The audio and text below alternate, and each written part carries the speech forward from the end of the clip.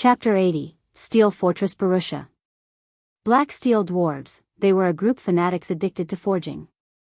The civilization of the Black Steel Dwarves was once incomparably brilliant, and their shadows could be found in the creation of countless pieces of legendary equipment. The arms of Black Steel Dwarves were as thick and robust as their thighs, and their muscles were as hard as stone. In addition to their dark skin color, often they were mistaken for rocks during nighttime, and many people would sit on them accidentally. Of course, the consequences of such an action were very grave, as the thing these Black Steel Dwarves hated the most was being treated as stool. Feng straightforwardly walked over this bunker in the white sand ruins was extremely well hidden. In Feng's previous life, it took a long time before the many guilds doing quests in the white sand ruins discovered the bunker. They received many good quests from this bunker, and some quests even gave away mysterious iron equipment. However, such quests usually required a party in order to complete them. It was absolutely impossible for a person to complete them alone. However, compared to these quests, the favorability of these Black Steel Dwarves was much more important. This secret was also only discovered after players had already reached more than 20 levels. There was a unique quest called Steel Fortress Barrutia, available here.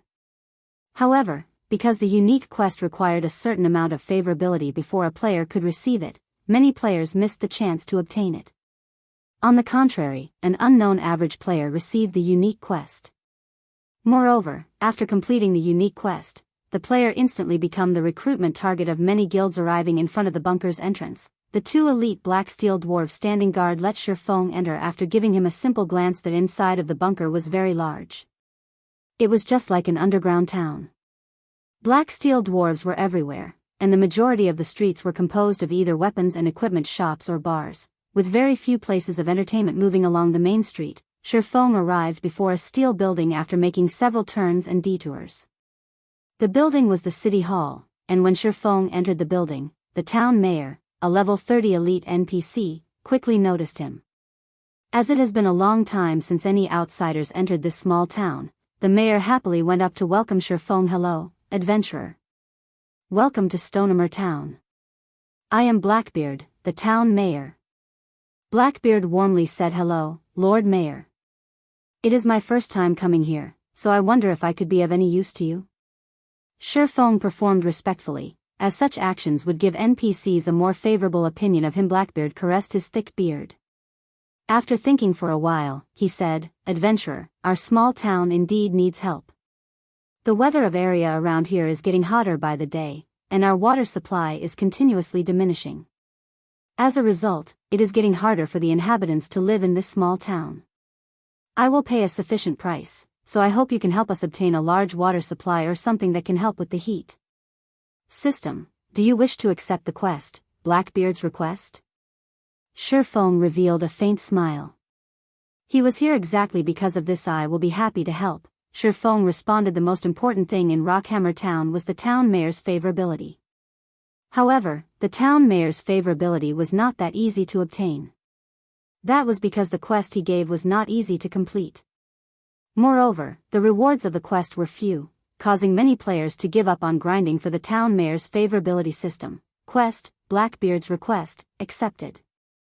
Offer 100 bags of clear water or 5 cups of cold beverage to the town mayor Blackbeard, following which, Feng retrieved the fruit juice he had prepared. For every 5 cups of fruit juice Feng offered, he could obtain 2 copper coins, an increase of 1 point to Blackbeard's favorability, and 100 EXP to a level 8 to 9 player. 100 EXP could be considered negligible.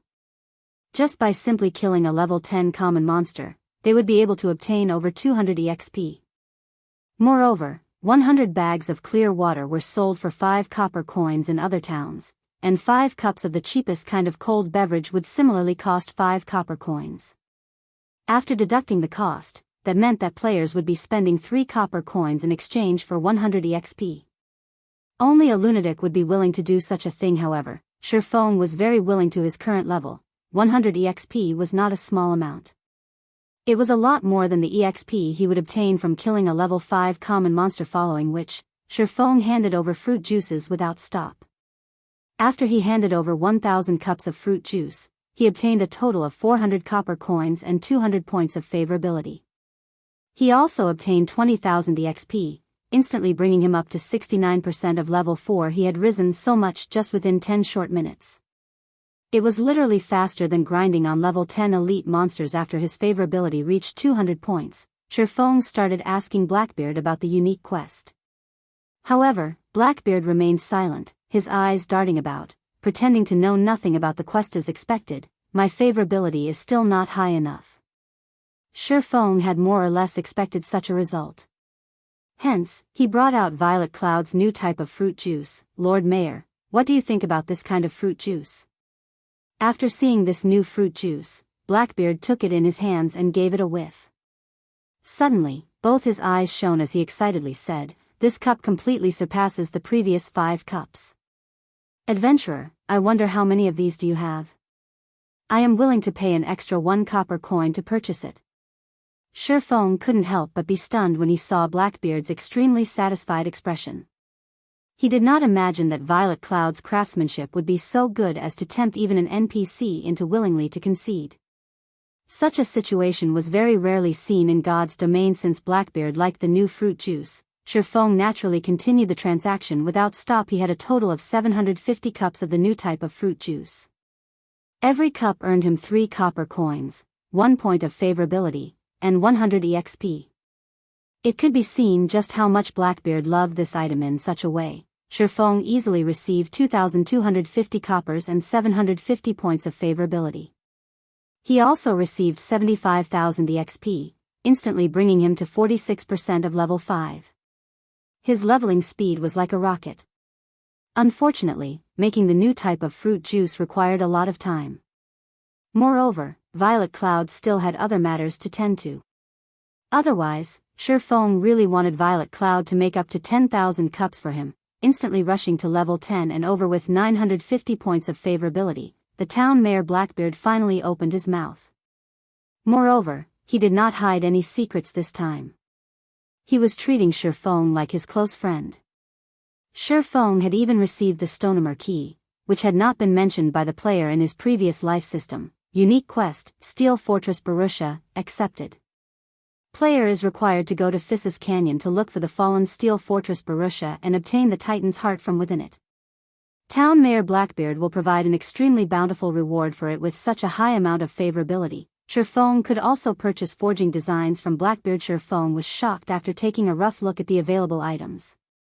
There were a total of 10 forging designs for sale. 5 of them were common equipment forging designs, 3 of them were bronze equipment forging designs, 1 of them was a mysterious iron weapon forging design, and the last was a mysterious iron equipment forging design. Blackbeard must have even taken out his inheritance with this. These forging designs were all for level 8 to level 10 equipment. However, the bronze equipment forging designs were sold for 60 silver coins each, while the mysterious iron ranked forging designs were sold for up to 1 gold and 50 silver coins. Even if an average player were to discover them, they would definitely be unable to purchase them. Fortunately, this time around, Shifeng had sold another 3 pieces of the glimmer chestplate forging design. The money he possessed increased by more than 9 gold coins once more. Otherwise, even he could only look at the items with envy. Lord Mayor, these 3 bronze-ranked forging designs and 2 mysterious iron-ranked forging designs, I want all of them. Shifeng simply handed over 4 gold 80 silver. Unfortunately, these forging designs were bound upon purchase.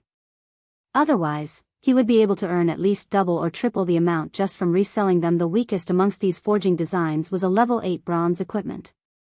However, even that would bring about an unimaginable improvement to the current guilds. After all, the current highest leveled players were just nearing level 6, while a large majority of the players were still using level 1 or level 2 common equipment. Just imagining when everyone rose to level 8 and every member of a party possessed a piece of level 8 bronze equipment was frightening. After completing the transaction, Shifeng suddenly received a system notification. Chapter 81, Equipment Improvement. Shifeng was shocked after reading the system notification. Blackbeard's favorability of him rose to 1,000 points, reaching the level of revered system. Congratulations. You are the first player to achieve revered favorability with an NPC. Rewarding 1 mysterious iron treasure chest. Luck really can't be stopped once it comes. I wonder what items will come out. Shifeng impatiently opened the refined mysterious iron treasure chest. Inside the treasure chest, there was a piece of equipment and an ornament: Dark Pursuer's Cape, Secret Silver rank. Equipment requirement: Agility 70. Defense plus 20. Strength plus 4, Agility plus 8, Endurance plus 4. Movement speed plus 2. Evasion plus 6. Additional ability, Silent Steps, allows the user to arrive at the target's back silently. Maximum range of 40 yards. Cooldown, 3 minutes. Interpreter's Pendant, Mysterious Iron rank. Level 7. Equipment requirement, Intelligence 30. Intelligence plus 6, Endurance plus 2. Magic damage increased by 5% in the current times. These two pieces of equipment could be considered extremely rare. It was especially true for the Dark Pursuer's Cape. The cape was well suited for weapons specialists, and it would definitely increase their strength when equipped. Meanwhile, Silent Steps was an ability similar to the instantaneous movement of mages and shadow steps of assassins. It was equipment meant for PK. The Interpreter's Pendant was even more of a top-tier ornament.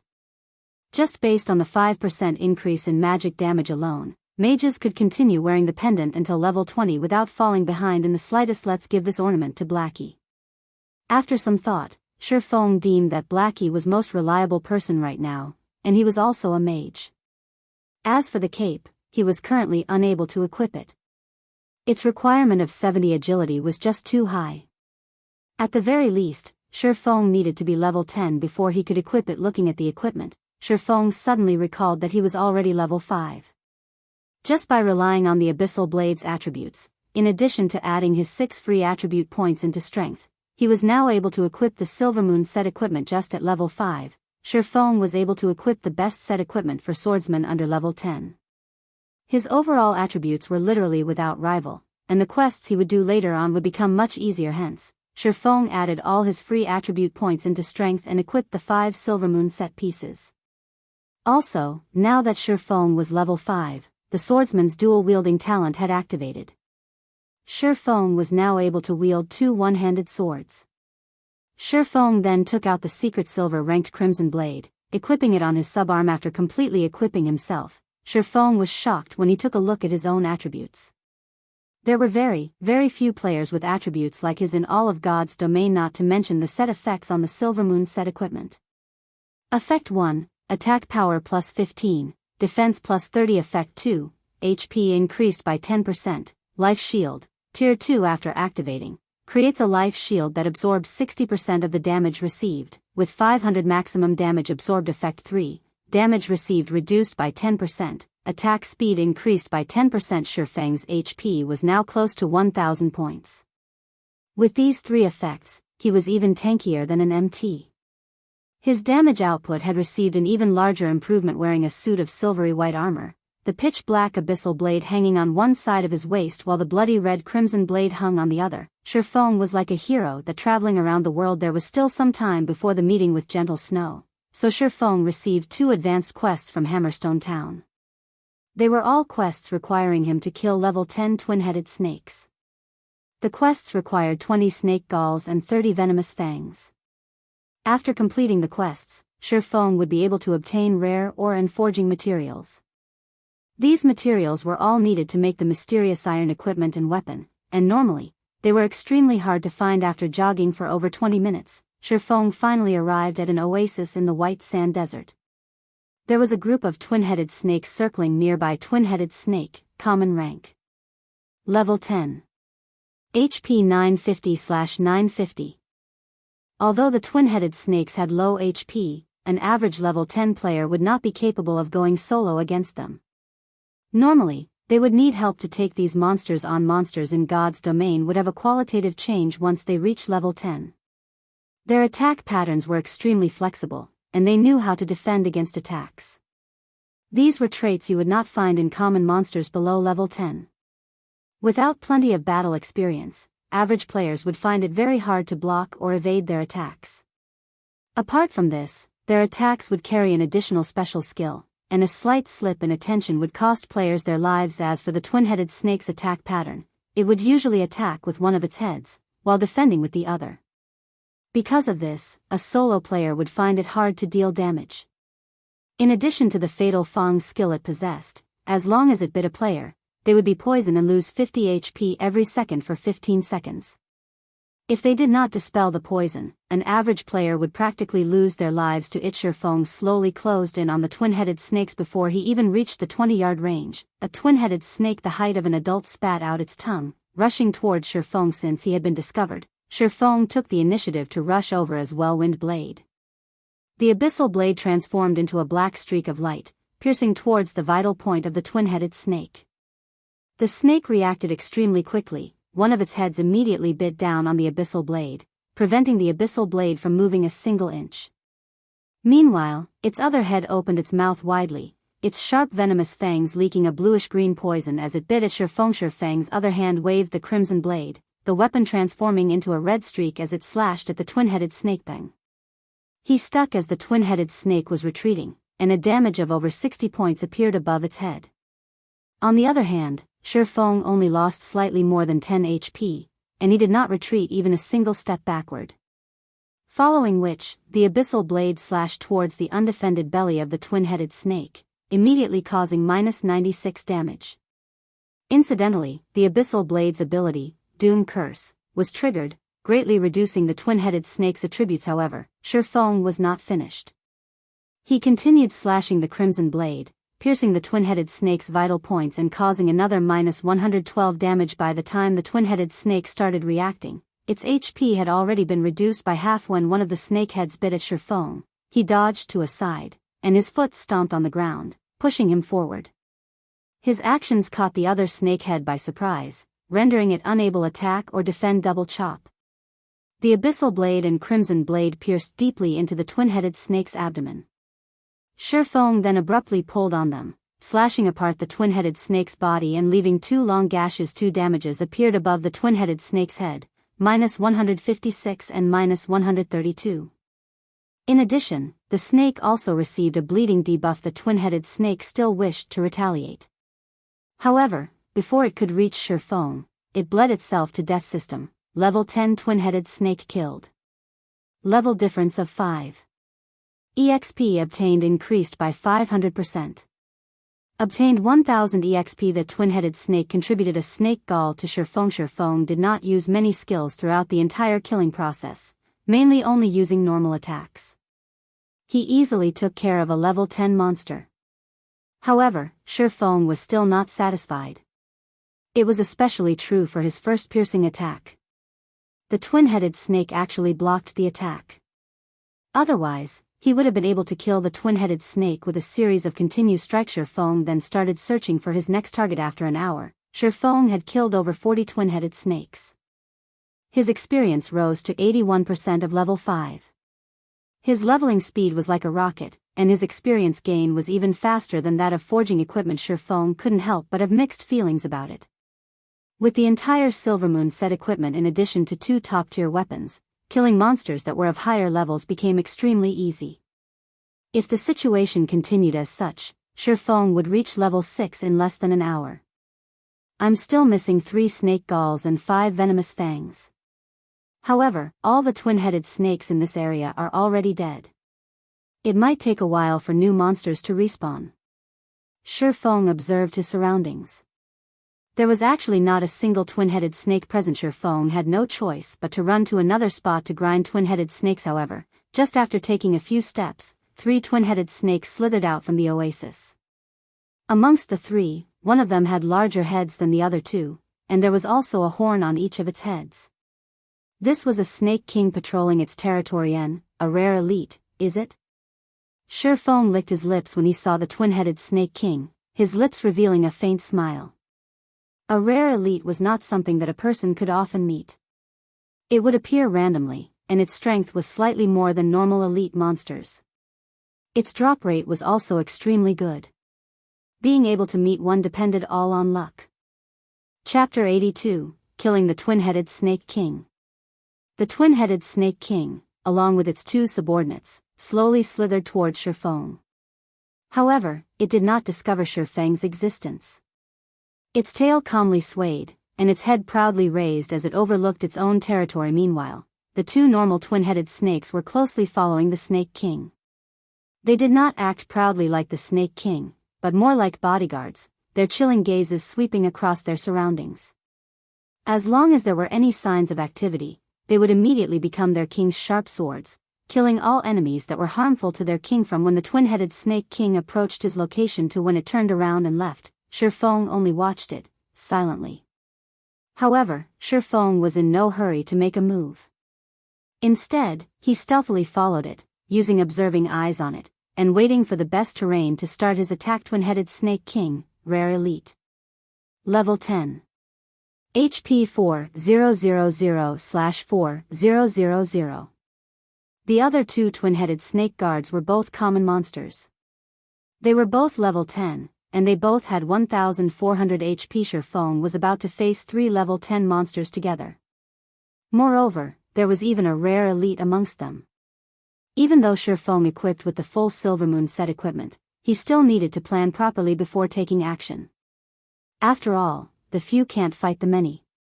Also, the snake race had extremely quick movement speeds, and the Snake King even more so. Shifeng followed the twin-headed Snake King to an area filled with sandstone.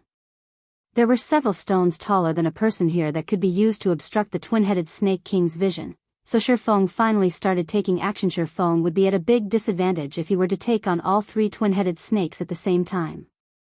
So, he needed to split them up and kill them one at a time, with the common monsters taking priority. Shifeng immediately used Phantom Kill, letting his doppelganger stay behind waiting while he took charge. Shifeng used Wind Blade, his sword stabbing at the nearest twin-headed snake guard. With the ambush and the speed increase from Wind Blade, the twin-headed snake was not able to react to the attack at all. Shifeng's 2 swords immediately stabbed it in the backs, causing damages of -76 and -61. Following which, Shifeng used Double Chop, causing -103 and -89 damage, and leaving the twin-headed snake guard with a bleeding effect. Shifeng was fully equipped with top-tier equipment and high-leveled skills. Even if the twin-headed snake guard had a high defense, the damage Shifeng could cause was extremely high. If it were a level 5 average player attacking the twin-headed snake guard, with the level suppression and the monster's high defense, they would at most cause -3 or -4 damage to it. The twin-headed snake guard wailed in pain. It immediately spun its heads around, attacking Shifeng. The other twin-headed snake guard also came over, biting at Shifeng. Shifeng now received attacks from 2 sides at the same time. Shifeng slightly smiled at this. He used Thundering Flash, sending 3 streaks of thunder at one of the twin-headed snake guards. However, the twin-headed snake guard reacted extremely quickly, one of its heads blocked, while the other bit at Shifeng. The 3 streaks of thunder were blocked, causing an insignificant amount of damage. Just as the snake's venomous fangs were about to bite down, Shifeng used Parry and activated Windwalk. After blocking an attack, Shifeng immediately turned around and ran. The twin-headed snake guards would naturally not let go of an enemy who angered them.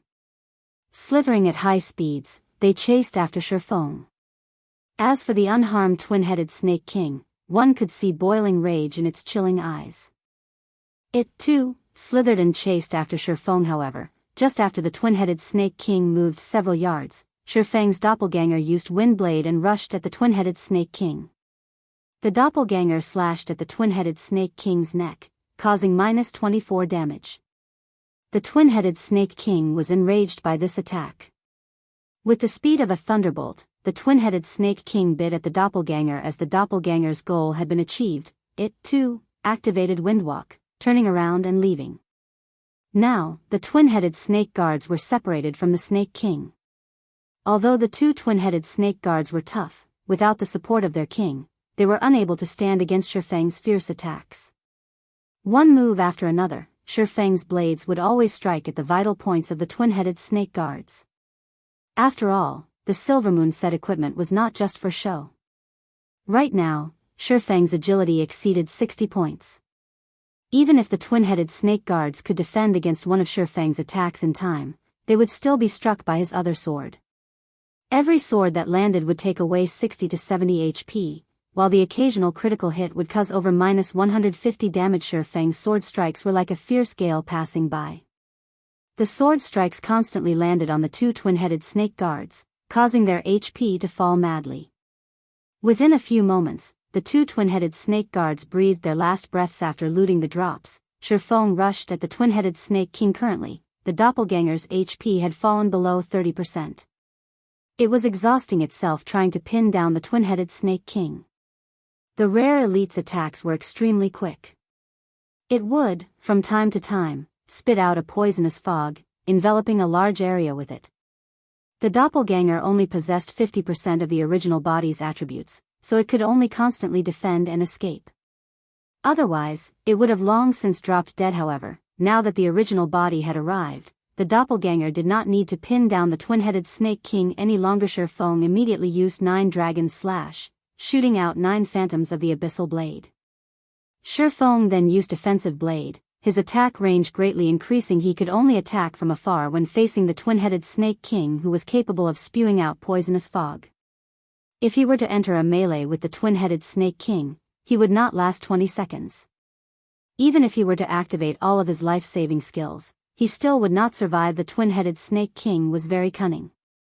When facing Shifeng, one of its heads defended against Shifeng's attacks while its other head constantly attacked his doppelganger, paying no attention to Shifeng himself. After 3 to 4 hits, the doppelganger could no longer take it, vanishing. Meanwhile, the twin-headed Snake King's HP was still over 70%. Its other head now turned to stare at Shifeng. It opened its mouth, spitting out a mouthful of poison. The poison was like an arrow as it shot towards Shifeng. Shifeng's expression suddenly sank. His body dodged sideways, avoiding the poison. When the poisonous fluid struck a sandstone, the fluid immediately passed through, leaving behind a large hole. This was the twin-headed Snake King's corroding acid.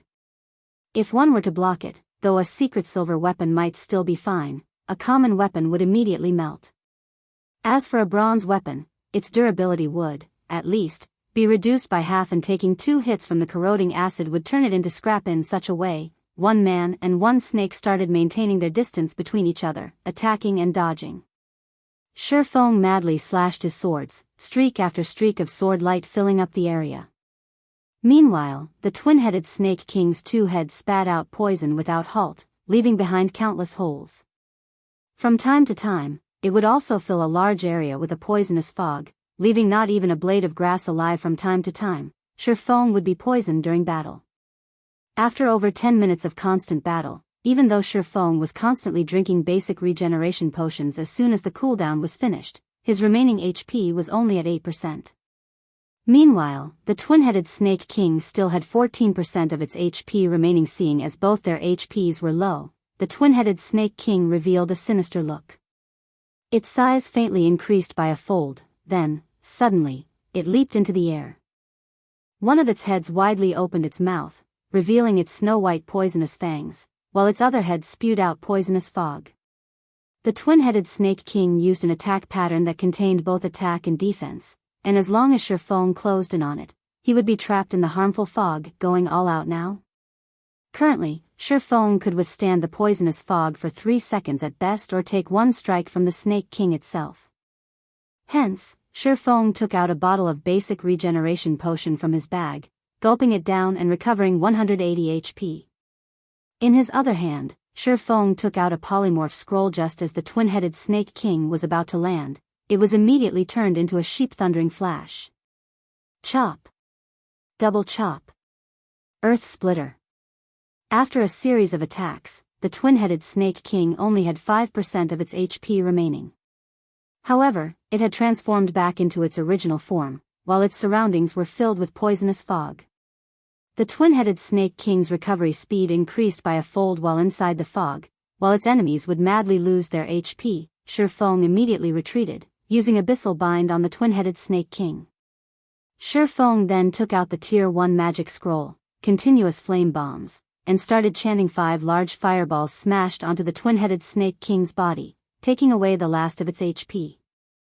The twin-headed Snake King dropped 4 items as it died. System: Twin-headed Snake King killed.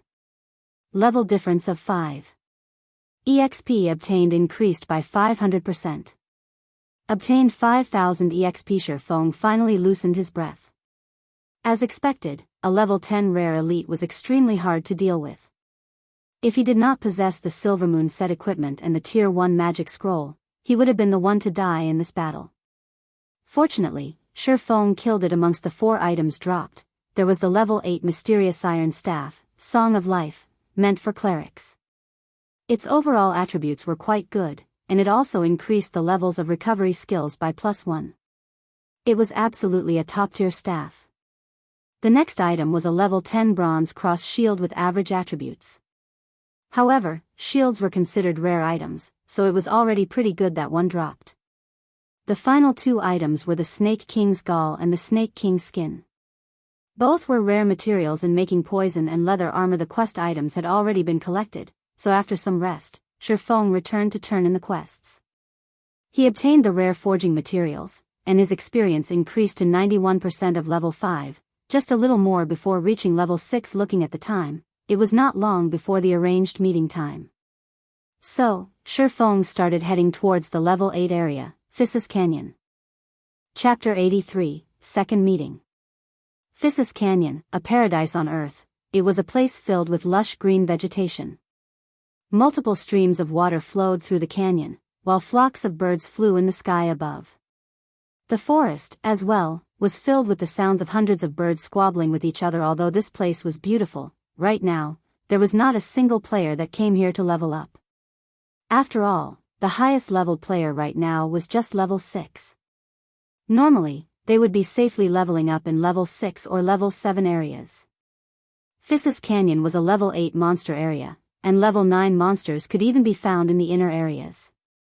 For a short period, there wouldn't be any players coming to disturb this place. More importantly, Shifeng was here for the unique quest, Steel Fortress Barrutia.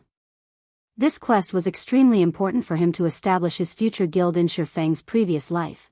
The player who completed this unique quest, just by relying on the quest rewards alone, increased a second-rate guild standing to first-rate. However, now that Shifeng had received this unique quest, he would use it to benefit the guild he would establish after entering the canyon. Shifeng used the demon's mask to alter his own appearance. He transformed the silvery white Silvermoon set equipment into a suit of shining pitch black set equipment. It could be called the Black Moon set equipment. Shifeng also altered his face into one of an older gentleman, his age around 26 to 27. He then donned a black cloak, his face hidden within the cloak. At first glance, his appearance exuded a strong sense of mystery, allowing others to think he was a man with a story. Shifeng's get-up was somewhat similar to the Night Ranger, only he had two long swords hanging on his back rather than a simple black bow. Moreover, Shifeng was not of the Night Elf race. Now that Shifeng had disguised himself, nobody would be able to recognize who he was. Even with Gentle Snow's discerning eyes, it was impossible for her to recognize him. Arriving at the meeting location, Shifeng discovered Gentle Snow and her group had yet to arrive. Shifeng called out the system notifications, taking a look at the sales condition of the forging designs. This time around sold out already. Shifeng looked at the series of notifications, his eyes almost shining. There were over 10 notifications from the auction house, and every one of them notified him that he had an increase of around 3 gold coins. Shifeng auctioned a total of 20 pieces of forging designs, yet, they were sold at an average price of 3 gold coins. One could just imagine how desperate these guilds were. However, compared to the price of 3 gold coins, these guilds that bought the forging designs could also, very quickly, earn that money back. God's Domain had only officially started 3 days ago. Along with the increase in time, there would be more and more people joining God's Domain. The number of new players might even exceed that of the old players. These new players were the main consumers, and the supply level 3 glimmer chest plates would be unable to meet the demand. In a short period, the value of the glimmer chest plate would not depreciate, and instead, its value might even increase. However, Shifeng's goal had already been met, so he no longer planned to make more glimmer chestplate forging designs to earn money. Right now, his bag was holding over 50 gold coins. These coins were the entirety of the fluid funds of more than 10 large guilds. If Shifeng were to use all of it to operate a guild, how formidable would this be? Unfortunately, money was not the only thing needed to operate a guild. Shifeng took out 20 gold coins and registered them on the virtual trade center. After all, he couldn't just keep all those gold coins on hand. If he did that, he would be throwing money away. Based on the selling price right now, these 20 gold coins were worth 180,000 credits. Shifeng did not imagine things would go so smoothly. He earned so many credits in just 3 short days.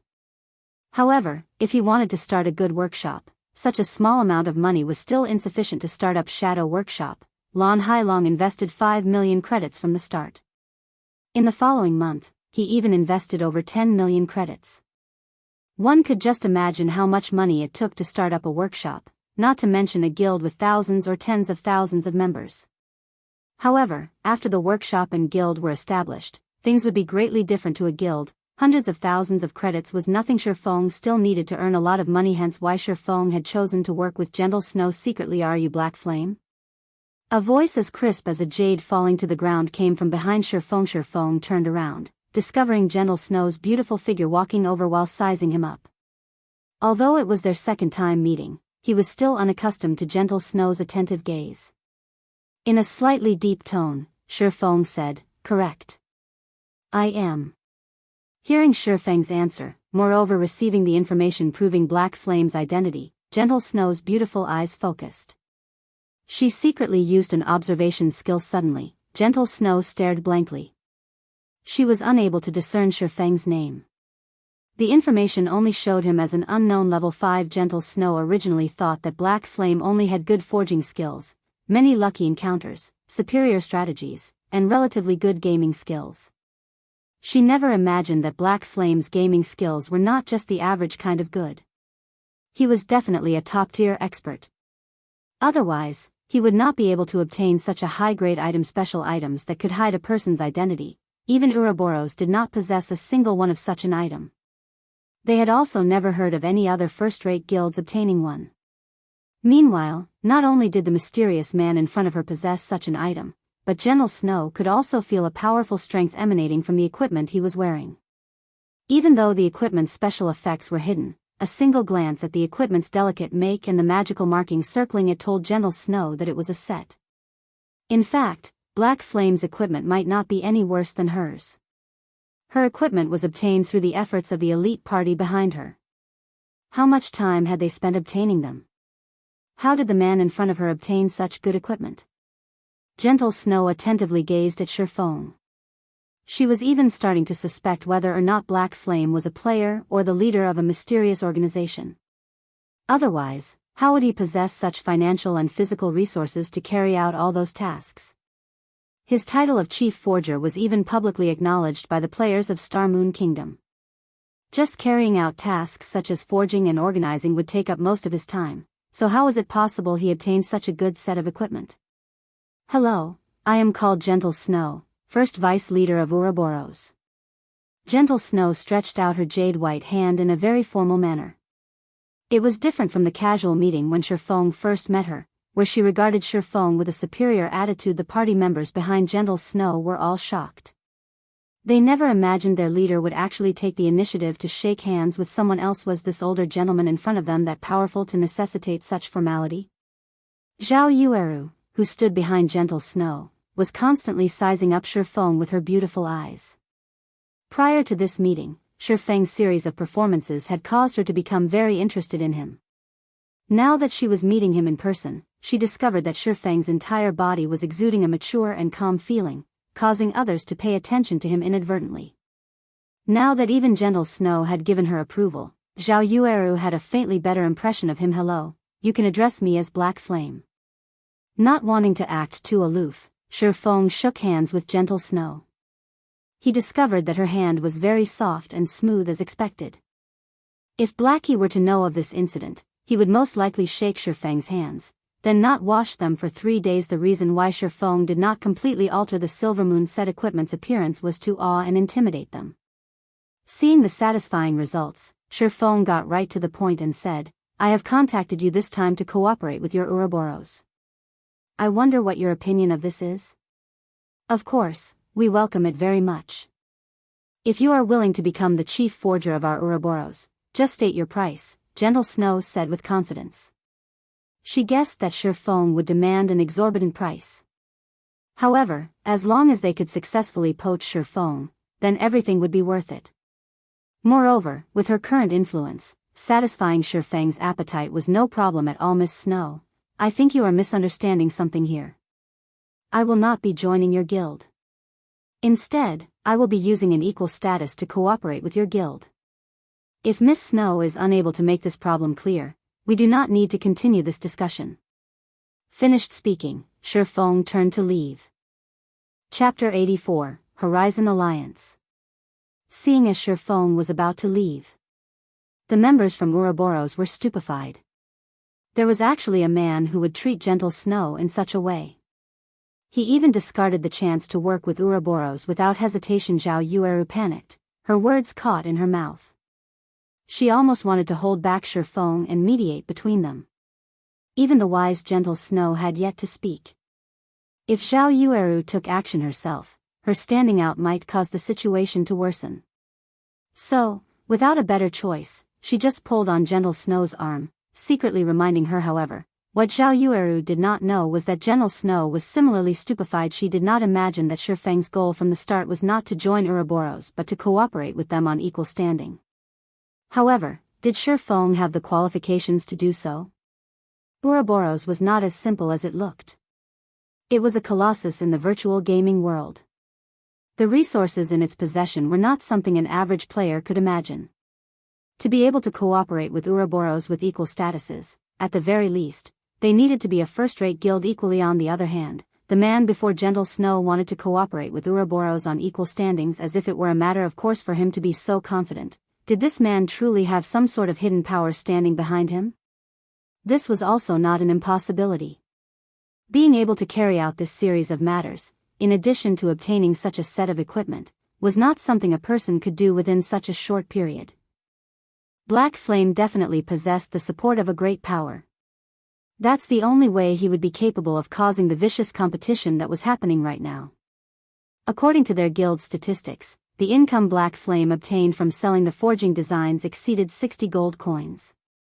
Meanwhile, the fluid funds of a first-rate guild right now did not exceed even 3 gold coins. If this money were utilized properly, it would allow a first-rate guild to surpass the other first-rate guilds instantly. Becoming a super guild would not be a problem suddenly. Gentle Snow felt chills crawl down her spine. As the vice leader of Ouroboros, she actually failed to notice such a great hidden power. However, for a power to be unknown to her, one could just imagine how deep this power hid. Fortunately, she was able to discover it now. Whether they were a friend or a foe remained unknown. Please wait. Gentle Snow urged Shi Feng to stay, saying, "You, too, should know that our Ouroboros is a first-rate guild. There are not many powers out there who possess the qualifications to work with us. If you can prove that you have the ability and capital and that your proposal would bring Ouroboros great benefits, then we can come to an agreement." Humph. Ouroboros sure does have a very big tone. You should know that the first-rate guilds that I can choose to cooperate with aren't just limited to you. Shi Feng turned around and looked at gentle Snow, acting as if he did not place Ouroboros in his eyes at all. Afterward, he took out one of the level 10 mysterious iron equipment forging designs that he bought from Blackbeard, waving it in front of gentle Snow's face. He then said with a sneer, "I wonder what thoughts you will have after seeing this?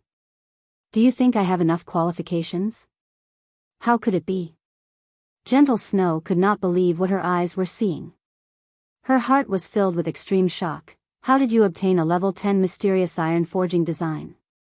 Right now, even the level 3 glimmer chestplate forging design was being fought over insanely. The value of the forging design in Shi Feng's hands right now simply could not be imagined to the elites of a guild. The level 3 glimmer chestplate forging design was not particularly useful.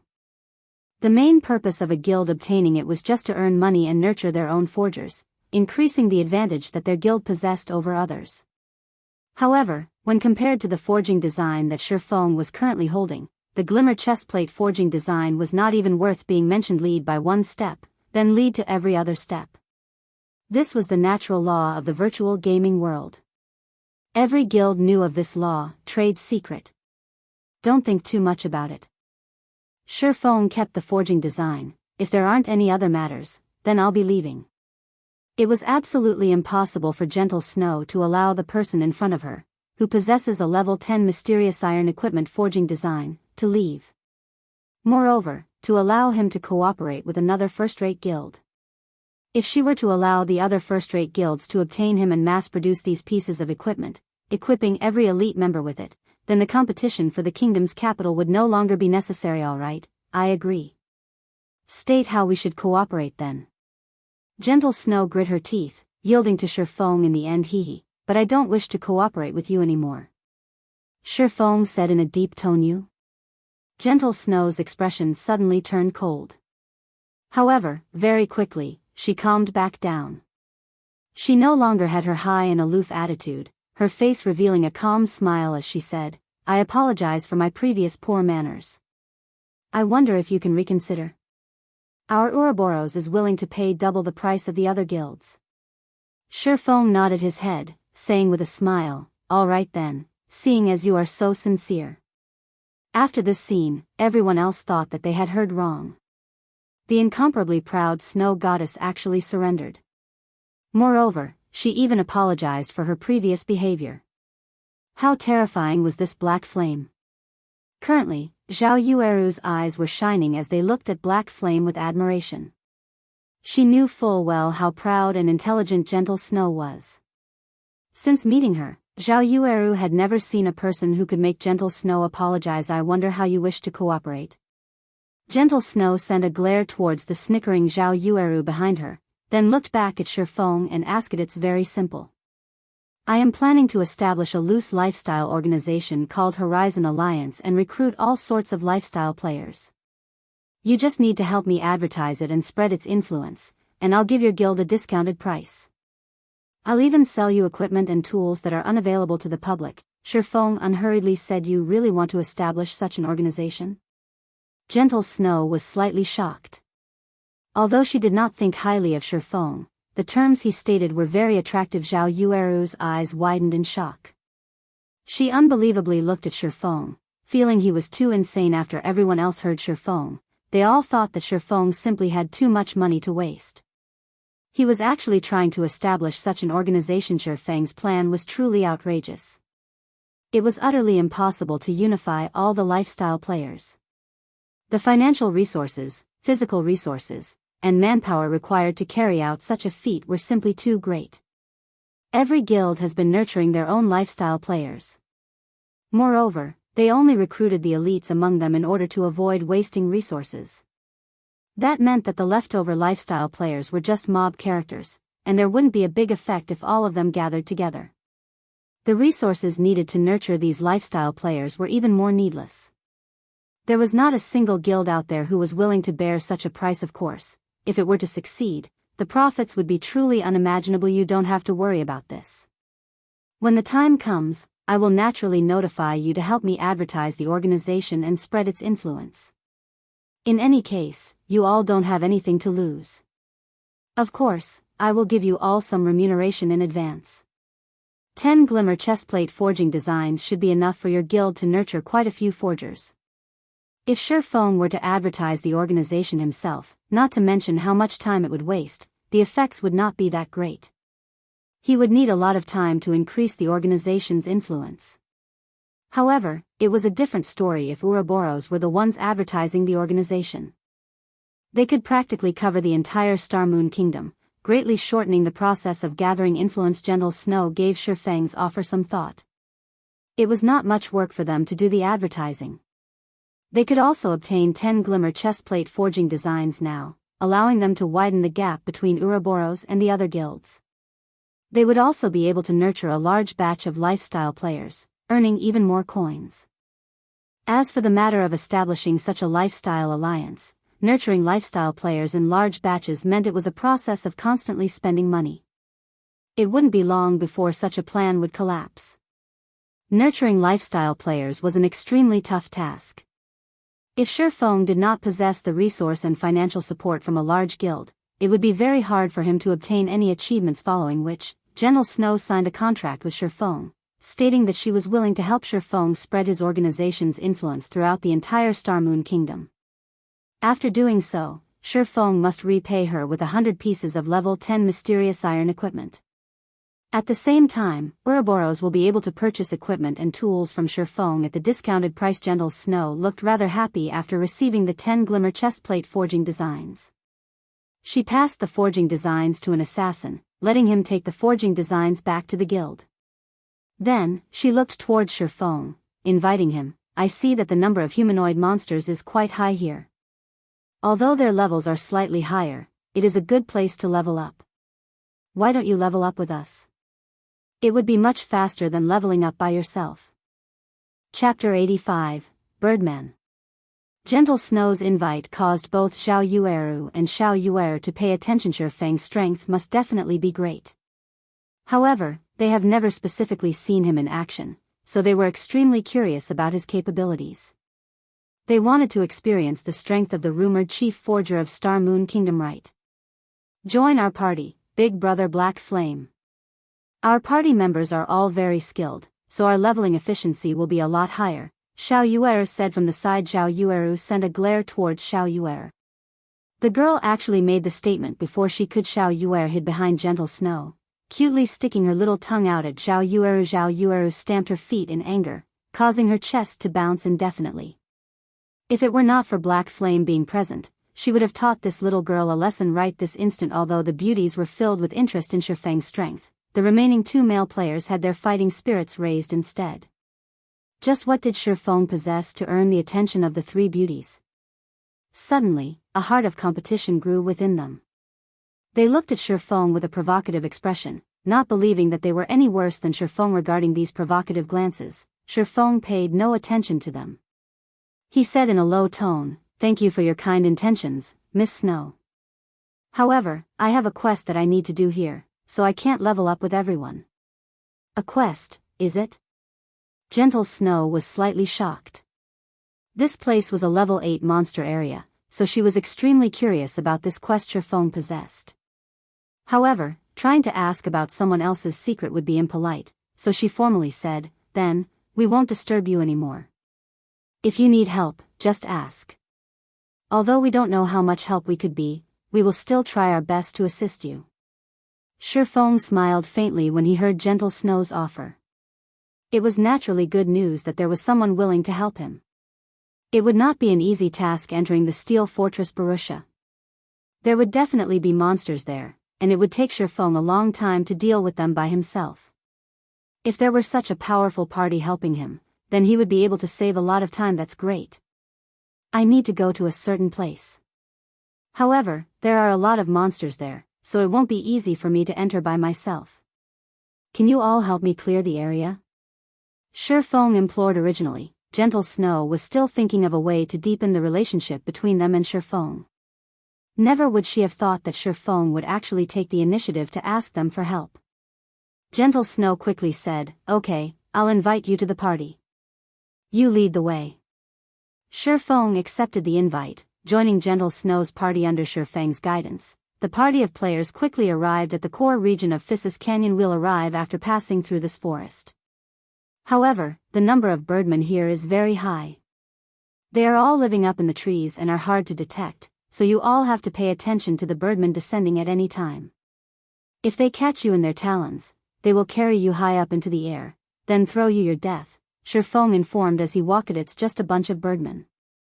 What's there to be afraid of? Watch how we'll take care of these birdmen. The shield warrior of the party clapped his chest, speaking in a disdainful tone. Feng spoke no more, only silently pushed aside the tree leaves that hindered his path. However, Gentle Snow was not careless. Instead, she commanded, "Everyone, pay attention to the air above. Protect the healer." "Yes." The two male players immediately turned serious, not daring to be careless. They tightly guarded Xiao Yuer's sides. As long as Xiao Yuer survived, she would be able to revive them after leaving the battle. That way, the EXP and skill proficiency lost would be massively reduced as expected. Not a moment later, four white-feathered birdmen descended from the treetops. The sharp talons on both of their feet shot down with shocking speed, like an eagle hunting its prey, catching the male ranger in an instant. The remaining party members reacted quickly, either using their weapons to block the talons or avoiding them completely. Get rid of them. Yueru, attack the birdman that caught Little Song. Yuer, stay in the back. Gentle Snow shouted orders. She used Whirlwind Slash on two birdmen. However, the two birdmen reacted very quickly, avoiding the attack by flying up into the air. Following which, Gentle Snow used Charge, running to save the male ranger named Little Song. Although the twin daggers in Little Song's hands constantly retaliated, the talons of the birdman were too hard. No matter what he did, he could not hack away the talons gripping his shoulders. Although he wanted to attack the Birdman directly, his position prevented him from landing a hit on the monster's body. He could only helplessly dangle. Slowly rising into the air, Zhao Yueru used a flame explosion on the level 9 Birdman's wings, causing -53 damage. The flames burned away some of the Birdman's feathers, causing the Birdman to plummet from the sky instantly. Gentle Snow was already waiting down below by the time the Birdman landed. She directed a cleave at the Birdman's neck, sending the Birdman and its prey flying with the attack and causing -61 damage, facing the level 9 Birdman. Zhao Yueru and Gentle Snow dealing such a high amount of damage despite the level difference of 4 levels was quite good. The injured Birdman looked pitiful. However, Birdman had a total of 1000 HP. Just this amount of damage was nothing to it. It would be better again after rubbing some spit on its wounds. Moreover, it was the first time Gentle Snow and the others dealt with the attack patterns of flying monsters. They did not know any effective attack patterns and battle techniques. Although Gentle Snow's party managed to save the ranger, they were still at a disadvantage against the 4 Birdmen hovering in the sky. Aside from Gentle Snow and Zhao Yueru, who managed to deal over 50 damage to the Birdmen, the damages dealt by the ranger and the shield warrior did not exceed 20.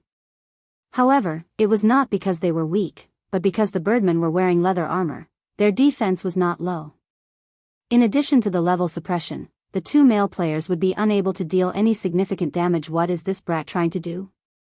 He still hasn't helped out after all this time. He is even watching from the side. Is he just a paper tiger?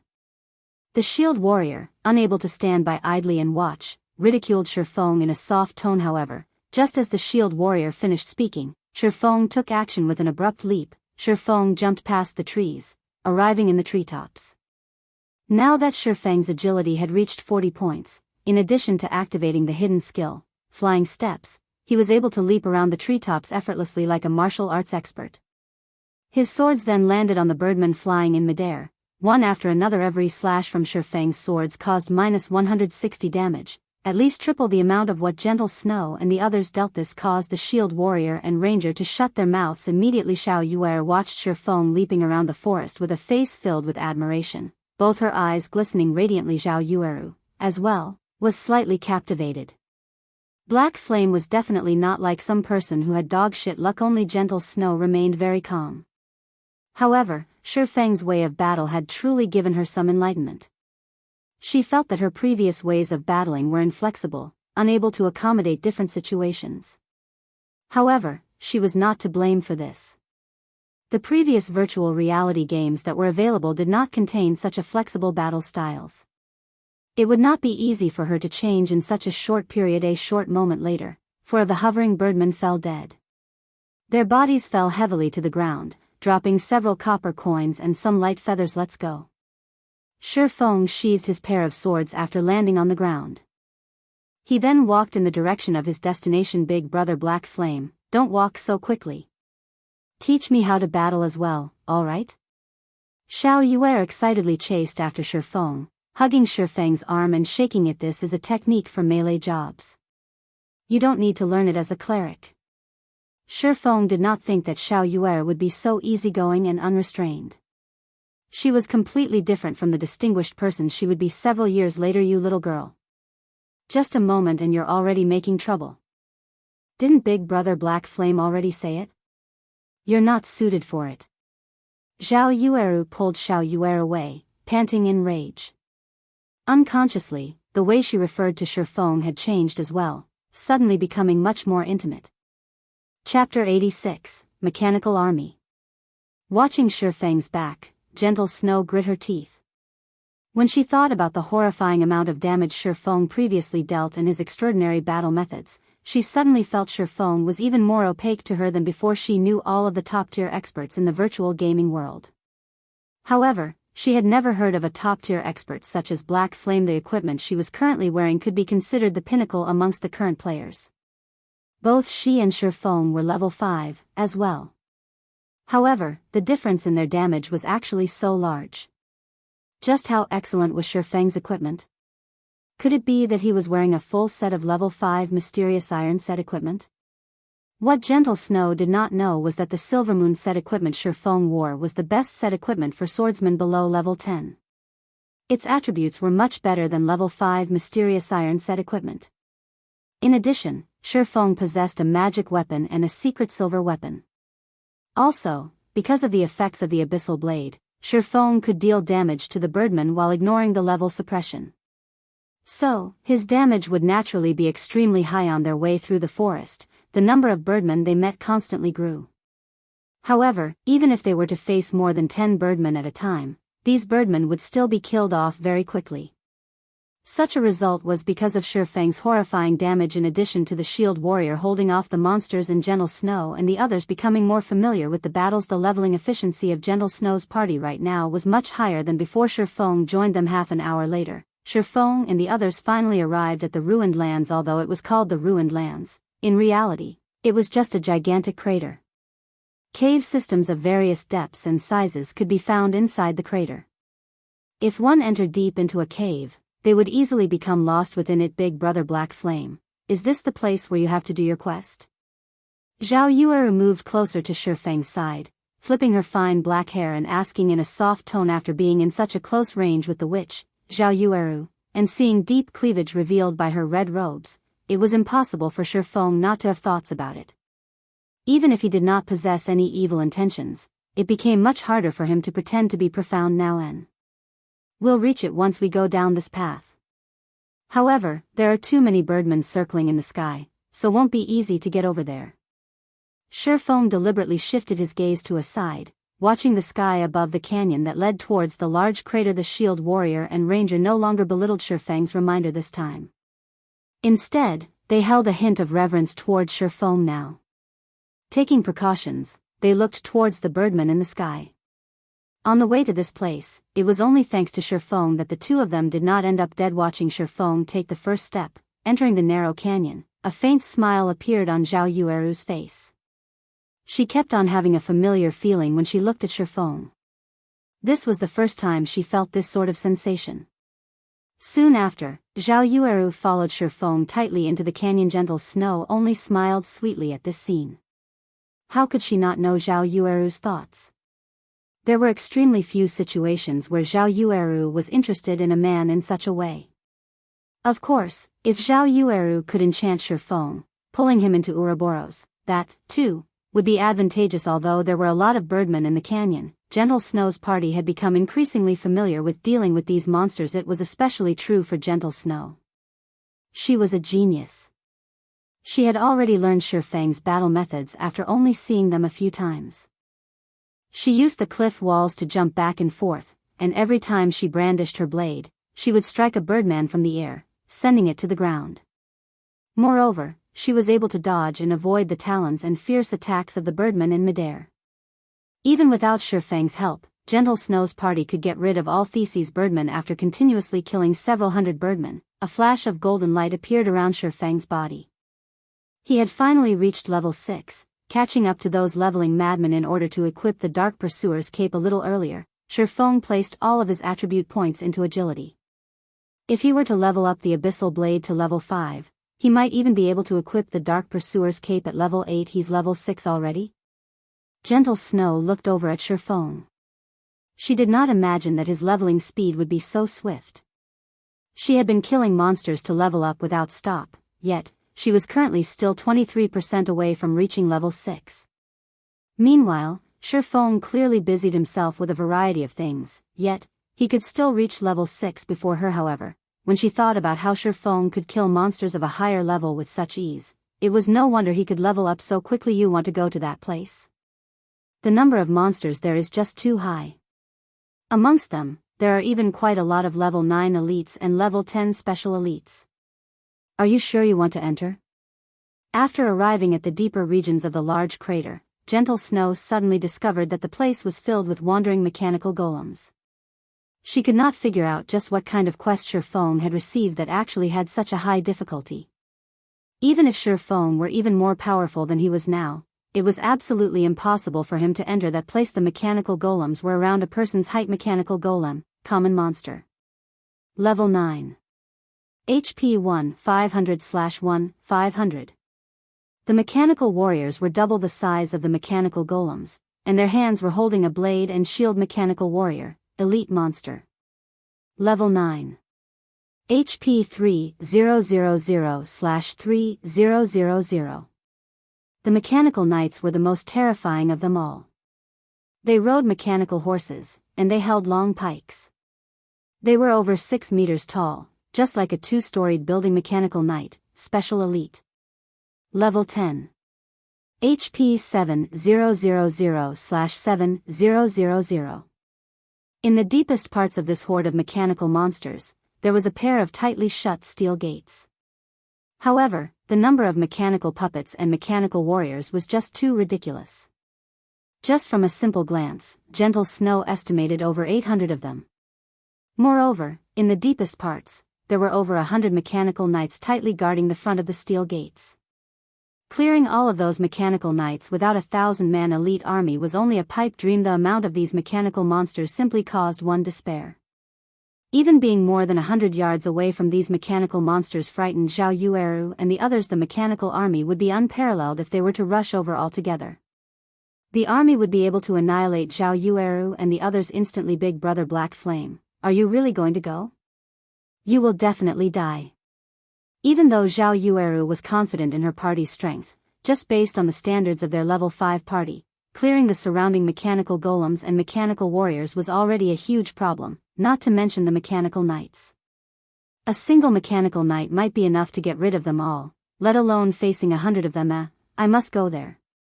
However, we need to clear these golems and warriors, which are just hindrances, first. Shifeng nodded his head. Then, let's slowly lure them over and kill them, clearing the way bit by bit. Gentle Snow had already promised Shifeng that they would spare no effort in helping him. Naturally, she would not shrink back now. Moreover, this place was quite good for leveling up. After killing so many Birdmen on the way here, they gained quite a lot of common equipment and materials. If they were to clear all these mechanical warriors, their gains should be even greater. It was just that the strength of the mechanical warriors was still an unknown to them. Then, I'll lure them over one by one, Zhao Yueru volunteered. It was easiest for a ranged player to lure monsters. Moreover, based on her skills, even if the monsters were tightly packed together, she would still be able to lure only 2 to 3 of them over. Their party would also be able to dispose of the monsters easily. Hold on, Shifeng suddenly pulled Zhao Yueru back. Is there something wrong? Zhao Yueru asked. The others looked toward Shifeng, puzzled. Could it be that Shifeng did not believe in Zhao Yueru's skills? Shifeng was very clear with the difficulty of this place. However, Zhao Yueru and the others did not know that these mechanical monsters were all weapons of war made by the dwarven civilization. If Zhao Yueru were to go and lure the monsters without knowing this, it would only lead to a party wipe. The mechanical monsters are extremely troublesome to deal with. Their aggro range is extremely wide. There is no need to mention their defense and attack power. If you were to try and lure one, at least 10 more would follow. With the level suppression, we will definitely be unable to take on that many of them at once. I have another idea. Which one of you here has a movement speed of over 14 points? My movement speed is 17.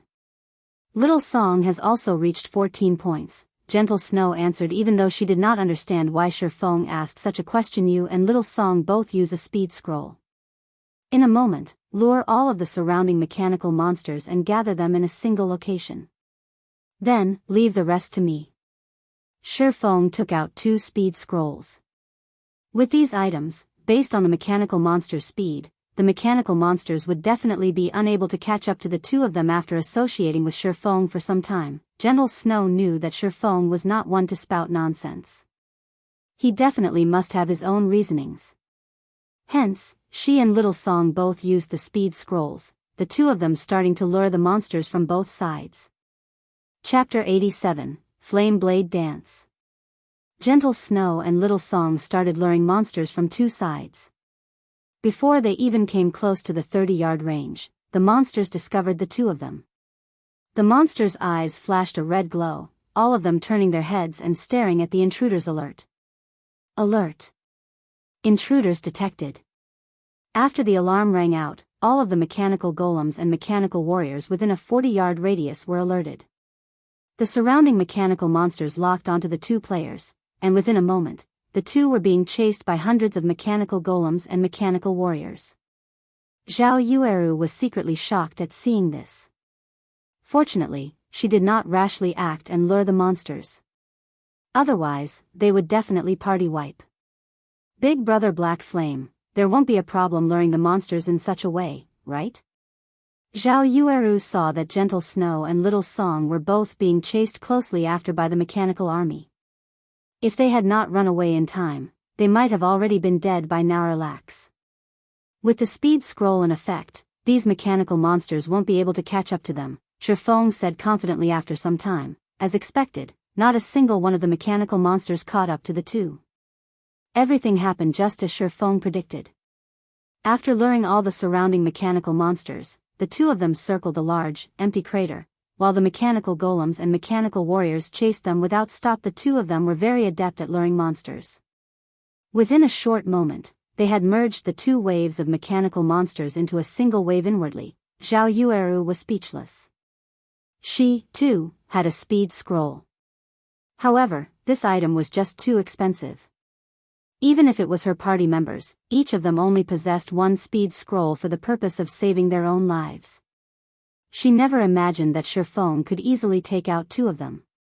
Moreover, he was only using it to lure monsters. It was truly an extravagant use. However, it was true that, with this added speed scroll, the two of them were able to lure all of the monsters safely. Now, though, the real problem had arrived. After luring so many monsters, how were they going to deal with them?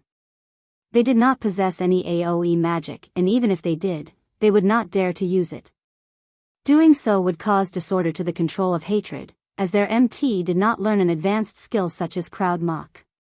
At that time, everyone would just die. Shifeng naturally knew the question everyone was thinking.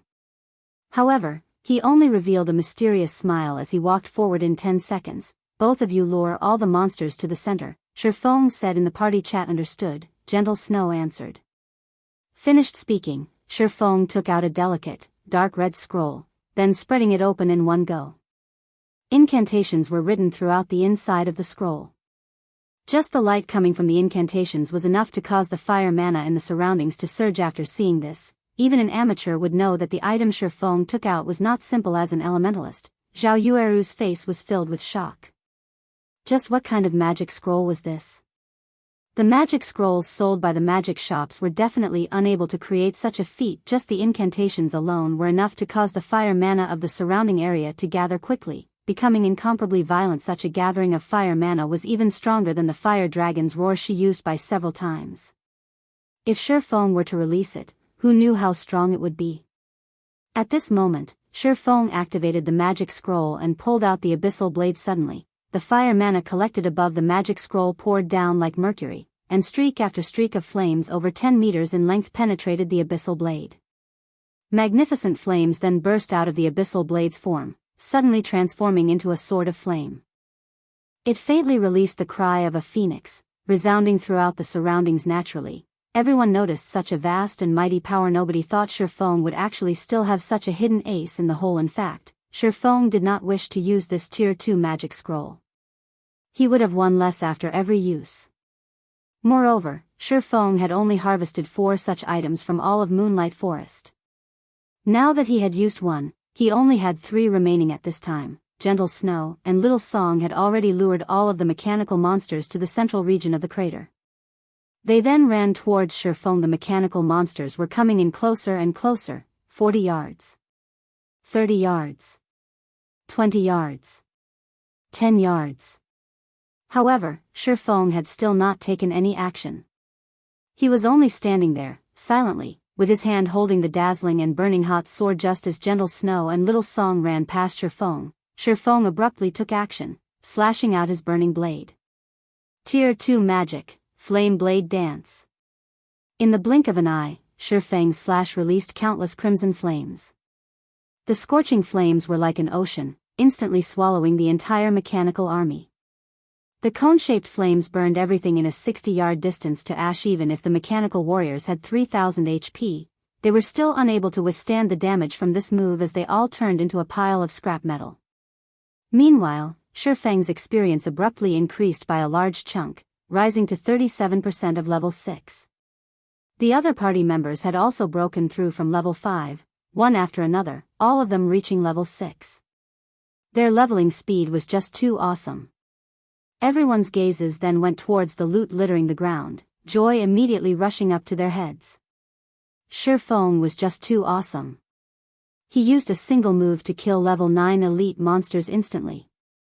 Although he depended on an external item to do so, being able to obtain such an item was still proof of his ability. If they were to go through this process again several more times, they would be able to reach level 10 at any minute.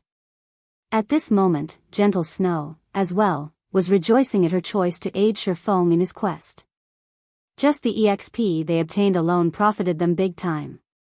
Big brother Black Flame, what kind of scroll did you use? It was actually so powerful. Zhao Yueru blinked her eyes at Shifeng, asking curiously. A tier 2 magic scroll, Shifeng casually said. Big brother Black Flame, where can I buy it? Zhao Yueru was captivated by this magic scroll after seeing its destructive capabilities. It would be worth it even if she had to spend 10 silver coins to buy one. Shifeng shook his head, saying with a smile, this item can't be bought. It will only appear by chance when opening a high-grade treasure chest. Oh, Zhao Yueru was slightly disappointed. Shifeng might have spat out blood if he knew Zhao Yueru thought of buying the tier 2 magic scroll for only 10 silver coins. Nobody would sell a tier 2 magic scroll. That was because this item was just too valuable. If used at a crucial point, it was possible to create a comeback situation. In Shifeng's previous life, there were many large guilds who offered 2 to 3 gold coins for tier 2 magic scrolls but still failed to purchase any. If it were not due to the importance of this quest, Shifeng would not have been willing to use this scroll. Gentle Snow originally wished to find out more about the magic scroll, as this item was truly too useful. However, after hearing Shifeng's tone, it was clear that he was feeling heartache over having used the item. Even the rich and overbearing chief forger was feeling heartache. One could just imagine how rare this item was. However, when Gentle Snow heard that she could obtain such an item from a high-grade treasure chest, she thought to herself that she would let the players from her guild make a note of it, following which, everyone else started cleaning up the loot. There were plenty of elite monsters amongst the over 800 mechanical monsters, so there were many items dropped. Amongst them, there was no lack of level 7 to level 8 common equipment. There were even over 30 pieces of bronze equipment and several skill books. You killed all these monsters, and we were not of much help. So, we won't be taking any of the equipment or skill books. Gentle Snow traded all the items to Shifeng after she finished arranging the loot. However, the shield warrior started drooling when he looked at all the equipment for MTs. He was extremely reluctant to part with them. However, he also did not dare have any objections to give everything to Shifeng. You all helped out quite a lot. Let's split according to job requirements. As for these skill books, I'll be taking them. Shifeng only kept all of the skill books because he discovered a special skill, precision throw, amongst them. This skill was extremely useful to him. As for the bronze equipment, they were worth but a few gold coins, so they were not as valuable to him. The equipment he was currently wearing was the Silver Moon set equipment. Shifeng did not plan on changing equipment while he was below level 10. As for Blackie and the others, he would obtain equipment that would better suit them. Although the equipment did not serve much purpose to Shifeng, they were very useful to Gentle Snow. I would feel embarrassed if I were to accept them vainly. How about I purchase all of them? I currently don't have enough game coins on hand. Could I pay using credits? Gentle Snow, not wishing to owe Shifeng a favor, softly asked. Paying with credits is fine as well. Shifeng was naturally very willing. In a short moment, Gentle Snow had transferred 50,000 credits to Shifeng, enriching Shifeng quite a lot once more. What about the remaining mechanical knights? Are you going to use a magic scroll again? Gentle Snow looked towards the over 100 mechanical knights guarding the large gate, asking in anticipation. A tier 2 magic scroll can't get rid of them. Moreover, I don't need to kill them to enter into that place. I just need to lure them away. When Shifeng heard Gentle Snow saying so, his forehead couldn't help but sweat. Tier 2 magic scrolls weren't just some kind of cabbage he could waste. Leave it to me, then. Gentle Snow looked at the terrain and entered into deep thought. She felt that there should be no problem in accomplishing the task. Here are some speed scrolls and return scrolls. As long as you run out of the crater, they will not continue chasing. After leaving the battle, you all can use the return scrolls to leave this place, Shifeng explained and took out several scrolls. Seeing that they were about to part from each other, Zhao Yueru felt unwillingness in her heart. She did not know why, but she could feel a sense of ease and security when she was with Shifeng. Big brother Black Flame, let's add each other as friends. We're going to enter a level 5 dungeon tomorrow, so how about you come and join us? Zhao Yueru suddenly said. Gentle Snow was faintly astonished. She looked at Zhao Yueru with a helpless smile. However, she felt that this was not really a bad choice. With Shifeng around, their chances of clearing the level 5 dungeon would be even greater. Shifeng did not think that this witch would actually want to add him as a friend. Moreover, she even invited him to dive into a dungeon. This behavior of hers right now was just way too different from before. We can add each other as friends, but I have some things to do tomorrow. We'll dive into a dungeon together when I have time in the future. Shifeng tactically rejected the invitation. After all, he couldn't suddenly multiply himself into 2 people. As for the matter of adding each other as friends, Shifeng possessed another independent circle of friends after donning the demon mask. So, others would not be able to discover any issues. Let us add each other as friends then. Zhao Yueru softly bit her lips. She was slightly disappointed that she would not be able to dive into a dungeon with Shifeng immediately.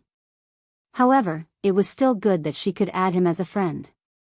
She would be able to contact him more easily in the future system. Do you wish to accept Flaming Moon's friend request? Shifeng hit accept, and the name Flaming Moon entered Black Flame's friend window. Afterward, Shifeng headed towards the left side of the gate. At this moment, Gentle Snow had already arrived at the gate's right side, prepared to lure the mechanical knights. Elder Sister Yueru, let us leave first. We can just leave the rest to Elder Sister Snow, Zhao Yueru softly said when she noticed that Zhao Yueru remained motionless. I got it. Zhao Yueru, after taking another glance at Shifeng's back, turned around and left. Seeing that Shifeng was ready, Gentle Snow activated the speed scroll and rushed at the level 10 mechanical knights. Halfway there, the eyes of mechanical knights in front of the large gate shone brightly. Their enormous bodies started moving, and all of them had their eyes focused on Gentle Snow. Gentle Snow immediately halted her steps. She then turned around and escaped. The mechanical knights bellowed in rage as they moved their large figures, chasing after Gentle Snow. Only when all of the mechanical knights left did Shifeng hastily run towards the large steel gates. Although Gentle Snow had lured the mechanical knights away, the amount of time they could be lured was limited. Moreover, they would not fall for the same trick the next time, so Shifeng had to seize the opportunity. Arriving at the large gate, Shifeng found a moss-covered keyhole. He then inserted the broken obsidian crystal given to him by Blackbeard. The fortress key had already been stored away for almost a millennium. Blackbeard also mentioned that the key might not be able to open the gates. However, it was still worth a try. Chapter 88, Advancing to Intermediate Rank. After inserting the obsidian key, there was no reaction from the steel gate. It was still as unmoving as ever. At this moment, a message arrived from Gentle Snow. She told Shifeng that the mechanical knights had suddenly stopped chasing her and were quickly returning. Crap, it can't be, right? The key really doesn't work? In a fit of rage, Shifeng abruptly sent a punch towards the keyhole. Since he could not use the simplest way to enter, then he could only use the more dangerous method to enter. D. Suddenly, a dazzling golden light radiated out from the keyhole. Countless energy runes flashed on the pair of 3-storied gates. After which, the gates slowly opened, letting out ear-piercing creaking sound. Seeing that the mechanical knights had already hurried over, while a gap fit for a person had opened between the pair of gates. Without hesitation, Shifeng pulled out the obsidian key, and the gates stopped moving instantly. Following which, Shifeng squeezed himself through the gap between the gate system. You have discovered the steel fortress Barrutia. The 2-storied tall mechanical knights tried to rush in through the gates. However, the gap between the gates was just too narrow for them to pass through. In addition to the gate's immense weight, the mechanical knights could only bombard attacks at the gate outside. Unfortunately, their actions were not one bit useful inside. After Sherfong sent a message to Gentle Snow, he carefully headed forward along the gigantic steel pathway on the other side of the ruined lands. "Snow, how is he?" Waiting by the side, Zhao Yueru asked when she saw Gentle Snow running in her direction. "No problems. He's already inside, however, this quest is truly dangerous. I've roughly estimated the mechanical knight's strength just now, and I've discovered that these mechanical knights are completely different than other special elites. They can swiftly block my attacks, in addition to instantly returning with a counter-attack. If it wasn't for my quick reaction, I might have died just now. If we do not possess a skill that could continuously deal large amounts of damage, even if we could kite them around, we would still be helpless against these mechanical knights. Instead, we would just be piling up our own corpses." Gentle Snow sat down and took out some refreshments, eating and drinking to recover. Currently, her mind filled with the battle scenes from before. It was truly a thrilling situation. Just by receiving the shockwave, which resulted from the mechanical knight's pike striking the ground, she lost over 200 HP. If the weapon hit her directly, the consequences would be inconceivable. After listening to Gentle Snow's words, for reasons unknown, Zhao Yueru released a relieved breath. "All right, stop dreaming. We'll be grinding Birdman in the canyon. The loot and experience here are quite good, so we should be able to quickly surpass those top-tier experts." After recovering, Gentle Snow stood up and commanded. Meanwhile, inside the steel fortress, Sherfong was advancing carefully. Signs of rust and corrosion covered every inch inside the fortress. There were only flashing fragments of light inside, barely allowing Sherfong to see the path clearly. After walking for quite some distance, Sherfong did not discover any danger. There was only the occasional sound of dripping water and the rumbling sounds of machines operating. Even though more than a millennium had passed, a majority of the machinery here still functioned normally. One could clearly see just how advanced the techniques the dwarven civilization possessed were. After passing through the large hallway, Sherfong arrived at an area with a humongous smelting furnace. The surrounding steel walls around the furnace were linked together with steel stairs, and at the bottom of the furnace was an endlessly deep pool of water. However, Sherfong did not head along the stairs towards the next exit. Instead, he leaped and jumped towards the pool. Halfway down, Sherfong activated gravity liberation. His falling speed sharply reduced, his body slowly descending like a feather. During his descent, Sherfong suddenly noticed a passage on the walls. The passage could barely allow a person to enter. However, the information Sherfong had collected in his previous life did not mention such a passage. Hence, Sherfong slowly floated over, accurately landing in the hidden passageway. There is actually a treasure chest here. Did none of those people notice it last time? Sherfong discovered that, in the deepest part of the passageway, there was a large pitch-black steel chest. Many runes were carved onto the chest, and a glance was enough to tell it was not just a simple chest. After observing it in detail, Sherfong determined that the chest was a mysterious iron treasure chest. However, Sherfong did not rush to open the treasure chest. Instead, he used Phantom Kill, allowing his doppelganger to go over and take a look. Just as the doppelganger started activating the treasure chest, the surrounding steel walls shot out countless flying arrows. The doppelganger was killed in an instant, giving Sherfong a scare. Fortunately, Sherfong had made it a habit to be cautious and prudent when in God's domain. Otherwise, he would have really died. Such types of traps were normally one-time uses. However, Sherfong did not rush. In any case, the chest wouldn't run away, so he might as well wait until Phantom Kill's cooldown finished, then use his doppelganger to open the treasure chest. This time, the doppelganger had managed to open the treasure chest safely. With no more dangers present, Sherfong walked over to the chest and took out its contents. Inside, there was a mysterious iron-ranked Blackstone shield. It was absolutely a top-tier level 10 shield. Blackstone shield, mysterious iron rank. Level 10. Equipment requirement, strength 25. Defense plus 69. Defend rate 29%. Strength plus 7, endurance plus 10. HP plus 200. After equipping, all damage received from the front will be reduced by 10%. There was also a mysterious iron mastery book. When used, players would randomly receive 10 to 50 free mastery points. This item was several times rarer than the Blackstone shield. That was because mastery points could last a player forever, while the Blackstone shield could not. Hopefully my luck won't be too bad. Shifeng slightly prayed before selecting to use the mastery book, following which, the system started displaying a pile of random numbers ranging from 10 to 50. As long as Shifeng yelled, "Stop," the final number to appear would be the number of mastery points he would obtain. It was something similar to Russian roulette in Shifeng's previous life. Many experts collected various kinds of mastery books to increase their weapon mastery. However, mastery books were just too rare, and even with money, one may not necessarily be able to buy it. Most players that obtained a mastery book would use it instead of selling it. After all, it was extremely hard to obtain a single free mastery point. Shifeng had once seen a person who was fortunate enough to obtain a fine gold mastery book. Many players looked at that person with immense envy, and some were even willing to spend 1,000,000 credits to buy the mastery book from that person. However, that person refused to sell and instead used the mastery book for himself. The range of free mastery points provided by the fine gold mastery book was between 30 to 200. Originally, everyone thought this fellow had very good luck. However, that person only obtained 31 free mastery points, in the end, becoming a laughing stock to everyone. The points he obtained was no better than a mysterious iron mastery book. Looking at the numbers constantly spinning, Shifeng's heart madly thumped, not knowing what number would come out. "Stop." Shifeng shouted. The wheel of numbers abruptly halted, and Shifeng peered open his eyes and took a look. 32 points, a relatively good number.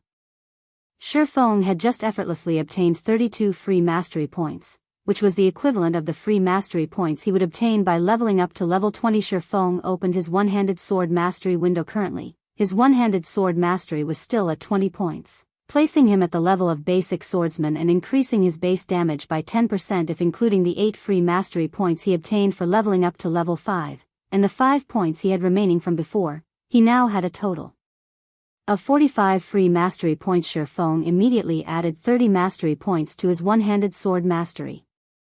Instantly, his one-handed sword mastery rose to the level of an intermediate swordsman, increasing his base damage by 15%. As for becoming an advanced swordsman, he was still 50 points away from doing so. Although it was just a 5% increase in base damage, it should not be taken lightly. This base damage would be magnified many times after factoring in the bonuses from skills. Often, the gap present between a top-tier expert and a normal expert was due to the difference in base damages. At this stage of the game, there might only be a fragment of experts who have reached basic mastery. Shifeng had already reached intermediate mastery, leading them by a lot. Just as Shifeng was about to continue advancing deeper into the steel fortress, the fortress alarm rang out. Chapter 89, Barrutia's Core Area. Alert! Alert! There is an intruder in Area F. Activating self-defense system. Before Shifeng could celebrate his gains, a bucket of cold water dumped over his head by this loud voice. He did not think that there would be such a trap. After opening the treasure chest just after arriving at the passage's exit, Shifeng discovered that the passages leading to the other areas of the steel fortress were all sealed off, preventing him from entering. Meanwhile, the water level of the pool below started rising, and according to its speed, it would not be long before the passage flooded. Without hesitation, Shifeng took out a bottle of underwater breathing potion, drinking it. The potion allowed players to breathe underwater for 20 minutes.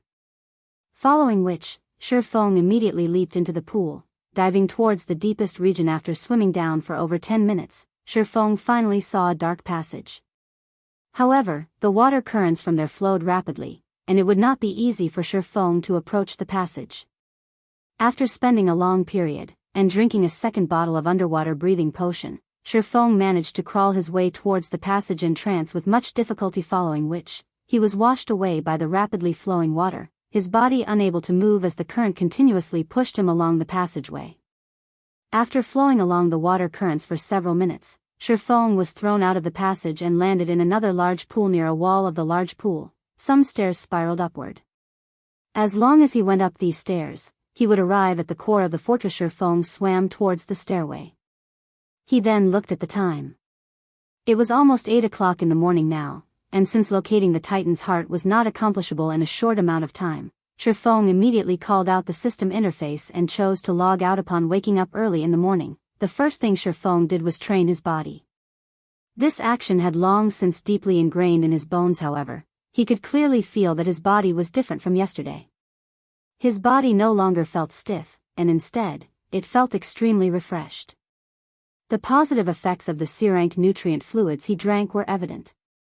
The fluid was slowly altering his body's condition. Strike the iron while its hot. Shifeng then started working out, doing sit-ups, push-ups and other muscle-strengthening actions. After working out for over an hour, Shifeng still did not feel tired. On the contrary, his body felt comfortably warm, as if there were an inexhaustible amount of energy within him. However, he did not continue training his body. Instead, he went downstairs to have a meal. Desperately working out was not necessarily a good thing. It needed to be done in moderation, as overworking his body would only yield opposite effects. After going through a night's struggle, the gold coins he sold and the credits he obtained from Gentle Snow filled his current bank account with over 200,000 credits. A night of his efforts was worth 2 months of salary of an executive from a big company. This was the power of God's domain that had turned around the virtual economy. After a year, becoming rich overnight in God's domain was not a strange affair whatsoever. Unfortunately, not many enterprises had discovered this fact yet. By the time they did discover it, they would have lagged far behind those companies that invested in God's domain in the beginning. After eating, Shifeng made a trip to the bank. He specifically retrieved 30,000 credits, intending to buy the virtual reality helmets he rented. Otherwise, if he were to leave it and forget about it, he would eventually be forced out of the game. At that time, he would have to wait until the next working day before handling the necessary procedures, and only after could he continue playing. Currently, the game was in a sprinting stage. If Shifeng were to fall behind by a day, it would be extremely difficult for him to catch back up. It was also a good chance for Shifeng to invite Blackie out for a stroll. If Blackie always hid inside his dormitory, his body was bound to have problems. There were very few people on the streets of the university early in the morning. There were only some sports societies doing their morning exercises, warming up for their workout later on. Watching these university students that radiated youth, Shifeng felt an unreal feeling. It was as if the 10 years he spent battling in God's domain were just an illusion that would vanish with just a touch. Walking along the roadside, Shifeng admired the university campus as he headed towards Blackie's dormitory. He was experiencing the sceneries on the campus that he paid no attention to in his previous life. As he was about to enter into Blackie's dormitory, Shifeng heard sounds of laughter coming from within. Blackie, weren't you extremely confident in getting into Shadow Workshop before? I've been waiting for you for several days now, so why haven't I seen you there yet? Woo-ee, haven't I already said it before? I joined another workshop, so I didn't participate in Shadow's test. Blackie, don't try to trick me. Where in the entire Gene High University is there another workshop? What is it called? How many members does it have? Who established it? Can you tell me that? If they treat players well, I might even decide to join. Being asked in such a way, Blackie suddenly realized that Shifeng did not actually tell him the name of their workshop. As for the number of members, taking everything into account, there were exactly 6 people. Not to mention having a workshop to play God's domain, they possessed absolutely nothing right now and were even riddled with debt. Blackie, stop being obstinate. I know that you didn't pass Shadow's test. If it really is no good, then let Brother Wu plead for you. In any case, Brother Wu is currently an official member. Who knows, you might be able to become an outer member of Shadow. At the very least, you could continue playing God's domain, and earning 2,000 credits a month should not be a problem. Don't forget, the trial period for the virtual gaming helmet is only 10 days. After this period, you will not be able to continue playing the game. Blackie's fellow dorm mates sneered. It can't be, right? What kind of workshop can't even afford an official virtual gaming helmet? Isn't that just too pitiful? Woo-ee pretended to be shocked. He then clapped Blackie's shoulders, saying with a sigh, even the outer members of Shadow are given an official helmet. Official members even receive an advanced helmet that's worth 20,000 credits. Your workshop is just ripping you off. Who started the thing? I'll demand justice for you. Why don't you mingle with me from now on? I can guarantee that you'll obtain an official helmet. By the time I become a core member of Shadow, I guarantee that you'll be able to live in luxury. You should know that young Master Lon has already invested 5 million credits in Shadow. I heard that he has invested another 2 million now. If you enter Shadow, your future will be limitless. Wu-Yi, I've already said it. I won't be joining. I'm currently getting by very well. Blackie quickly rejected Blackie. You should know that there aren't many such chances. Shadow Workshop is the best workshop in Jean High University. If it weren't for the fact that you're already level 5 and we're classmates, I wouldn't even be looking for you. Wu-Yi patiently persuaded, you keep saying that you've joined some other workshop, but you have to tell me at least the name, right? Must you keep lying to a classmate in such a way? What? Don't tell me that this workshop doesn't even have a name? Even if it doesn't have a name, you must know which person established it, right?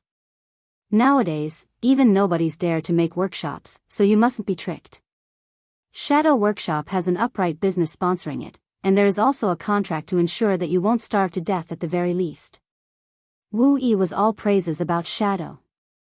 It was as if one would become an elite in society just for entering Shadow Workshop, becoming the envy of others. However, Blackie had long since seen through Shadow. He did not have even the slightest favorable opinion towards Shadow. He only blamed himself for having a big mouth, showing off to others that he had already risen to level 5. As a result, the information was found out by Shadow Workshop, and they had sent Wu-Yi, his classmate, to recruit him. However, how could he so easily betray Shifeng and join Shadow?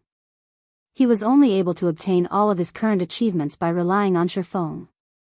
Even if he had to suffer hardships right now, he still believed that Shifeng would lead him towards the path of success. At this stage of the game, all the level 5 players were experts. To Shadow Workshop, which was currently lacking experts, Blackie was an alluring beauty. So, naturally, they were itching to try and recruit him, turning him into one of their belongings. At this moment, Shifeng opened the door, taking a step into the room. I am the nobody that established the workshop. I wonder what kind of opinion you have. Shifeng looked towards the robust Wu-Yi, speaking coldly. Chapter 90, starting from 0. As Shifeng entered and spoke. Who are you? Wu-Yi was slightly startled, his eyes evaluating Shifeng. Shifeng wore a cheap-looking white-blue sporting wear. Although his imposing manner gave Wu-Yi chills down his back, after seeing that Shifeng was not even wearing a quantum watch on his wrist, a hint of disdain entered Wu-Yi's eyes. In this day and age, even the slightly wealthier students all possessed quantum watches. Wu-Yi determined that Shifeng was not one of the wealthy children and that he was in a similar situation as Blackie. Brother Feng, why are you here? Blackie's expression was slightly panicked. He was worried Shifeng would misunderstand and think he was trying to job hop. Brother Feng, I really didn't seek out Shadow. I've also rejected them, but Wu-Yi won't stop annoying me about it. When Blackie's classmates saw him panicking and explaining, they were all puzzled at the identity of this new arrival. Blackie had already risen to level 5 in God's domain, so he was definitely an expert. Many workshops would fight over for him, treating him as an important guest. Even Shadow sent someone over to recruit Blackie. If the upper echelons of Shadow met Blackie, they might also act very cordially and treat him with respect. However, Blackie had respectfully addressed the stranger in front of them as Brother Feng, confusing them. Could the person in front of them be some famous person in their school? However, no matter how they racked their brains, they could not think of such a person present in their university. I know. Shifeng sent Blackie an expression that told him to be at ease. Shifeng then looked towards the man named Wu-Yi and laughingly said, I'm called Shifeng, and I am the nobody who established the workshop you just mentioned. Didn't you wish to know the name of my workshop? I can tell it to you. The workshop's name is Zero Wing. It means that everything has to start out from zero and to spread your wings and soar. If you don't have any other matters, please return and tell your boss not to try poaching the members of other workshops. He is better off taking care of his own lands, lest they fall apart without him even knowing what happened. Hearing Shifeng saying so, Wu-Yi couldn't help but reveal a sneer as he laughed as expected. Even a nobody knows how to start a workshop. Why don't you take a look at yourself? Do you think you can start a workshop just by announcing it? Wu-Yi narrowed his eyes, mocking, do you know how large our Shadow Workshop is? Do you know how many members our Shadow Workshop has? Do you know who is backing our Shadow Workshop? Do you know how much our workshop has invested? Do you still think that we need to poach members from worthless workshops like yours? Just based on the fact that you guys are still using the trial helmet to play the game shows how dirt poor you are. Did you think that, just by being full of zeal, you could establish yourselves in God's domain and earn money? All the workshops that have tried to establish themselves in God's domain have at least invested several millions of credits. Meanwhile, you have no money, no members, no facilities, and not even the most basic of assurance. So, what right do you have to compare to us, Shadow? If you kneel down and beg me right now, I might even put in a few good words to Brother Lon. If you pay up some 10 or 20,000 credits, you might be able to join the workshop. How about it? Think about it, this is a rare chance for you. Wu Yi smiled savagely. He then shifted his gaze to Blackie, coldly saying, Shadow is already giving you a lot of respect by sending me here to recruit you. As long as you join, you'll immediately receive the treatment of being a core member, and your monthly salary will be at least 5,000 credits. It is hundreds of times better than staying in a workshop that is barely surviving. When Blackie's several dorm mates heard of this treatment, all of them had expressions of shock on their faces. They did not think that playing God's domain would be so rewarding. Compared to those city white-collar workers, Blackie's salary was much higher. Suddenly, the gazes they used to look at Blackie changed. They no longer looked down on him, rather, their gazes now filled with envy and admiration. They were only several months away from graduating from the university. Right now, they were still having headaches over finding jobs. Meanwhile, Blackie had someone personally coming to his door to recruit him, and the other party had even offered a minimum monthly salary of 5,000. As the saying went, comparisons are odious. If they had known about this earlier, they would have properly played games and gave God's domain a try. They might have even become experts. They would not have had to chase after girls for their 4 years in universities and been looked down upon by those girls. If they managed to earn money, beauties would be lined up for their choosing. However, after listening to Wu Yi, Blackie, instead, started laughing. Wu Yi actually dared to make fun of the workshop Shi Feng had started, calling it worthless, and even wanted to make Shi Feng kneel before him in order to join Shadow. He was retarded. The snow goddess is even paying attention to Brother Feng, and she even wanted to recruit Shi Feng. Who was the snow goddess? She was the vice captain of the first-rate guild, Ouroboros. She was the publicly acknowledged goddess of the virtual gaming world. Compared to Ouroboros, Shadow Workshop was not even worth a dime. Seeing Wu Yi's mood sour, Blackie sneered at him and said, Wu Yi, even if you exaggerate it to no end, my decision will remain unchanged. Although Zero Wing Workshop has just started, I believe that our future achievements will definitely be greater than Shadow's. I advise you to leave Shadow a little earlier and join our Zero Wing Workshop. I'll ask Brother Feng for a favor. If you kneel and apologize to him, who knows, you might even be able to become a member of Zero Wing. Blackie's dorm mates were shocked upon hearing him. His declaration confused them greatly. In the end, which workshop was truly the awesome one? Could it be that, nowadays, choosing the workshop that couldn't even afford an official gaming helmet was the right choice? You are simply unreasonable. Wu Yi was almost speechless with anger. Blackie actually used his own words to make fun of him. If it weren't for Brother Zhang instructing him that he definitely must invite Blackie, he would have long since left. It was against his expectations that Blackie would have a brain defect, throwing away a good future and insisting on mingling in a gutter-like place. Blackie, I am only reminding you because I value talent. Our Shadow is currently trying to annex the 45th ranked workshop in Jin High City, Hungry Wolves Workshop. When Shadow succeeds in doing so, we will rank at the top of all of Jin High City. If you were to miss this chance now, there would be no more chances for you in the future. Wu Yi shot a glance at Shi Feng, coldly saying, Meanwhile, your workshop can't even afford the official gaming helmet. How do you plan to play God's domain in the future? It would be better if you joined Shadow. A great future is awaiting you here. Faced with such a brazen way of poaching people, even if Shi Feng's temper were much cooler, he would still get slightly angry since they were fated to battle each other, then battle it was. Who said that our workshop couldn't afford the official gaming helmet? Shurfeng took out the 20,000 credits from his pocket, casually throwing it on the table, saying, I previously decided that starting a workshop would be too sudden, and I was never able to decide which type of official gaming helmet I would buy. So, I was only using the trial helmet as a temporary replacement. However, today, I'm here to give Blackie the money to buy an advanced gaming helmet, but really, it's not that I'm trying to criticize Shadow, but aren't you guys being too cheap in poaching for people? The salary I'm giving Blackie is 20,000 credits minimum. Your Shadow is so rich, and has invested so much, yet, the salary you're offering is only a minimum of 5,000 credits? When Blackie saw the shining white credits on the table, he turned to look at Shurfeng's astonished eyes. Nobody was more knowledgeable of Shurfeng's financial condition than he was, so how was he able to suddenly throw down 20,000 credits? Could it be that Shurfeng robbed a bank? The others in the dormitory swallowed their saliva when they saw the credits scattered across the table. Usually, Blackie remained hidden and did not seem like anything special. They did not think that his monthly salary would be 20,000 credits. It was no wonder why he refused to join Shadow Workshop. After all, Shadow was only offering him 5,000 credits, 4 times less than his current earnings. Even an idiot would know which side to choose. What was even more unthinkable was that Shurfeng, who was wearing a suit of cheaply looking sportswear, was actually a brother tycoon. Chapter 91, Going Through Thick and Thin Together. Looking at the credits on the table, Wuyi's complexion alternated between green and red.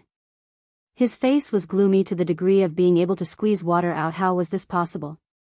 Ignoring the credibility of the monthly salary of 20,000 credits, just being able to toss down 20,000 credits casually was not normal. Wu Yi had seen many wealthy tycoons before, and his eyesight had never failed him before.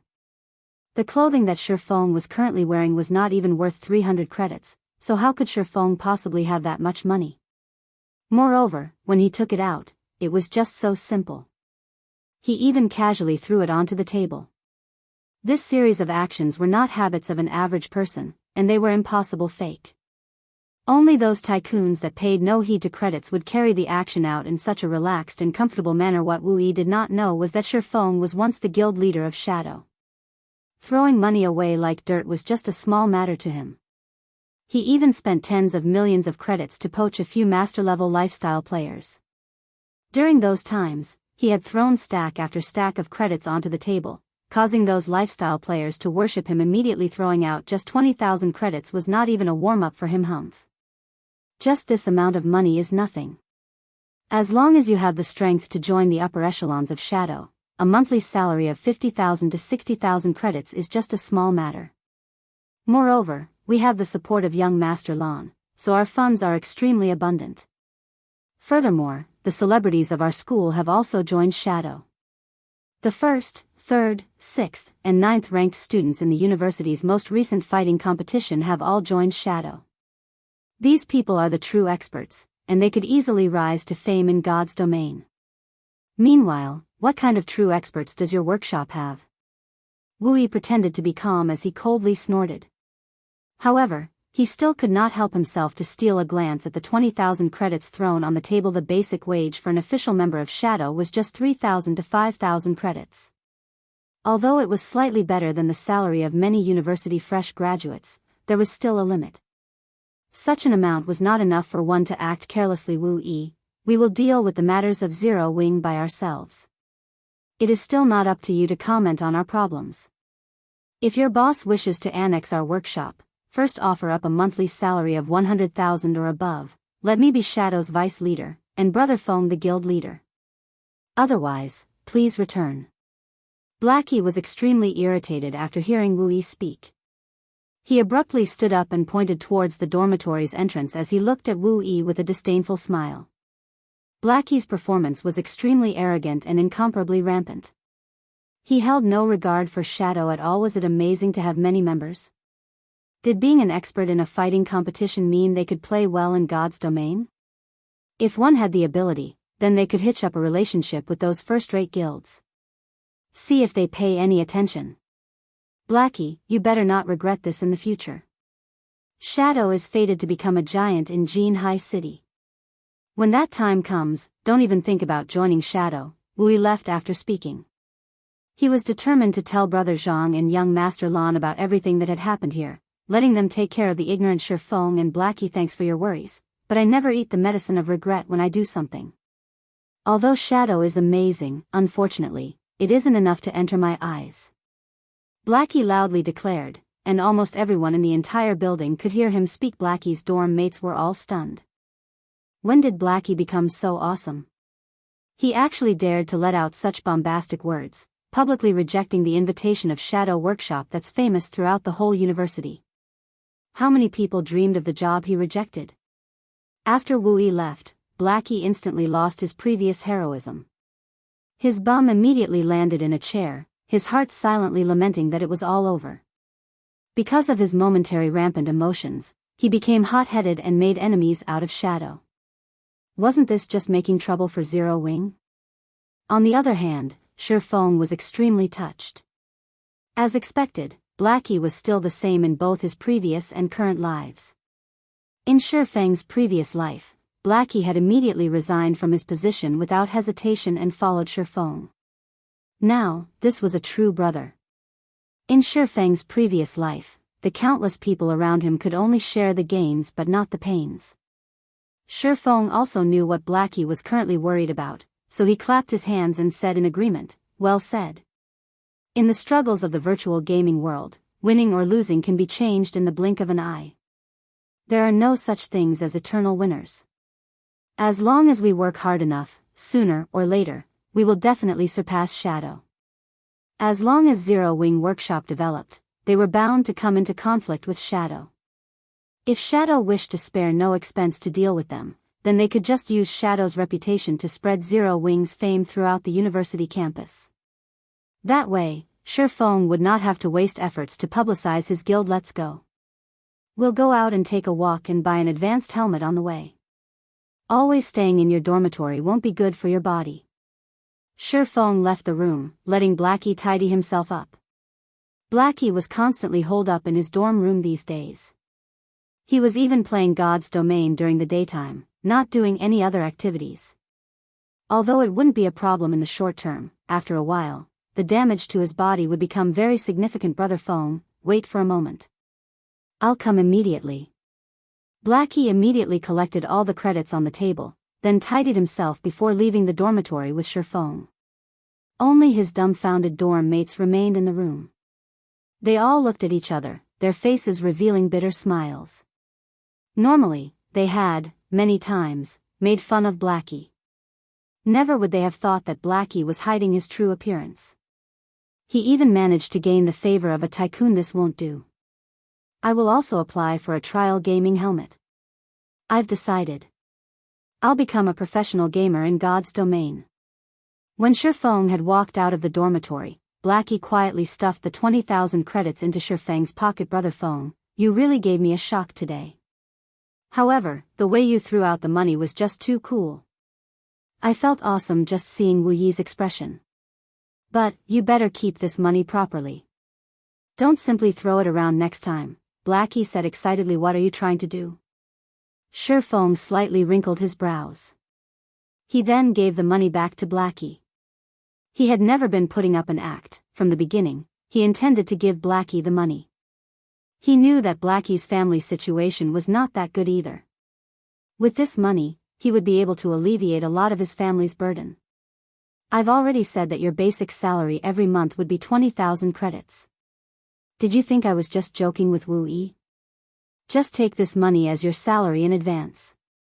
Looking at the 20,000 credits in his hands, Blackie's mouth widened, staring blankly at the money. Originally, even if Shifeng's previous words were but a joke, they were enough to make him feel happy.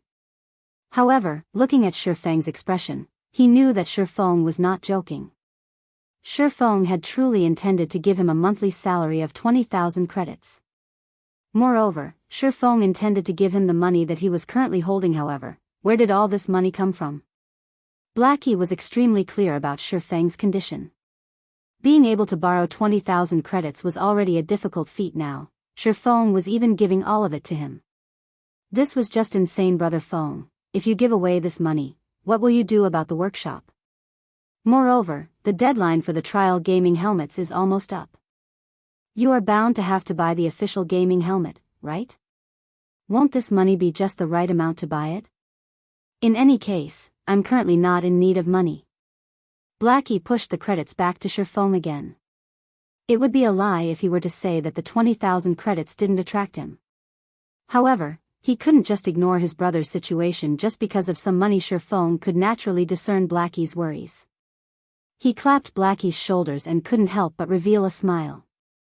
His bank account currently held over 100,000 credits, and most likely, during this period, it had risen to over 200,000 credits. In another 10 days or so, he would earn even more money. You don't have to worry about this. You also don't have to worry about the matter of the gaming helmets. Haven't I said it already? Leave the matters regarding money to me.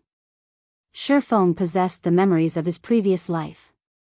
He was also the guild leader of Shadow. All beginnings had with hardships. Although earning the initial fundings was extremely difficult, as long as he obtained them, the following matters would become much easier to deal with. If he did not even possess the method of making money with money, then how would he have been able to turn Shadow into a second-rate guild? Brother Fong, you couldn't have possibly, seeing that Sherfong was so confident. Blackie's first feelings were not excitement or happiness. Instead, he was trembling. He worried that Sherfong might have done something bad, such as being by a rich woman to obtain this money. Compared to borrowing the money, this was a much more horrifying scenario. What are you blindly thinking about? Don't forget about the matter of cooperation we have with Gentle Snow. This is just the compensation she has given. Now, we no longer have to stay poor and blank. We already have some funds, so relax. Sherfong rolled his eyes at Blackie. This fellow's thinking was just too slanted. Sherfong did not reveal the real truth. Otherwise, it would be extremely hard for him to explain. So, he simply pushed everything onto Gentle Snow. In any case, Gentle Snow was the great goddess that everybody knew. When Blackie heard Sherfong, sudden realization struck him. He sent Sherfong a gaze filled with worship. Being able to gain the favor of the snow goddess was the dream of every man. It was as expected of Brother Fong. His methods were just too awesome. Chapter 92, Virtual Reality. Inside a finely decorated office, a robust man with thick eyebrows sat in an office chair as his fingers tapped on the desk. In his other hand, he was flipping through a thick stack of resumes. Dang. Dang. Dang. Enter, the man with the thick eyebrows said in a deep tone. Brother Zhang, I've done the thing that you asked of me. Wu Yi gently opened the door and carefully entered. He then stood, panicked, in front of the desk. Although it was not his first time meeting Shadow's person in power, Zhang Luowei, he still felt an intense pressure every time they met. He was always scared and on edge whenever he spoke with this person in Shadow Workshop. Aside from Lan Hailong, Zhang Luowei's authority was the highest. Moreover, Zhang Luowei was the champion of Jinhai University's fighting competition. He was also one of the hot contenders for becoming the champion of Jinhai City's fighting competition. Even Lan Hailong was respectful before this person, as one of the main reasons why Shadow became so popular within the university was due to Zhang Luowei's personal fame. Sit. Tell me about it. Zhang Luowei placed the resumes to a side, his finger pointing towards the leathered sofa in front of his desk. Although Zhang Luowei looked like an amiable person, Wu Yi knew that, below that appearance, there was an abyss-like horror. Zhang Luowei's personality was both vicious and merciless.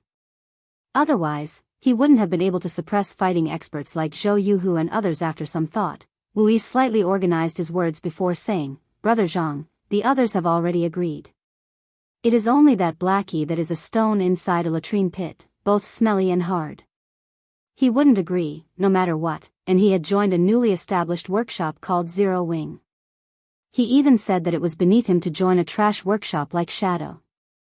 Not willing to join, is it? He's even joined Zero Wing Workshop. Zhang Luowei displayed contemplation as he smiled. However, inside his eyes, a cold glint flashed. What is the origin of this Zero Wing Workshop? Why haven't I heard of it before? Brother Zhang, Zero-Wing Workshop was established by a Year 4 student named Shifeng. I heard that this workshop has nothing at all. They are also buying their gaming facilities only today. However, that person is quite rich. He offered Blackie a basic monthly salary of 20,000 credits. He even wanted me to bring back word to Brother Zhang, telling you to stop trying to poach members of other workshops and take care of your own land. Wu Yi was very angry while he spoke. When I heard this, even I couldn't bear to stomach it. They are just a greenhorn workshop, yet they dare to challenge Shadow. Brother Zhang, how about I take some men to extinguish their overwhelming attitude? Shifeng, is it? I seem to have heard this name before. Zhang Luowei wrinkled his brows slightly, trying to figure out where he heard this name. However, after thinking for some time, he still could not recall. He shook his head, saying, "Don't bother with them.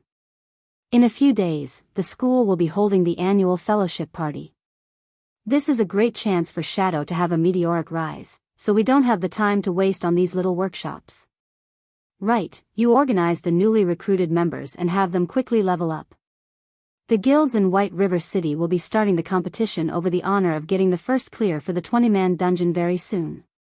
We also have to fight for the fame obtaining the first clear of a level 5 dungeon. Yes. You can rest assured, Brother Zhang.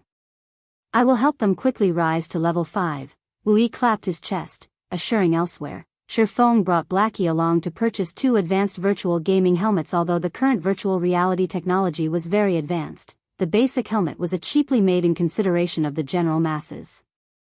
Its degree of synchronization was just 80%. However, the advanced version of the helmet could reach up to 90% synchronization, and the user's 5 senses would become much more sensitive. Although the difference did not seem too great, during a battle between equal strengths, this small difference would be the determining factor of victory or defeat. The battles in God's domain were always life or death battles. Moreover, the penalty of a single death was a great amount of EXP and skill proficiency. Hence, most large-scale workshops would allocate an advanced virtual gaming helmet to all their official members. Previously, Shifeng did not have the money to purchase even a basic gaming helmet. Now that he had the money, however, he naturally would not fall behind in this aspect. After purchasing the advanced gaming helmets, Shifeng found a good restaurant and ordered some high-class nutrition meals. He ate with Blackie as they talked about the future development of their workshop. Such a situation made Blackie feel like he was in a dream. God's domain had only been running for slightly more than 3 days. Not only had Shifeng solved the problem of the gaming helmets, but Shifeng also brought him to a high-class restaurant for a meal and discussion of the matters of developing their workshop. The more unbelievable thing was that Shifeng unhesitatingly gave him a salary of 20,000 credits. Just how many university students' dream was it to have a monthly salary of 20,000 credits? On the other hand, he hadn't even helped Shifeng out much, yet, he was able to obtain such a salary. Although Blackie did not voice it, inwardly, he was extremely moved. He felt extremely apologetic to Shifeng, so he silently swore that he would work hard to be of help to Shifeng. Shifeng and Blackie conversed for a long time. They properly discussed the matters regarding the future development of their workshop. They also prepared to officially recruit Lonely Snow and the others, establishing a real workshop. The remaining matters were to find a location to set up their workshop, purchasing facilities for the workshop, and the workshop's administration. Brother Feng, leave these to me since I'm usually doing nothing during the day. It is already hard on you just to level up and earn money. Anyway, I am an economy and management major, so it is a great chance for me to display my specialty. I guarantee that you will be satisfied, Blackie assured. He couldn't help but want to start his work immediately. Good, then I'll leave it to you, Shifeng smiled. He felt extremely relieved with Blackie managing things. After the two parted, Shifeng sent a message to his parents. He then sent them 3,000 credits, telling them not to send him living expenses any longer. He told them that he had already found a good job, and that he was able to support himself financially. Shifeng was still not ready to tell his parents about everything. If he were to tell them that he had earned over 200,000 credits in just a few days, they would most likely not accept it. So, he might as well take it slow, gradually increasing the money he sent them. That way, his old folks would be able to gradually accept it. Thinking it reasonable and fair at 7 o'clock in the evening, after having his meal, Shifeng drank a bottle of Sirank nutrient fluid. He put on the newly bought advanced virtual gaming helmet, starting his conquest in God's domain. Upon entering God's domain this time, the sensation Shifeng felt when he stood beside the large pool was completely different. The cool breeze blowing. The sounds, water flowing into the pool. The scratches and rust that were clearly visible on the steel walls. The faint smell of machine oil. Even the feeling of manipulating his own body had become much more relaxed. Shifeng flexed his body on the stairway. He then pulled out his swords, slashing out streak after streak of beautiful sword images. The sword images kept flickering in and out of existence, giving an unpredictable feeling. The feeling I had while playing God's domain in the previous life is finally back. Shifeng stopped waving his swords, extremely pleased with his current condition. In his previous life, Shifeng was used to using the virtual reality cabin. The virtual reality cabin synchronizing rate could reach up to 97%. In God's domain, if the system interface, status indicators and other such things weren't present, players would be practically unable to differentiate between the real world and the virtual world. After getting used to his body, Shifeng felt that he should start searching for the Titan's heart. Chapter 93, Dark Clown. The spiral staircase led directly to the core control area on the highest floor. After climbing an unknown number of steps, Shifeng arrived at a winding corridor that led towards the core area. Ancient magical runes were carved into the walls on both sides of the corridor, and even though almost a millennium had passed, this corridor was still gleaming with light. Only some parts of the corridor had decayed, damaging the magical circuits etched in it and plunging those particular areas into darkness. Fortunately, not many parts of the corridor were badly decayed, so Shifeng was still able to clearly see the entirety of the long, narrow, and maze-like corridor. Just after Shifeng set foot into the corridor, the alarm once again rang out. Alert! Alert! The intruder has already invaded Area A of the fortress, the magic corridor. Activating guardian statues on duty. Shifeng then heard loud booming noises coming from the corridor, as if some gigantic machine had started moving. Shifeng no longer dared advance slowly. He immediately used a speed scroll, dashing through the magic corridor at flying speed. After taking several turns in the magic corridor, Shifeng discovered a machine that had a flashing red light. Although this machine was just the size of a football, it was constantly producing alarms, as if it were a tool meant for guiding the guardian statue. Sentinel Guard, Common Monster. Level 10. HP 200/200. Shifeng immediately understood how he was so easily discovered. This Sentinel Guard was just like a radar. It could detect enemies within a range of 500 yards, and after discovering them, it would set off an alarm. The distance between the entrance of the corridor and this location was roughly around 500 yards, so the Sentinel Guard was able to immediately discover Shifeng. As long as Shifeng could get rid of it, then he would be able to rid himself of the alarms of this area. However, this thing had very sensitive reactions. It would not let any enemies get within 30 yards. Also, if it were attacked even once, it would try to retreat with all its might. Simultaneously, it would increase its speed of calling for its allies, and it would absolutely not give the enemy a second chance to attack. It was extremely hard to deal with. I guess I've no choice left. I can only give it a try. Shifeng unsheathed both of his swords. He could already hear the angry roars of the guardian statues coming from behind him. Based on his strength, fighting in this narrow area would only lead to his own death. His only chance of throwing off those guardian statues was to get rid of this Sentinel Guard. When Shifeng was nearing the 30-yard range, just as the Sentinel Guard was about to break into a run. Shifeng's eyes locked onto the Sentinel Guard, the muscles in both of his arms bulged, and with the strength of his entire body, he cast out both swords. Both swords flew towards the Sentinel Guard. Precision throw. The throwing distance of the skill was just at 30 yards, and it caused 150% of his weapons damage. The Sentinel Guard was extremely vigilant. It rapidly moved its body, immediately dodging the crimson blade that flew at it. However, the Sentinel Guard's dodge had, in turn, placed it in the flight path of Shifeng's second sword, the Abyssal Blade Ping. The Abyssal Blade pierced through the Sentinel Guard, causing -211 damage and instantly killing its system. Level 10 Sentinel Guard killed. Level difference of 4. EXP obtained increased by 400%. Obtained 800 EXP. Shifeng activated Windwalk, his speed once again increasing by a notch as he rushed to pull out his swords that pierced into the ground. He then rushed towards the magic corridor's exit. Without the guidance of the sentinel guard, the guardian statues were like flies that lost their eyes. They ran around all over the place, completely unable to find Shifeng more than a dozen minutes later. After getting rid of another 3 sentinel guards, Shifeng finally escaped the magic corridor. Arriving at the control room, there was a barrier in the central region of the control room. A dark gray-colored sphere of iron was placed inside the barrier. This sphere of iron was the heart of the steel fortress, and it was the fortress' source of energy. It was the Titan's heart. I never thought that, after so many years have passed, there would still be somebody who would come to this place. Before Shifeng could examine the entire control room in detail, he heard a deep sneer coming from the entrance of the barrier. This sound was bone-chilling, and no human was capable of producing such a sound. Only a puppet or a corpse would be capable of sounding so emotionless. Welcome to my steel fortress, Barrutia. In order to celebrate your arrival, I've decided to use your fiery flesh and blood to feed my baby. Come out, Hellhound. Shifeng could faintly see the outline of a humanoid life form inside the barrier.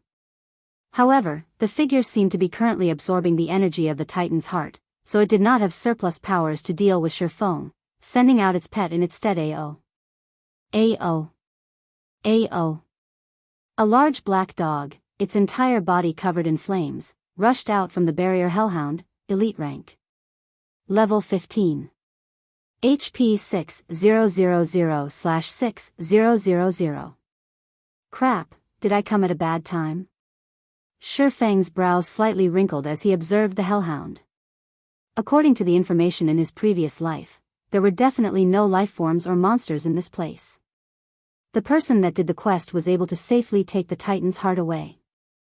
So, why was it that, when it was his turn to do the quest, a mysterious character appeared here, trying to steal the Titan's heart's energy? However, Shifeng also thought of another possibility. This mysterious character stole all the energy of the Titan's heart first. Meanwhile, the player who came here had merely taken away the Titan's heart that was empty of any energy. On the other hand, Shifeng had coincidentally run into this energy thief. However, unfortunately for Shifeng, he wasn't even capable of defeating the pet of this mysterious character, not to mention the person itself. Since you want to battle, then come. Shifeng pulled out his swords, his attention affixed on the slowly approaching Hellhound. As the Hellhound's distance from him continuously shortened, Shifeng could feel his surroundings become exceptionally hot, causing his mouth to feel parched. Shifeng thought of taking out a cold beverage to enjoy, but he currently couldn't carelessly move about. He would immediately reveal a weak point as soon as he moved. As a level 15 elite monster, the Hellhound's intelligence was already extremely high. It was the reason why it leisurely walked toward Shifeng. That was because the Hellhound knew the best time for it to launch an attack.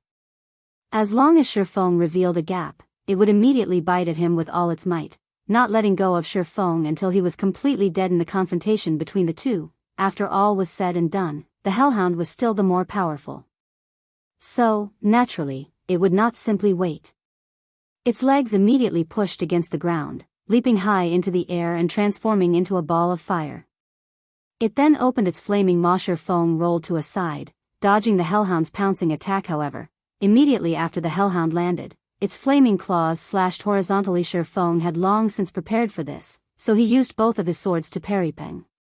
Although Shifeng did not receive any damage, his entire body was thrown. The Hellhound immediately opened its large mouth, spewing scorching hot flames. The flames wrapped around Shifeng completely, preventing him from escaping. Shifeng clenched his teeth. He used Phantom Kill, and at the moment of imminent peril, he swapped positions with his doppelganger in mid-air. Shifeng's doppelganger was immediately swallowed by the flames, instantly turning into a pile of ash. Meanwhile, the system notification showed a damage of up to -3,000. Even if Shifeng were to take the hit with his HP full and all of his life shield activated, he still wouldn't be able to shoulder this attack. Shifeng clearly felt how powerful the Hellhound was. Such damage was definitely not something a level 15 elite monster could dish out. Its strength was greatly increased because of the quest storyline. According to his experience, Shifeng estimated the Hellhound's actual level to be over level 30, and it should be a Lord rank boss. If the pet were already this powerful, then what about its owner? Seeing that the Hellhound's flaming claws were about to slap down at him, Shifeng used Abyssal Bind. Even if the Hellhound were any stronger, it would still be restricted for 3 seconds. Following which, Shifeng rushed into the barrier at the center of the room. Currently, the best option Shifeng possessed was to snatch the Titan's heart and swiftly depart. However, just after entering the barrier, Shifeng immediately became shocked upon seeing this mysterious person's true identity. Dark Clown. Shifeng immediately recognized the identity of this mysterious character. His heart could not help but be surprised. Why is such a bastard here? Chapter 94, Titan's Heart. Although Shifeng was shocked, his feet never stopped moving. His figure turned into an after-image as he rushed towards the Titan's heart, located at the center of the barrier. He then used observing eyes on the Dark Clown unknown. Shifeng was shocked. Aside from the information showing that the figure was indeed a Dark Clown, there was nothing else displayed. All of it was just question marks. There were only 2 possibilities for such a situation to occur. The first was that the Dark Clown was equipping an advanced camouflage item. The other was that its strength was simply too overwhelming, preventing the basic observing eyes from identifying it. It was very clearly the latter situation taking place in this case. According to Shifeng's memories, Dark Clowns were a group of mysterious lifeforms. They always wore clown clothing with many bells as decorations. They looked human, but were not human. However, neither were they living spirits. Each one of them was extremely powerful. They could simply appear at any location, and they could come and go without leaving behind a single trace. Even if it was the palace of Starmoon Kingdom, they could still easily enter it. However, this was but a small matter. Shifeng had previously seen a Tier 3 Great Druid NPC die at the hands of the Dark Clowns. Their methods of attacking were simply unforgettable. The attacks were impossible to avoid. Despicable human, you actually dare barge into this place? The Dark Clown had its face wrapped in a black cloth, revealing only its 2 glowing red eyes. Although its enraged expression could not be seen, its tone was extremely agitated. Streak after streak of green-colored energy was currently being absorbed by the Dark Clown. Clearly it was a crucial moment, so it was unable to take action against Shifeng. This situation gave Shifeng a chance to prevent this assimilation ceremony, and deal heavy damage to the Dark Clown. Otherwise, when this critical period passed, the Dark Clown, which was capable of killing even a Tier 3 Great Druid, would instantly kill Shifeng with just a wave of its hand. Cyber, get rid of him for me. The Dark Clown urged. Shifeng revealed a faint smile. Seeing the Dark Clown's anxious appearance, Shifeng tried even harder to deal some damage against it. As for the Hellhound behind him, it was still restricted by chains. It was too late, even if it tried to rush over to Shifeng. Chop. Shifeng used all of his strength. With the flick of his wrist, a large explosion sounded out. The abyssal blade turned into a streak of black light, piercing directly towards the magic circle that was absorbing energy from the Titan's heart. Dang! The magic weapon Abyssal Blade, which had been successful in every previous endeavor, was blocked outside of the magic array. It created brilliant white sparks as it collided with the magic array, dealing no damage at all to the absorption magic array. Pitiful human. Did you think a weak little swordsman like you could destroy my magic array? Just give up and become Cyber's food.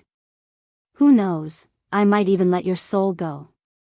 Otherwise, prepare for endless pain after you die. The Dark Clown threatened. At this moment, the Hellhound rushed over. Yuri, just a clown, yet you dare spout nonsense. Did you think I have no ways to deal with you? Shifeng sneered. He took out a dark, gray-colored magic scroll from his bag. No. You're literally insane. Do you know what you are trying to do? The Dark Clown abruptly yelled out in shock after seeing this piece of dark, gray-colored magic scroll. It seems you know your stuff. At worst, we'll both die together. Shifeng did not wish to use this item either. However, he was going to die anyway, so why should he still care? He then unfolded the magic scroll, and his mouth started chanting the activation incantation. This was one of the only 3 Tier 2 magic scrolls that Shifeng possessed, Obliterating Torrent. It possessed the ability to devour all magic elements, turning them into nothingness. This magic scroll belonged to the peak of Tier 2 magic scroll. Suddenly, the magic elements in the center of the barrier surged, becoming incomparably violent, following which, it started collapsing without any signs of stopping. The absorption magic array was made up of magic elements, so, naturally, it could not escape its fate as it collapsed and exploded. The entire magic array was similar to frying beans, producing crackling sounds. The magic array loudly exploded, dispersing streak after streak of dazzling shockwaves. Shurfeng immediately activated Defensive Blade, becoming immune to the damage of 6 ranged attacks. He then rushed towards the Titan's heart. However, it was not easy to collect the Titan's heart. Shurfeng either had to deplete all the energy the Titan's heart possessed, or he would need to have the key to remove the barrier. Fortunately, Shurfeng had the key. In the midst of the explosions, Shurfeng unlocked the barrier protecting the Titan's heart, then stored it in his bag. The shockwaves created by the obliterating torrent sent the hellhound flying away, violently slamming it into a wall. The wall then split apart like a spiderweb. Following which, the hellhound heavily landed on the ground, and didn't stand back up. However, the shockwaves of the explosion did no harm to the Dark Clown, as if they had just passed through its body. The Dark Clown's body seemed as though it did not exist in this plane of existence. However, the backlash from the magic ceremony failing had caused great damage to it. The Dark Clown silently glared at Shurfeng, faintly having the intention to take action. Humph. Come if you have the ability. Shurfeng smiled in disdain as he took out another deep blue-colored Tier 2 magic scroll. Shurfeng had already obtained the Titan's heart. Even if he died, a quest item could not be dropped. The Dark Clown was already extremely weakened as well, and at most, it would only be slightly stronger than him. Shurfeng still had 2 pieces of Tier 2 magic scrolls. At worst, he would perish together with the Dark Clown. He could still revive after dying, but if the Dark Clown died, then it would truly be dead. Let's see who's afraid of who. Despicable human, I'll let you off this time. We will meet again sooner or later. It will be your death when that time comes. The Dark Clown gave up the notion of getting rid of Shurfeng after seeing the magic scroll. It only left behind a ruthless remark as it disappeared from the control room. Together with the hellhound, Shurfeng silently waited for a moment. After confirming no movements from his surroundings, he let loose a breath of relief. However, he did not store away the Tier 2 magic scroll. He truly did not wish to use the Tier 2 magic scroll and perish together with the Dark Clown. However, based on the Dark Clown's intelligence, it too would make the right choice. Shurfeng had already obtained the Titan's heart. He took out a return scroll and started chanting. 30 seconds later, Shurfeng turned into a white glow, disappearing from the control room as well. After Shurfeng disappeared, the Dark Clown appeared once more. The red glow let out from its eyes became even more brilliant now. It clearly did not expect Shurfeng to be so cautious. From beginning to end, Shurfeng had never put away the Tier 2 magic scroll. Otherwise, it would have had a chance to kill Shurfeng. Wretched human. The method I've spent more than 10 years researching to absorb the energy from the Titan's heart. When I recover, I will definitely make you wish for death. The Dark Clown bellowed.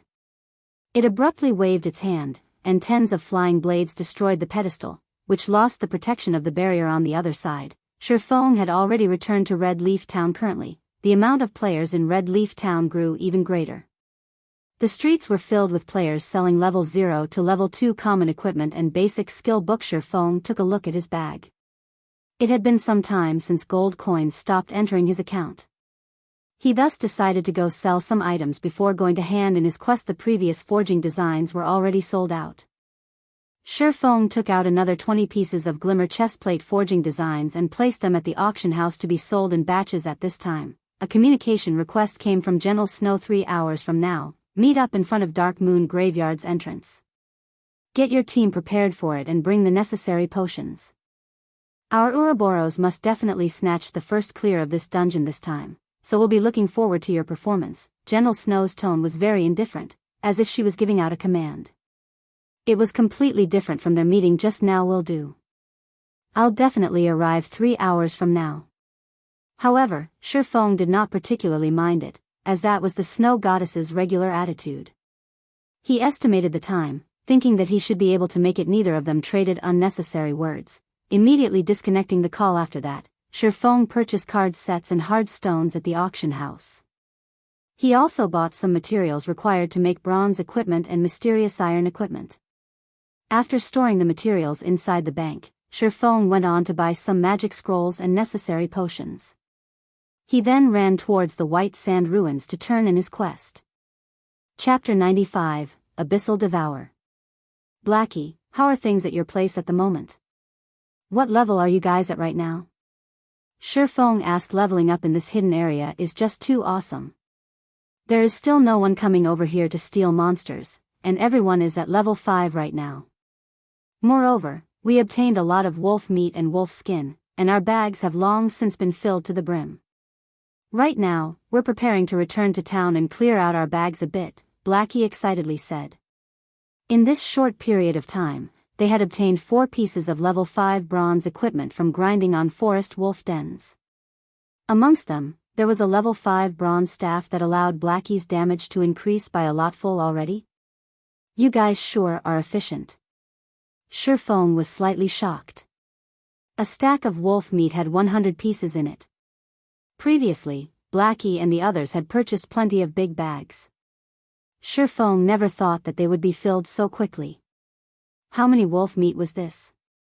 If all of them were to be given to Violet Cloud to be made into advanced cookings, then it would become a huge profit. That's right, you guys pass all of your wolf meat to a female cleric called Violet Cloud.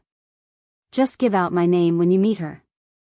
Afterward, you guys rest up a little and buy some HP and MP recovery potions, then wait for me at the trade area. Brother Feng, are we going to go dungeon diving with the snow goddess? Blackie excitedly asked, after recalling some things and, so properly rest up. You'll have to tense up your nerves after entering the dungeon. Shifeng nodded his head, disconnecting the call. On the other hand, Blackie had nearly jumped up in excitement. Originally, he had thought Shifeng would not be bringing them along to the dungeon. After all, their techniques were not that great. They would only be making fools of themselves if they were to go.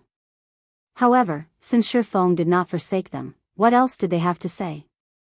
Anticipation grew within Blackie. He was fortunate enough to dive a dungeon together with the snow goddess. So what if he would shame himself? It would still be an honor when mentioned to others. Regardless of what others may say, they would be players who had gone dungeon diving with the snow goddess in the same party. White Sand Ruins, Stonemer Town. When the town mayor Blackbeard saw Shifeng entering, he went forward and greeted Shifeng in a very welcoming manner. Brother Yifeng, you've come. The fruit juice you sold to me the last time was just too good. It captivated everyone in our little town. Now, we can't sleep properly if we don't drink a cup before bed every day, Blackbeard joked. Lord Mayor Blackbeard, is this the Titan's heart that you wanted?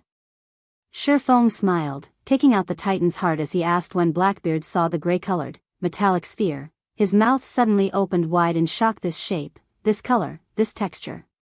It was exactly the same as the Titan's heart mentioned in the legends. Correct, this is the Titan's heart. It is exactly the same as the one recorded in the ancient records. I never thought that I would be able to personally see it in my lifetime. Brother Yifeng, I truly did not think that you were such a powerful adventurer. For bringing back our Black Steel Dwarves' glory, I represent all Black Steel Dwarves in thanking you sincerely. Blackbeard excitedly received the Titan's heart, continuously thanking Shifeng. System, unique quest, Steel Fortress Barrutia, completed. Rewarding 1 Black Steel insignia. Obtained Blackbeard's recommendation letter. Obtained Advanced Book of Magic. Rewarding 10,000 EXP. Reputation at Black Steel Town has reached. Worship. The large amount of rewards dazzled Shifeng's eyes. His level had also risen to 73% of level 6. Such a leveling speed had even exceeded that of those leveling madmen. Shifeng did not care much about the amount of EXP. Instead, the other items were the most important ones. The rewards this time far exceeded Shifeng's expectations. A Titan's heart that possessed no energy, and it could transform a third-rate guild into a second-rate guild. However, right now the Titan's heart in Shifeng's hands still possessed a quarter of its energy. Shifeng never imagined the rewards to be so good in his previous life. The player that completed this unique quest did not obtain such a bountiful reward. The player had only obtained a recommendation letter, an intermediate book of magic, and reputation reaching the level of worship. There was absolutely no Black Steel's insignia. Black Steel insignia, fine gold rank. Unique equipment. User restriction, Yifeng. The Black Steel insignia is the highest medal of honor amongst the Black Steel Dwarves. After equipping it, Forging success rate increased by 5%. Proficiency has a 10% chance to increase by 1 extra point when forging. There is a 1% chance to increase the forged item's attribute. Sherfong was shocked after looking at the introduction. This black steel insignia was literally a godly tool for forging. It was several degrees stronger than the forging talent. It was especially true with the 1% chance for an attribute increase. That meant that, out of 100 items forged, there would be one piece that would have its attributes increased. If Sherfong forged items every day without stop, he would have no problem making 300 to 400 pieces of equipment. In turn, he would have 3 to 4 pieces of equipment with their attributes raised. The thing players compared most when playing games was the quality of their equipment. Even if the attributes on a piece of equipment was only slightly higher, when the attributes of all the other pieces of equipment were accumulated together, the total amount would allow a player to exceed the others by quite a lot. Regardless of whether it was PK or dungeon diving, the player would have a great advantage in both situations. Although Sherfong did not know how much of an equipment's attributes would be increased, even an increase of a single point would cause an equipment's price to increase by multiple percentages. If it was a big increase, then the price would increase by several folds. The price of a single piece of equipment could even rival the price of 10 or more pieces. The black steel insignia was an unexpected profit. Sherfang's main purpose for doing this quest was to obtain the Book of Magic and recommendation letter, as both of these items were capable of allowing a guild to rise up. It was especially true for the Book of Magic. Moreover, the one Sherfong obtained was even an advanced Book of Magic. Aside from forging equipment, Sherfong could also forge other items, such as armor kits, gemstone buckles, alchemy wands, and much more. Amongst them, armor kits were the most popular and also had the largest demand generally. Armor kits were capable of increasing either a chestplate's defense or attributes. These all depended on the armor kit's quality and level.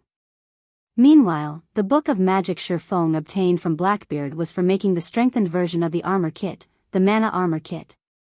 The Book of Magic was a unique item, and there was only one of it in the entire God's domain. In Sherfang's previous life, it was exactly this item that had allowed a guild to earn a large sum of money, turning it from a third-rate guild into a second-rate guild. As for Blackbeard's recommendation letter, it would only be useful in White River City, so Sherfang was still unable to use it right now. However, now that Sherfang's reputation in Stonemer Town had reached the level of worship, he could purchase a few bronze equipment, and even mysterious iron equipment, that would bind to the player's character upon purchase. Moreover, the prices of these equipment items were very cheap, to the degree that even an average player at level 10 could afford them. Stonemer Town could be called the best location for players to obtain mysterious iron equipment. Hence, many players loved coming to this place to grind for reputation. After their reputation reached worship, they would be able to gear themselves fully with level 10 mysterious iron equipment. Unfortunately, it was not easy to grind for reputation. It was almost impossible for anybody to fully equip themselves with level 10 mysterious iron reputation equipment. Moreover, a complete set of mysterious iron reputation equipment was still somewhat weaker than the bronze-ranked Silvermoon set equipment. So, top-tier players all felt that it was below their dignity to equip it. Although Sherfong would not be equipping these items, he still had other uses for them. For example, using them to level up the Abyssal Blade. The Abyssal Blade needed to devour weapons in order to level up. According to his understanding, the better the quality of the weapon devoured, the higher the increase in attributes of the Abyssal Blade. The Abyssal Blade was like a cultivating weapon, hence the reason it was so much more powerful than those epic-ranked weapons. They were even capable of rivaling legendary weapons if Sherfong nurtured it properly. The Abyssal Blade's attributes could definitely surpass a legendary weapon. Sadly, too many items were required to carry out such a feat. Even if it was the guild leader of a second-rate guild, they would not be able to support such a heavy cost. There was also the risk of facing a huge backlash. It was why many players both loved and hated magic weapons. In consideration for the Abyssal Blade's attributes, instead of feeding it the original 1 piece of level 5 mysterious iron weapon, and 10 pieces of level 5 bronze weapon, Sherfong decided to buy 11 pieces of level 5 mysterious iron weapon from the weapon shop. It was unknown how much of an increase in attributes such an action would yield, following which, Sherfong called out the leveling interface for the Abyssal Blade. He then fed all these weapons to the Abyssal Blade. Chapter 96, Magic Weapon Transformation. After choosing the weapons to devour and clicking level up for the Abyssal Blade, The abyssal blades suddenly let out a dragon's roar. Countless black flames started emerging from the blade of the sword. The black flames then transformed into a dragon's head, immediately biting at the weapons that had been chosen. The dragon devoured the weapons, bite by bite in the blink of an eye. The black flame devoured all 11 mysterious iron weapons, and all of their essences flowed into the abyssal blade. The abyssal blade no longer looked like a fire poker, and it now gave off a faint cold feeling of sharpness. The blade's color and luster had also become more rustic, similar to a blade covered in dust for many years. When Shifeng held the abyssal blade once again, the weapon felt slightly heavier than before. He felt a refreshing feeling when his hand wrapped around the sword's hilt. Shifeng then waved the sword a few times. Hua. Hua. Hua. The air was like paper, creating tearing sounds as he sliced it apart. The boss of the weapons shop was also a forging expert. When he saw this, his mouth opened wide in shock. He even nearly pulled out his goatee. The ordinary-looking weapon was actually so sharp that it could easily surpass a fine gold weapon. If it were utilized properly, it might even be able to break apart a bronze weapon with a single slash. Good sword. Shifeng waved the abyssal blade a few more times. After leveling up the sword, Shifeng felt that it had become much more suitable for him. He then checked the abyssal blade's attributes. Abyssal blade, magic weapon, one-handed sword. Attack power 39. All attributes plus 14. Attack speed plus 5. Ignore monsters level by 5 levels. Attacks have a 15% chance to cause 2 times damage, 10% chance to induce doom curse, reducing all stats by 40%, lasting 30 seconds if wielder belongs to any swordsman job, all skill levels plus 2. Increase free ability points received by 2 points for every increase in level. Equipment level 5. Can be leveled up. Devour 10 level 10 bronze equipment and 1 level 10 mysterious iron equipment to level up to level 10. Can be evolved. Unknown. Additional skill 1, Phantom Kill. Instantly creates a doppelganger. You can control this doppelganger. Doppelganger will have 50% of original body's attributes and all skills. At the same time, doppelganger and the original body can be swapped. Duration of 35 seconds. Cooldown, 5 minutes. Additional skill 2, Abyssal Bind. Binds enemies and prevent movement, reducing defense by 100%. Duration of 3 seconds. Cooldown, 1 minute. Additional skill 3, 9 Dragon's Slash. Instantly create 9 phantoms of the abyssal blade for the wielder to use. Each phantom sword is capable of dealing up to 30% damage. Duration of 24 seconds. Cooldown, 5 minutes. The abyssal blade was personally created by Master Smith Alice's using the Black Dragon King's fangs as material. It is one of 36 famed swords, and it is ranked 31st. However, this sword has been cursed by the Black Dragon King. Aside from being able to provide the wielder with immense strength, there will be a backlash every period. However, after being remodeled by Jack using a star crystal, the strength of the backlash has been greatly reduced. If the wielder is unable to suppress the backlash, the wielder will receive the curse of the Black Dragon King, permanently reducing all attributes by 50%. Unable to be dropped, unable to be traded. The abyssal blade's attributes increased by quite a lot. Just its attack power alone could rival a level 5 mysterious iron two-handed weapon. With the basic attributes included, it would far exceed even a level 5 secret silver two-handed weapon. It was a one-handed weapon that had the destructive power of a two-handed weapon. Moreover, a one-handed sword was much lighter, and its speed was much faster. That meant the abyssal blade possessed both the destructive power of a two-handed weapon and at the same time, the lightness and speed of a one-handed weapon. This was the terrifying part of magic weapons, and only master smiths were capable of forging such weapons with such a result. Shifeng was looking forward to the abyssal blade's rise to level 10. Originally, Shifeng intended to sell off the level 10 fine gold greatsword he had obtained from the Sun Temple. However, he dismissed that notion. If he were to let the abyssal blade devour this weapon, he wondered just how much of an increase the abyssal blade would have. However, it was but a thought of Shifeng's.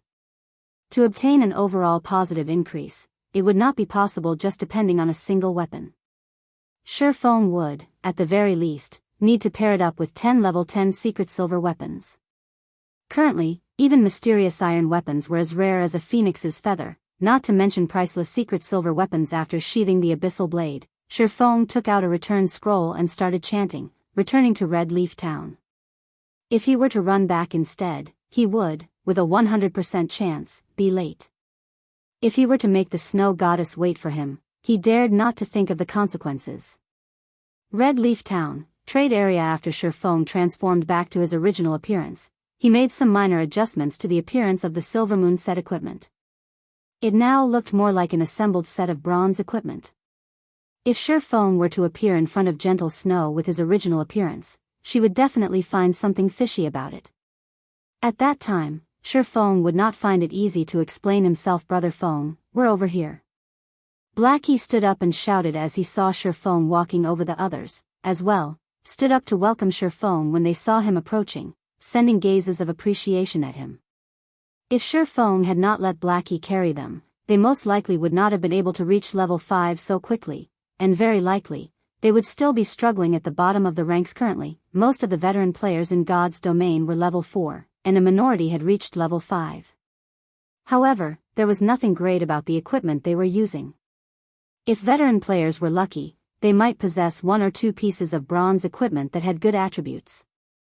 Only those expert players would possess 6 or 7 pieces of bronze equipment. On the other hand, every one of them now possessed 7 or 8 pieces of bronze equipment originally. This reason alone already caused them to be extremely grateful towards Shifeng. They all decided to continue following Shifeng. They never thought that Blackie would actually be willing to sign a contract with them, allowing them to join Zero Wing Workshop and become one of its official members. They could also enjoy a monthly salary of 4,000 credits. They were not just fools playing a game. They knew the treatment an official member received in other workshops. The treatment for official members of top-ranking workshops in the city only received a monthly salary of 3,000 credits. Even so, many veteran players would still try to worm themselves into these workshops in whichever way they could. Meanwhile, they were just a bunch of fresh noobs, yet, they actually had a monthly salary of 4,000 credits. This situation was just like a dream to them. Although they requested to lower the treatment they received, Blackie had firmly rejected all of them. He had said that Shifeng had personally declared it as such, and no changes were permitted. Helpless, they could only sign the contract, becoming official members of Zero Wing Workshop. Although they looked well off now, deep in their hearts, they were very clear about their own strengths. It was practically impossible for them to get invited to a workshop. It would be a good thing if they could even become outer members, not to mention official members. Shifeng swept a glance at everyone's equipment. Based on his many years of experience, he could roughly estimate an equipment's attributes. The basic attributes of the equipment his party members were wearing had definitely exceeded the elite members of many small guilds. However, it was still not enough. Let's make a trip to the warehouse first. Everyone was confused. What were they going to do at the warehouse? However, they did not question Shifeng's decision. Only following him arriving at the bank, Shifeng retrieved all the equipment that could be used by his party members. He obtained all of the equipment from the treasure chests he opened in the Moonlight Forest. Every piece of the equipment had extremely good attributes. Everyone was dumbfounded when they saw the equipment. They had ceaselessly grinded monsters and had even killed quite a few elites. Yet, all of their gains combined could not even rival the equipment Shifeng had obtained by himself. The quality was, of course, much higher. It was all level 5 bronze equipment, surpassing the level 2 or level 3 equipment they obtained by leaps and bounds. Brother Feng, how many elite monsters did you actually kill? Blackie's heart was filled with shock. However, he did not remain courteous as he swapped all his equipment that could be swapped. After doing so, the set of equipment on his person was just slightly weaker than a level 5 bronze set equipment.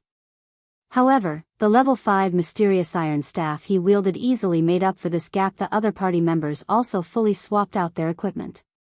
Their basic attributes right now far surpassed those of the elite members of large guilds. Every one of them had exchanged their shotguns for cannons.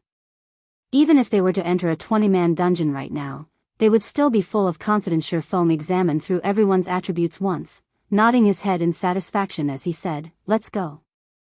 Chapter 97, Gathering of Heroes. Dark Moon Valley, Dark Moon Graveyard. Countless tombstones stood around a dilapidated chapel. In the midst of night, one could hear wails of agony coming out from the tombstones.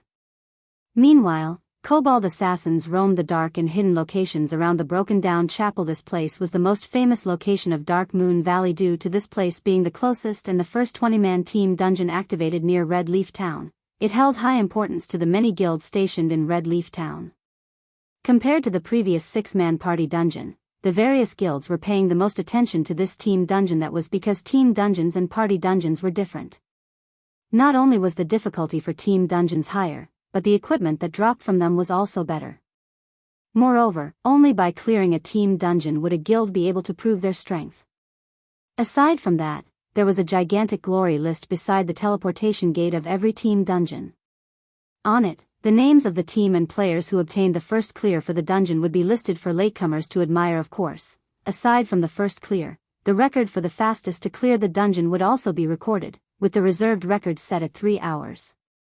As long as a team surpassed the record time, their names would be recorded. However, this record was not permanent, but only temporary. As long as another team could obtain an even shorter record time, they would replace the current holders of the record. Currently, players filled all of the Dark Moon Graveyard.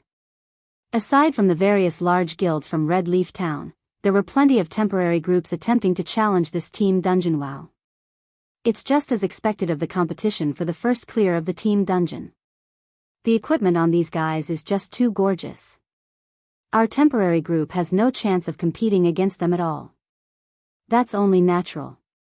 Why don't you look at just how many times these guilds have cleared the level 3 to level 4 party dungeons? Even the team belonging to the weakest guild here would have 7 to 8 pieces of bronze equipment on each party member.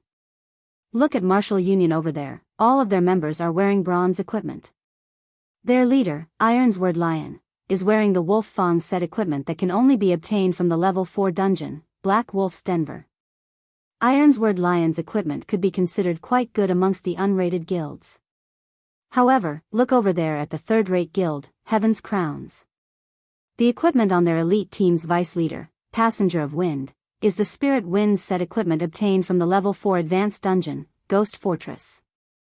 The players of temporary teams gazed at the equipment of the guild teams in envy. They spoke about the items as if enumerating their own family's valuables, and the more they spoke, the more drool leaked out from the corner of their mouths. Only the elite parties of guilds could clear those high-difficulty party dungeons. Unaffiliated individuals like themselves could only look on with envy just as everyone was sighing in admiration at the equipment of these elite teams. Stabbing Heart of Assassins Alliance led a group of players over. The equipment of the group was extremely unified. All 20 players wore the same level 4 bronze equipment. Amongst them, the 2 silver daggers hung around Stabbing Heart's waist looked extraordinarily radiant. Crap, it can't be, right? Those are Gemini's thorns that only drop from the final boss of the hard mode of Ghost Fortress. An assassin who was a dagger fanatic cried out in shock suddenly. The team leaders and upper echelons of the other guilds all cast sidelong glances over to Stabbing Heart. This design and color were exactly the same as the information displayed on the official announcement, as expected of a second-rate guild. The Assassins Alliance's strength cannot be taken lightly. They managed to clear the hard mode of Ghost Fortress without anyone noticing. Meanwhile, until now, we have merely killed off the first boss of hard mode. Passenger of Wind sighed with regret. Humph. So what if they manage to clear the hard mode? We will still start from the same starting point from now on. The difficulty of a team dungeon is not something a party dungeon can compare to. Clearing it depends more on the commands given. Ironsword Lion wrinkled his brows, snorting in disdain. He believed that his own techniques were no weaker than Stabbing Heart's. If he had not been ambushed by the Yifeng, causing him to lose a level, the party he led might have been able to clear the hard mode of Ghost Fortress. Interesting. When Shadow's leader, Zhang Luowei, heard the discussions of the other guilds, a faint smile appeared on his face. He was immensely arrogant, as if he did not place importance on any of these players. The various guilds present were unwilling to comply with each other. After all, God's domain had only recently begun. Nobody would know what the future would bring. The Assassins' Alliance was only this powerful due to their strong initial foundation. However, the first clear for the Dark Moon Graveyard could not be obtained just by relying on a strong foundation. At best, the Assassins' Alliance would only have a minor advantage over the other guilds. The first clear of this team dungeon this time around was considered a shuffling of power in Red Leaf Town. Whoever obtained the first clear would increase their prestige in Red Leaf Town, improving their guild's development. It would have a great effect on attracting new players to join their guilds. Everyone looked at the time. There was still over 20 minutes before the opening of Dark Moon Graveyard. They all stood by a side, patiently waiting. Sister Snow, this place is really lively. Xiao Yuer giggled, pulling on Gentle Snow's delicate arm as she took a look at her surroundings. Gentle Snow nodded. She looked around with an indifferent face, her expression as cold as ice. She did not pay any attention to the guilds present. Instead, she was looking for a certain someone. Although Gentle Snow and her group kept a low profile when they arrived at the Dark Moon Graveyard, everyone's sights still unconsciously turned towards the group, including the upper echelons of the various guilds. They still possessed the chance to compete in the case of second-rate guilds. However, it was but a fleeting dream for them to compete against a first-rate guild. The main reason being the gap between a first-rate guild and a second-rate guild was just too wide. Not only was there a difference in the number of players in the guild, but there was also the difference of the quality of players and fundings. Just by standing in this place, Gentle Snow caused a great pressure to loom over the upper echelons of the many guilds present. As for the cause for this pressure, aside from the disparity between their guilds, the disparity between personal strength was also one of the causes. As long as one played virtual reality games, they would certainly know of the Snow Goddess.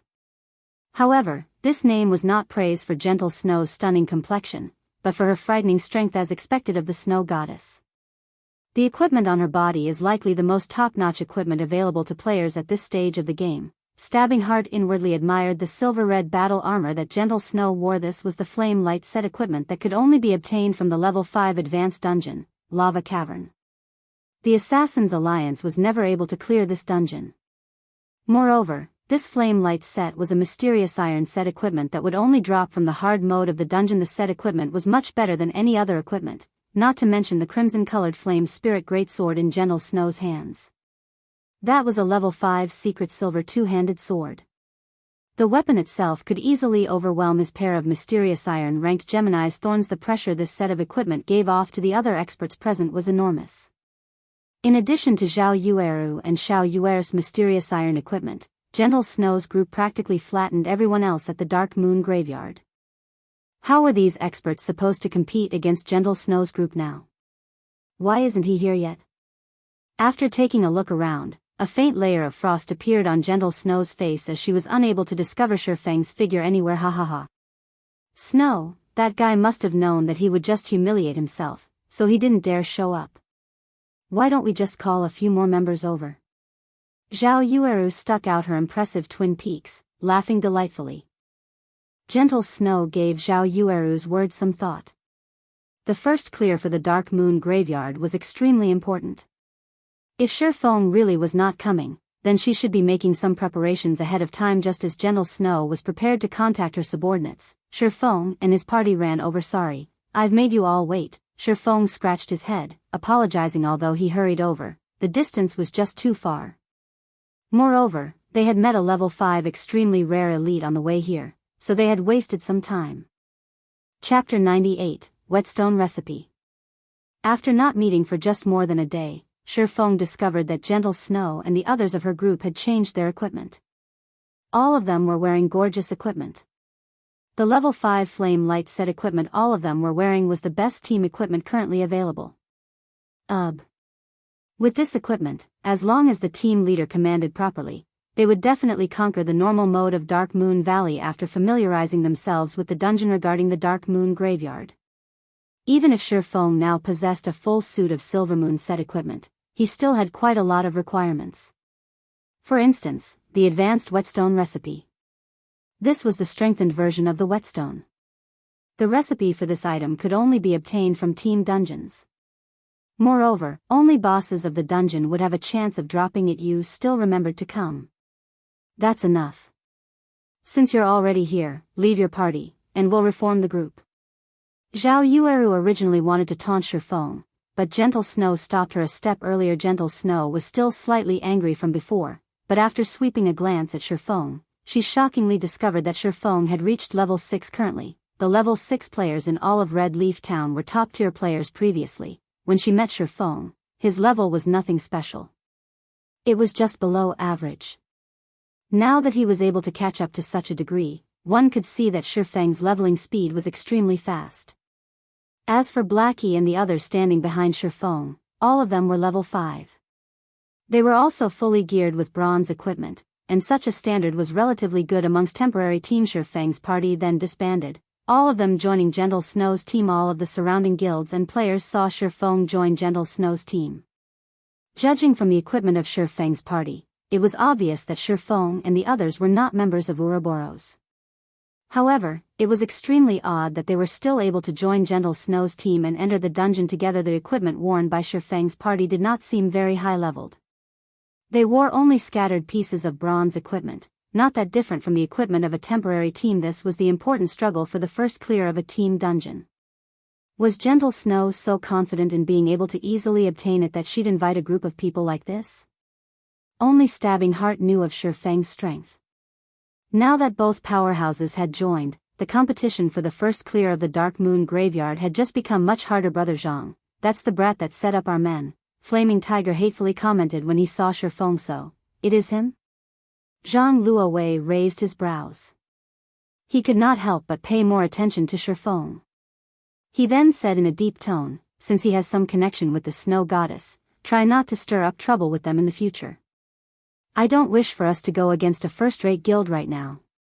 Being able to wipe out Flaming Tiger's group, and having a connection with the Snow Goddess, this person was not that simple. He still needed to do some investigations of this person.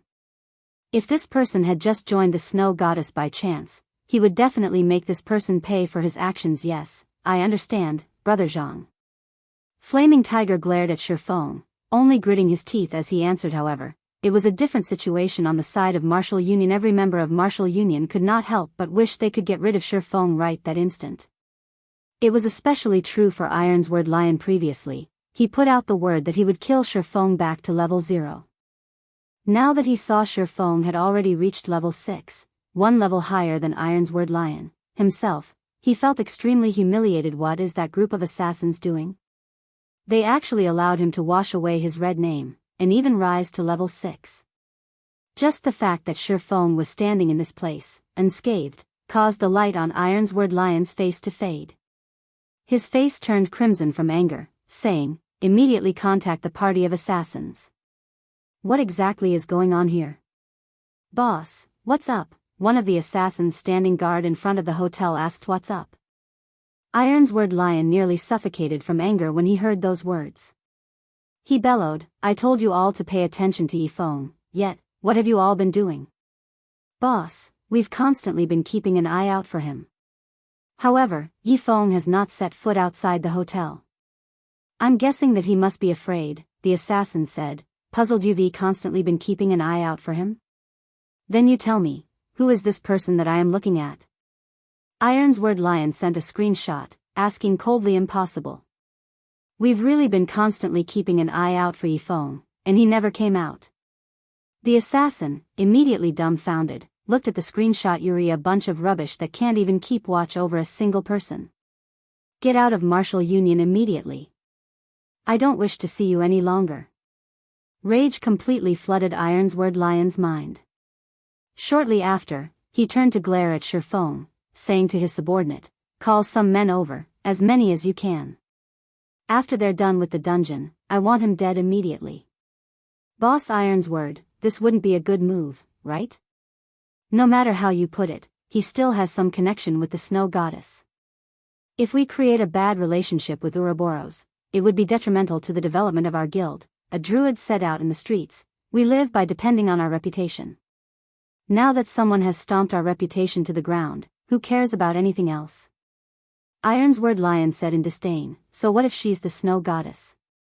She still hasn't met this daddy right here. I don't believe that a stupid skank like her could do much to me. If she knows how to be tactful, I can still give her some face. If not, then I'll kill her back to level 0 as well. Boss is right. God's domain just has slightly more players. How prestigious was it during those years that we swept across Martial World? Now, we can also sweep across God's domain just like before. What should we be afraid of? The players that had constantly followed Ironsword Lion all voiced out their agreements, all of them releasing the aura of a mad dog from their bodies. In their opinion, one had to be fierce when playing virtual reality games. Compared to wuxia games, God's domain merely had more players. Moreover, they had to take into consideration so many problems every single day. What good was worrying about each and every little thing? Won't everything be solved if they just killed these first-rate guilds into submission? They had only depended on being fierce to succeed in the previous wuxia game they played, and it would be the same in God's domain. Only the druid, who had only recently joined, helplessly shook his head. These people were insane. Shifeng did not notice the movements of martial union. He only discussed the matter of cooperation with Gentle Snow. The items dropped from the dungeon will be distributed according to job requirements. If both sides require the same equipment, then there should be no problem if we just roll for it, right? We don't have any problems with the distribution of equipment. However, I want priority over the recipes and materials for lifestyle jobs. Shifeng's goal in coming here was the advanced Whetstone recipe, while equipment didn't really matter to him. Don't forget that we are the ones who will be carrying you through the dungeon. Moreover, do you know how valuable the recipes for lifestyle jobs are? After hearing Shifeng's words, Zhao Yueru stamped her feet in anger, bellowing like a fierce tigress. The other members of Gentle Snow's team were also feeling aggrieved. Shifeng and his party were just a group of wild players.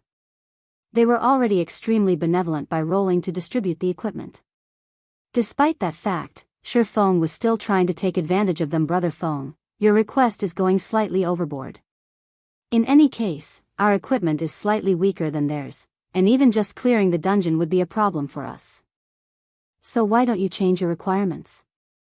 Blackie advised. Although their equipment was very good, compared to the set equipment of these people, they were clearly still a step behind. Being able to roll for equipment was already a good condition. Going further to compete over recipes for lifestyle jobs. Nobody would be willing to concede to such a request. To put it bluntly, even without them joining, Gentle Snow's team could similarly clear the Dark Moon Graveyard. Shifeng shook his head. He would not mind if it were any other recipes.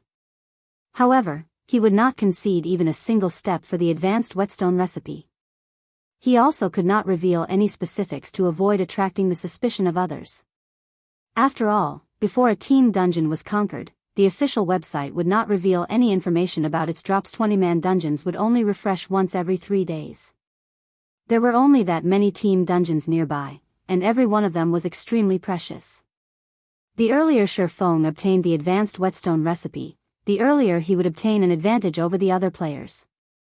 To a workshop like theirs that lived on the edge, they had even more reasons not to concede. Gentle Snow, who had an ice-cold expression, also opened up her mouth this time around, saying, recipes for lifestyle jobs are extremely important to our guild. Your request, I cannot agree to it. Chapter 99, Dark Moon Graveyard. Gentle Snow's single sentence determined the final verdict, not allowing anybody to refuse. After having worked with Black Flame, Gentle Snow discovered the importance of lifestyle jobs. Although their influence towards God's domain was small right now, who could guarantee that it would remain so in the future? Hence, she would not let even a single recipe that dropped from the dungeon slip by with Gentle Snow's approval. The confidence of the members of Ouroboros grew. Every one of them looked towards the foolish-looking Shifeng. Now that our leader has refused, let's see how you are going to continue acting arrogant. If you have the ability, then form your own team to enter the Dark Moon Graveyard. We will have an easier time that way as well. Shifeng slightly wrinkled his brows. He did not think that Gentle Snow would be so resolute. He wondered what had happened to Gentle Snow to trigger a nerve in her. She was completely different from when they first met. At that time, there was still room for discussion. However, Shifeng did not have a clue that the person who triggered Gentle Snow was exactly himself. How about this, then? We'll hold a party auction for the lifestyle recipes that drop, Shifeng said. Without having any better options, he could only take a step back and make some compromises. Hearing Shifeng, Zhao Yueru covered her delicate mouth as she revealed a shallow smile. Yifeng, stop dreaming. Team dungeons only reset once every 3 days. The recipes obtained from inside are extremely important to a guild's development. How could we auction them amongst the party? If you insist on doing so, then we will just call in a few more of our elite members. That way, those enter the Dark Moon Graveyard will all be our members, and we won't need to share anything with you. Zhao Yueru's tone turned chilling. Zhao Yueru had already made her words extremely clear. If you are going to stay, then forget about the recipes. Otherwise, pack up and leave. We won't be obstructing you on your way. Meanwhile, Gentle Snow showed no signs of hindering Zhao Yueru. Her actions meant that she, too, agreed with Zhao Yueru's viewpoint. Miss Zhao, please don't get angry. Brother Feng doesn't know how important the recipes are to you all. I apologize. Blackie could no longer stand to watch this scene continue to unfold. Any more of this, and the final result would definitely be a separation. They managed to obtain the favor of the Snow Goddess after much difficulty. Hence, they could not simply just let go of this chance to further advance their workshop. Blackie continuously hinted Shifeng not to act rashly and to properly grab a hold of this chance. Shifeng could feel Gentle Snow's resolute behavior. Such an attitude gave him a headache. However, it would not be easy for him to find another team to enter the Dark Moon Graveyard with. It was a team dungeon, after all. A certain standard of equipment, trust, and cooperation was required to successfully clear it. Moreover, players that were abruptly recruited might not necessarily be reliable. They might even bring adverse effects to the team. All right then, let's go with your arrangements. It was clearly not wise for him to enter a deadlock with Gentle Snow right now. Shifeng had no choice but to just give up this chance. His only choice was to look for new, reliable members after he finished the dungeon. He would then bring them to dive into other team dungeons. Seeing Shifeng agree, Blackie let loose a breath of relief. On the other hand, Zhao Yueru was slightly pouting. She inwardly felt unfortunate that she was not able to chase Shifeng away. Gentle Snow did not pay attention to Zhao Yueru's irritation. The time for the dungeon's opening already arrived. The other guild teams were all entering the dungeon, one after another. Hence, Gentle Snow said in the team chat, "Let's go in then." Before entering the dungeon, Gentle Snow had set the dungeon's difficulty at normal. That way, after entering the teleportation gate, everyone would be sent to the normal mode of the Dark Moon Graveyard. Team dungeons were similar to party dungeons, in which they had 3 different difficulties: normal, hard, and hell. However, guilds that were not familiar with the dungeon would usually start off by obtaining and understanding information from the normal mode of the dungeon. They would then use the information obtained to prepare for hard mode and hell mode. Right now, every guild was competing for the first clear of the Dark Moon Graveyard. They wanted to use this chance to increase their influence towards the players in Red Leaf Town. So, naturally, they would not start off by challenging a higher difficulty. The team entered the teleportation gate, one after another. They all turned into a streak of white light as they entered the Dark Moon Graveyard. Team dungeons were unlike party dungeons. The map inside a team dungeon was extremely large. They were practically the same size as a small town, with some being the same size as a city with a population in the millions. The Dark Moon Graveyard was the first team dungeon available near Red Leaf Town, so the map of the dungeon was relatively small. Unlike the team dungeons in other virtual reality games, the main goal when entering any team dungeons in God's domain was to find the exit. As long as players could find the exit and leave the dungeon, then they would have cleared the dungeon.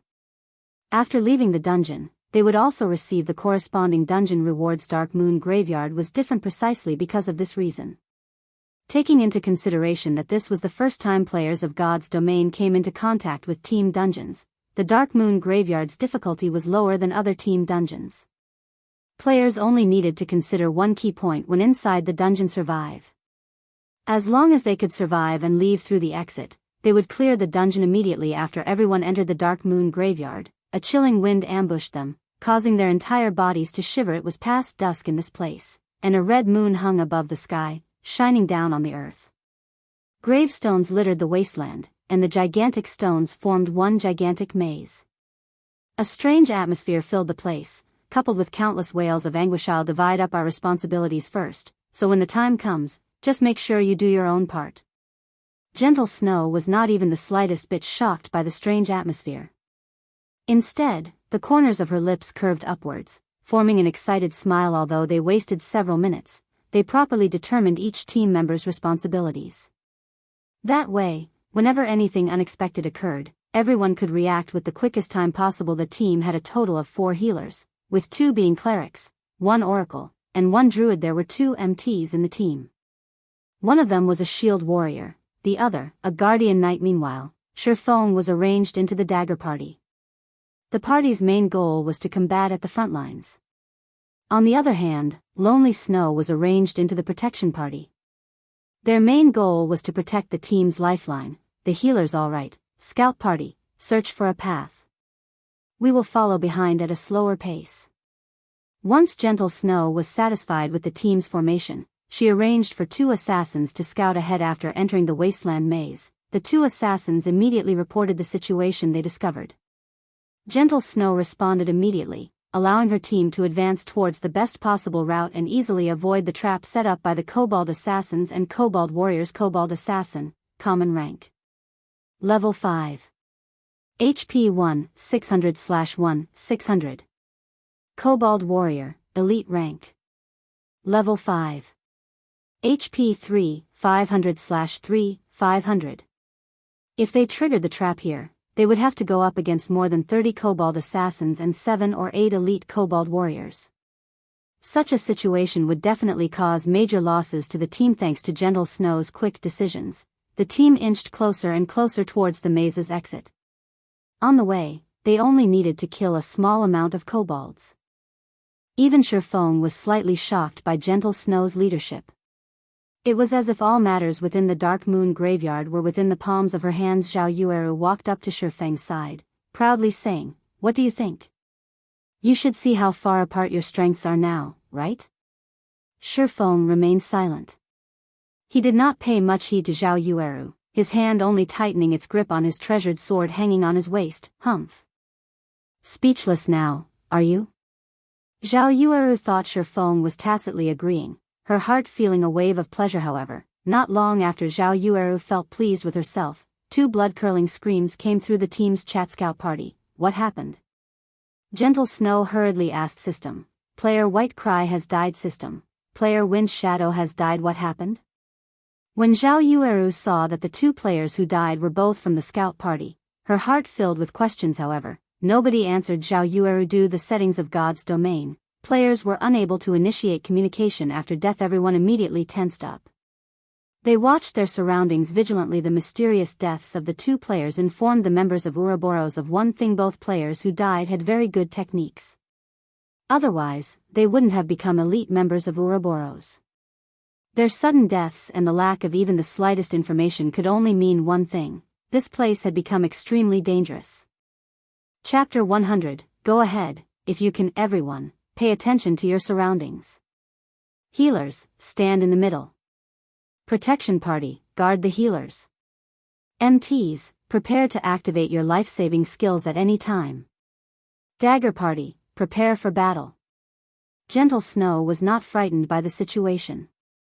She immediately gave out commands, staying combat ready. Haughtiness invites disaster, humility receives benefit. This sentence just happened to be applicable to the members of Ouroboros. It was especially true for the arrogant Zhao Yueru. Problems were bound to occur when one became complacent. Only, the problems, this time, arrived somewhat too quickly. Zhao Yueru, who was still relaxed, suddenly tightened her grip on her crystal staff. She was no longer acting cheerful or witty, her expression now turned solemn. She observed her surroundings for every little detail, revealing the unquestionable quality of an expert. The other members of Ouroboros also no longer dared be careless. Although they were confident in their equipment, even possessing the confidence to overcome the Dark Moon graveyard, this confidence still gradually faded after the 2 players were instantly killed.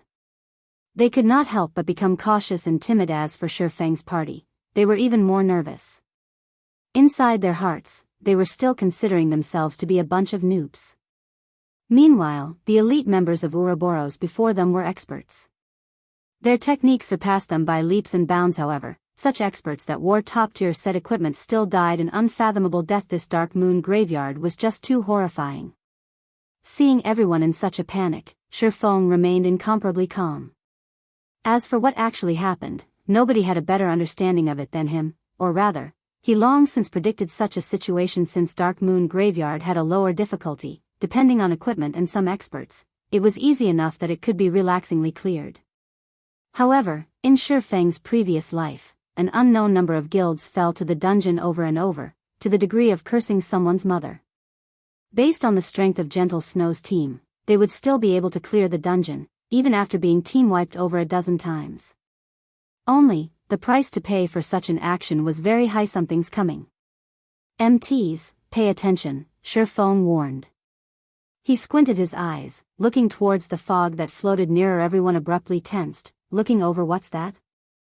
The shield warrior discovered a blurry figure inside the mist. The figure was hidden inside the murky fog, preventing anybody from getting a clear look at it.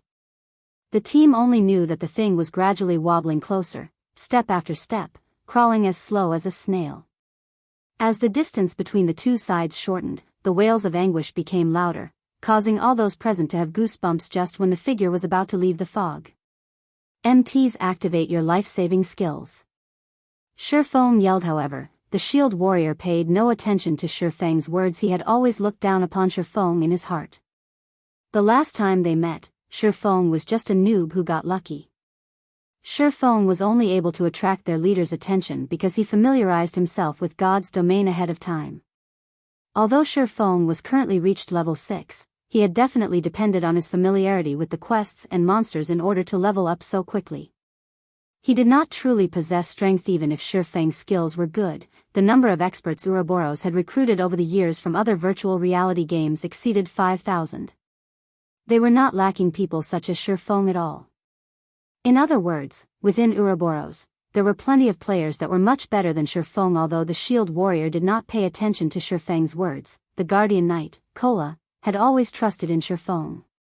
He had, at the first instance, activated protection blessing on himself. Just as the figure within the fog was about to reveal itself, two black rays of light shot out from the fog, reaching the MTs on the front lines in the blink of an eye. These two rays of light were as swift as bullets. The bulky MTs had no way of dodging them at that moment. Gentle Snow only shouted, "MTs, use your life-saving skills." Unfortunately, Gentle Snow was still one step behind. One of the black rays immediately pierced the shield warrior's body, a damage of -1,600 appearing above his head. He was killed instantly. The shield warrior's eyes affixed to his chest where the black ray penetrated, unwillingly passing on. Meanwhile, after activating protection blessing, the damage Kola received reduced by 50%. In addition to the secret silver-ranked sky armor that he received from Shifeng, Kola only received slightly more than -500 damage, losing slightly more than half of his HP. Everyone was dumbfounded after seeing this. A level 5 MT wearing bronze set equipment died, just like that. Meanwhile, more figures started appearing out of the fog. When Gentle Snow recalled the terrifying black rays from before, she immediately commanded, "Healers, heal. Everyone retreat. Guardian Knight, cover everyone else's retreat. Anybody with a defense skill, pay attention and protect the Guardian Knight." Hearing Gentle Snow's commands, Kola hesitated slightly. He turned to look at Shifeng, intending to wait for Shifeng's command. Retreat then. Pay attention to your positioning and maintain a straight line with the people behind. Shifeng nodded his head. After receiving Shifeng's orders, Kola immediately took action. Seeing such a scene, Gentle Snow felt slightly upset in her heart. However, she did not voice it. On the other hand, Zhao Yueru was not as willing. "A noob like you, instead of listening to Snow's commands, you actually listened to that lucky dog shit's words?" Was he trying to imply that the Snow Goddess' strength and commands weren't as reliable as Shifeng's? However, just as Zhao Yueru was about to open her mouth, she immediately snapped it closed. That was because, while Kola was retreating, he was actually able to simultaneously use his shield to block the black rays that fired towards the other players. He was even able to dodge the attacks of the black rays while, at the same time, retreating in an orderly manner. Such a feat was absolutely impossible for a fresh noob to accomplish. His skills were even better than their own shield warriors by a thread. With 4 healers healing him, Kola was able to maintain his HP above the safety line. During the occasional desperate moments, Shifeng would use parry to help Kola block the black rays, allowing Kola to retain his life. Such scenes caused the members of Ouroboros, who had been previously dissatisfied with Shifeng, to have a change of heart. They questioned whether they were able to carry out such actions. Moreover, Shifeng rescued Kola multiple times now, proving that it was not just a coincidence, but skill. As long as Kola did not die, the remaining team members would remain safe. It could be said that Shifeng was holding on to the lives of the entire team. It would seem that I have still been underestimating him. Gentle Snow started viewing Shifeng in a different light. Although she, too, helped Kola block some attacks, her actions were not as natural and pleasant as Shifeng's. He was capable of blocking the attacks while not hindering Kola's movements. After everyone retreated some distance, they were finally able to clearly see the figures within the fog. They had gigantic bodies with the height of 2 people. Their arms were both equipped with black, metallic claws. When they attacked, their claws were like swords shooting forth and sheathing quickly after, all within a blink of an eye. Kobold Zombie, Special Elite. Level 6. HP 5000/5000. Just a single kobold zombie was headache to them. However, there were a total of 6 kobold zombies that appeared from the fog. Such numbers practically demanded their lives. To make matters worse, a group of kobold warriors also appeared in their path of retreat. Everyone finally understood the difficulty of a team dungeon. Its difficulty was practically over 10 times that of a party dungeon. Weary finished, Zhao Yueru felt despair in her heart when she saw the number of elites and special elites. How are we supposed to fight this many elites and special elites? Moreover, they have both ranged and melee to cooperate with each other. The other team members similarly agreed with Zhao Yueru's opinion. Is there no way for us to pass through? Gentle Snow creased her brows. She was unwilling to just leave the dungeon like this. At that moment, Shifeng opened his mouth, saying, if we utilize the terrain properly and cooperate well with each other, it is not entirely impossible. The members of Ouroboros felt displeasure in their hearts when they heard Shifeng. He was wholly mocking the inability of Gentle Snow's commands. Easier said than done. Who would know how to deal with this many elites and special elites?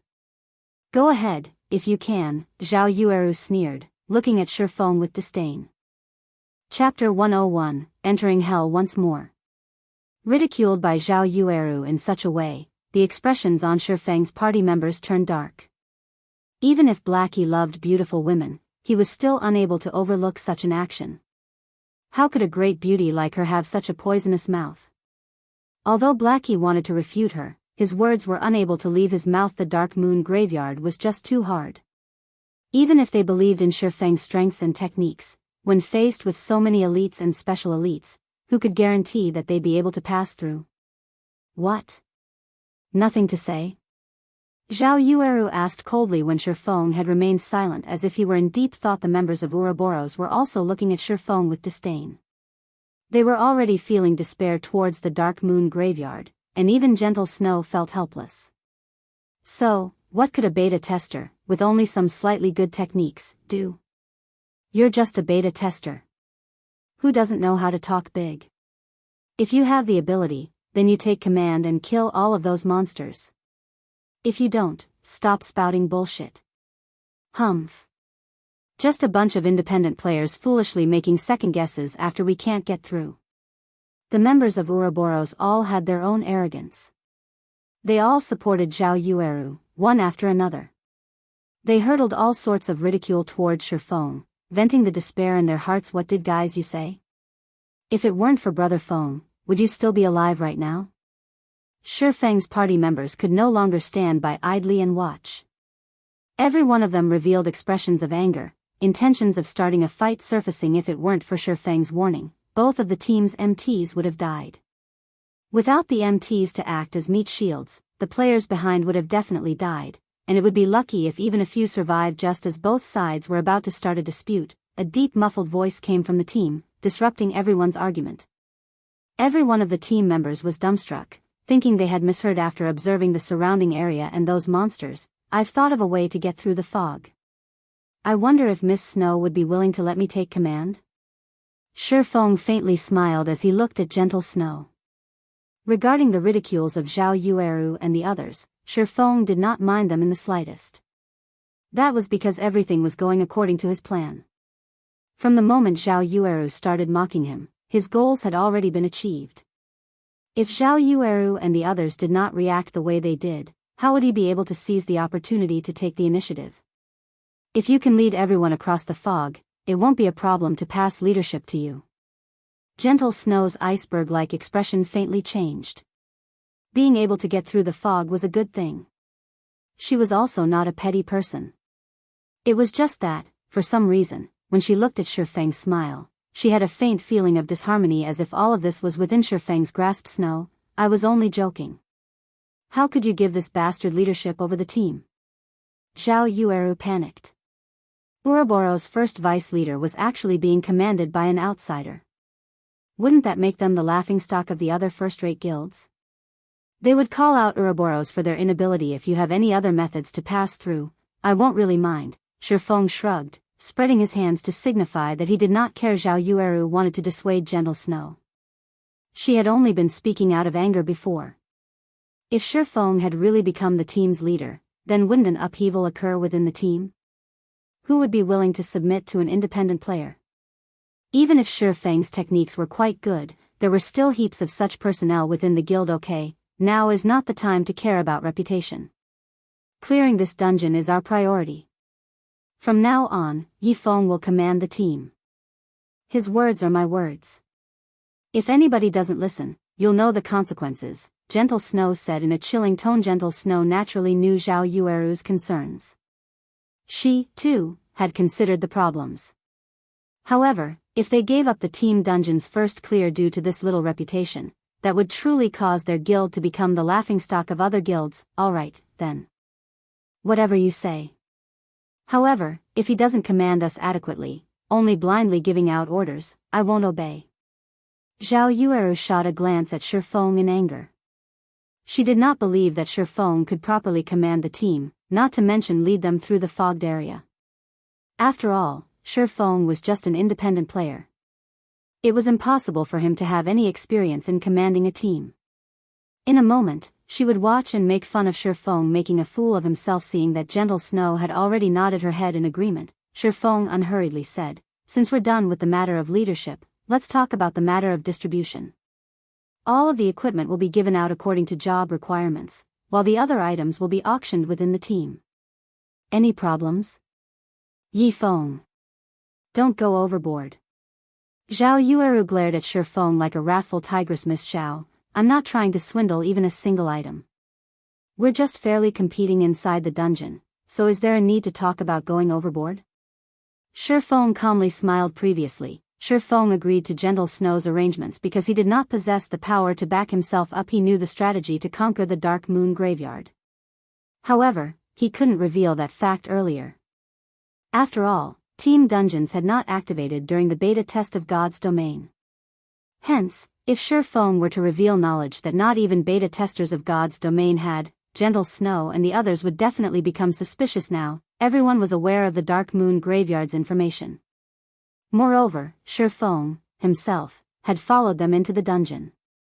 As long as Shifeng performed thinking up a strategy, naturally, no one would question him. Even the astute Gentle Snow would not suspect. Shifeng had long since known how to conquer the Dark Moon Graveyard. Zhao Yueru became speechless from anger. She felt Shifeng was just a scoundrel intoxicated by success. On the other hand, Gentle Snow did not hesitate as she revealed a faint smile, calmly saying, all right. As long as we can get through, I'll agree to your conditions. Snow. Zhao Yueru did not dare believe her own ears. Gentle Snow agreed, just like that. Recipes for lifestyle jobs. The ones dropped from Team Dungeons were even more priceless. How could they just let others take advantage of them? Enough. It's all just a waste of breath if we can't get through the dungeon.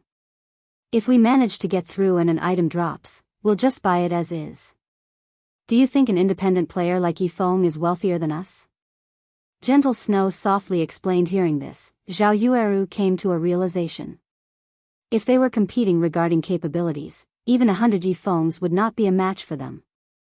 At the end of the day, the item would still be theirs. Humph. Humph. Be pleased with yourself while you can. Zhao Yueru's mood greatly improved. She even looked forward to clearing the dungeon as quickly as possible, obtaining several recipes. She wanted Shifeng to know just how foolish his decision was. Since I will be commanding the team from now on, Let's first leave the dungeon and re-enter it once everybody gathers. Shifeng took out a return scroll and started chanting. Using a return scroll inside a dungeon would automatically send players back to the dungeon's entrance, saving players the wasted time running back. The others also promptly took out return scrolls after watching Shifeng do so. Indeed, 3 people had died in the team, so some reorganization was necessary outside the Dark Moon graveyard. Many teams belonging to guilds had returned after dying. They were currently reorganizing themselves, preparing to challenge the dungeon once more. When they saw the Snow Goddess and her team leave the dungeon, they all were abruptly shocked.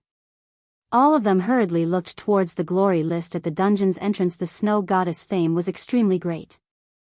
In addition to so many of her team members leaving through the dungeon's entrance, there was a high chance that they had already cleared the dungeon. However, the glory list was still as empty as ever. Everyone let loose a breath of relief. They continued with their rest, discussing how they would raid the dungeon. After over a dozen minutes, the entire team was assembled. Everyone, once more, walked towards the teleportation gate. As the leader of the team, Shifeng immediately adjusted the dungeon's difficulty to hell mode. Immediately, the color of the teleportation gate changed. A flickering image of a ghost's head appeared, causing others to shudder before anyone within the team could react. They turned into black rays of light as they entered the Dark Moon graveyard outside the dungeon's entrance. The members of the various guilds were all dumbfounded. What sort of situation was this? Didn't they just enter normal mode once? After understanding some information about the Dark Moon graveyard, they're already starting to raid hell mode? Was there a need to be so strong-willed? Chapter 102, Kobold King, 1. The sky was dark, and the bright moon illuminated all of the Dark Moon graveyard. Compared to the normal mode of the Dark Moon graveyard, a great expanse of dense fog shrouded the wasteland. Not only did it obstruct one's vision, but it also carried with it an endless air of murder. It was like a battlefield. A heavy and oppressive feeling permeated the wasteland, causing one's body to grow sluggish. This is the hell mode of the Dark Moon graveyard? Gentle Snow surveyed her surroundings, revealing an indifferent smile. She discovered that the fog here was almost alive, and she felt as if she were being watched. Moreover, there were crimson-red spots glowing, floating about the fog, most likely the blood-red eyes of the kobolds. Just the number of monsters here far exceeded that of the normal mode. Moreover, there was also the dense fog hindering one's vision, greatly increasing the difficulty of battle. Yifeng, what are you trying to do here? Why did you bring us to hell? Zhao Yueru looked toward Shifeng, interrogating him. After experiencing the terror of normal mode, even an idiot knew how horrifying hell mode would be. This was not a place for people at all. Right now, they could not even clear normal mode, so coming to hell mode was just plain suicide. Gentle Snow was also curious as to why Shifeng had done such a thing. Judging from Shifeng's behavior, he was definitely not a brainless person. Even Shifeng's own party members were extremely curious. They had clearly agreed on entering the normal mode, yet, why had they entered hell mode? I'm the team leader now, my words are final. Since I've chosen hell mode, I obviously have my own reasons. You may leave if you have any opinions about it, I won't be stopping you, Shifeng said with a smile. What comes around, goes around. Previously, he had only humbly submitted to Zhao Yueru because he could not reveal his hand. Now that they were in his territory, naturally, he would no longer act with modesty. You bully. Zhao Yueru's almond eyes widened into circles as she glared at Shifeng, her twin peaks bouncing indefinitely. She stomped the rock beneath her feet, unable to find any words. She gritted her teeth, immediately turning her head away and no longer looking at Shifeng. This scoundrel actually went so far as to use her previous words to spite her, possessing not even a hint of a gentleman. When all of this was over, she would properly put Shifeng in his place. Originally, Blackie intended to mediate between the two. However, when he saw Zhao Yueru's sudden silence, not speaking even a word, he secretly raised his thumb at Shifeng as expected of Brother Feng. He even dared meet a great beauty head-on. If he were standing in Shifeng's position, he would not have been able to do such a thing. Yifeng, do you really have the confidence to clear hell mode? You should know that, although the difficulty is only different by 2 levels on the surface, in reality it is 10 or more times harder. The requirement of equipment, cooperation, and leadership also increases by several levels. I don't want my team members to die a meaningless death, Gentle Snow softly asked. Although the death penalty inside team dungeons was much lower than the death penalty in party dungeons, it was still a 5% experience loss. Moreover, Hell mode was different than the other difficulties. The loss of experience in Hell mode after a single death was 10%. Without a success rate of 70% or above, most players were unwilling to dive into the Hell mode of a dungeon. There should be no problems. However, we still have to try before we can know the results. Shifeng did not reveal his full opinion. Based on the team's current composition and equipment, Shifeng was extremely confident of clearing the Hell mode of the Dark Moon Graveyard. Otherwise, he wouldn't have chosen Hell mode in the first place. In Shifeng's previous life, only after going through countless team wipes and experience accumulation, he figured out several methods of passing through the Hell mode of the Dark Moon Graveyard. If he let Gentle Snow to fumble about slowly, who knew how long he would have to wait or how many team wipes they'd have to go through before they successfully passed through. Watching Shifeng's calm behavior, after giving it some thought, Gentle Snow decided to support Shifeng's decision. It was a good chance for her to observe the extent of Shifeng's capabilities. If he performed well, it would be beneficial to invite him to join the God-slaying army. Gentle Snow nodded. At this time, even if the others were still unwilling, they had no choice but to listen to Shifeng's commands. However, it was not because they believed in Shifeng, rather, they believed in Gentle Snow's decision, after which, Shifeng started assigning responsibilities. Overall, his arrangements were mostly similar to Gentle Snow's. The difference was that he placed 3 elementalists in the Dagger Party and disbanded the Scout Party to place their members in the Protection Party instead, protecting the healers after entering the fog. Both MTs are to activate your life-saving skills and rush after me without stopping. However, pay attention to dodge attacks. Everyone in the back must also follow, and remember, no matter what happens, never stop moving your feet. Healers only need to use instant cast skills to heal the 2 MTs. Everyone else should use your own recovery potions, Shifeng explained. If all of you understand, then everyone should use a speed scroll now. Everyone grew suspicious after hearing Shifeng. What was he trying to do, turn them into kamikazes? He even wanted them to use speed scrolls. Was he complaining that they wouldn't die quick enough? Moreover, they could only earn so much money from a trip into the dungeon. There were 20 players in the entire team, which meant they would be expending 20 speed scrolls. Just how much money was that?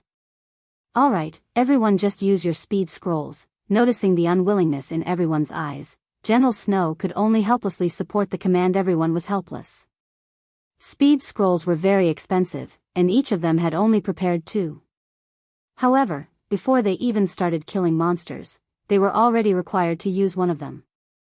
This was just too extravagant. However, such a decision did not alarm Shifeng's party members. Speed scrolls had long since become a necessity for them to grind elite monsters, so they each had 6 or 7 on their person. After everyone used a speed scroll, they followed Shifeng towards the entrance of the maze area. Follow closely.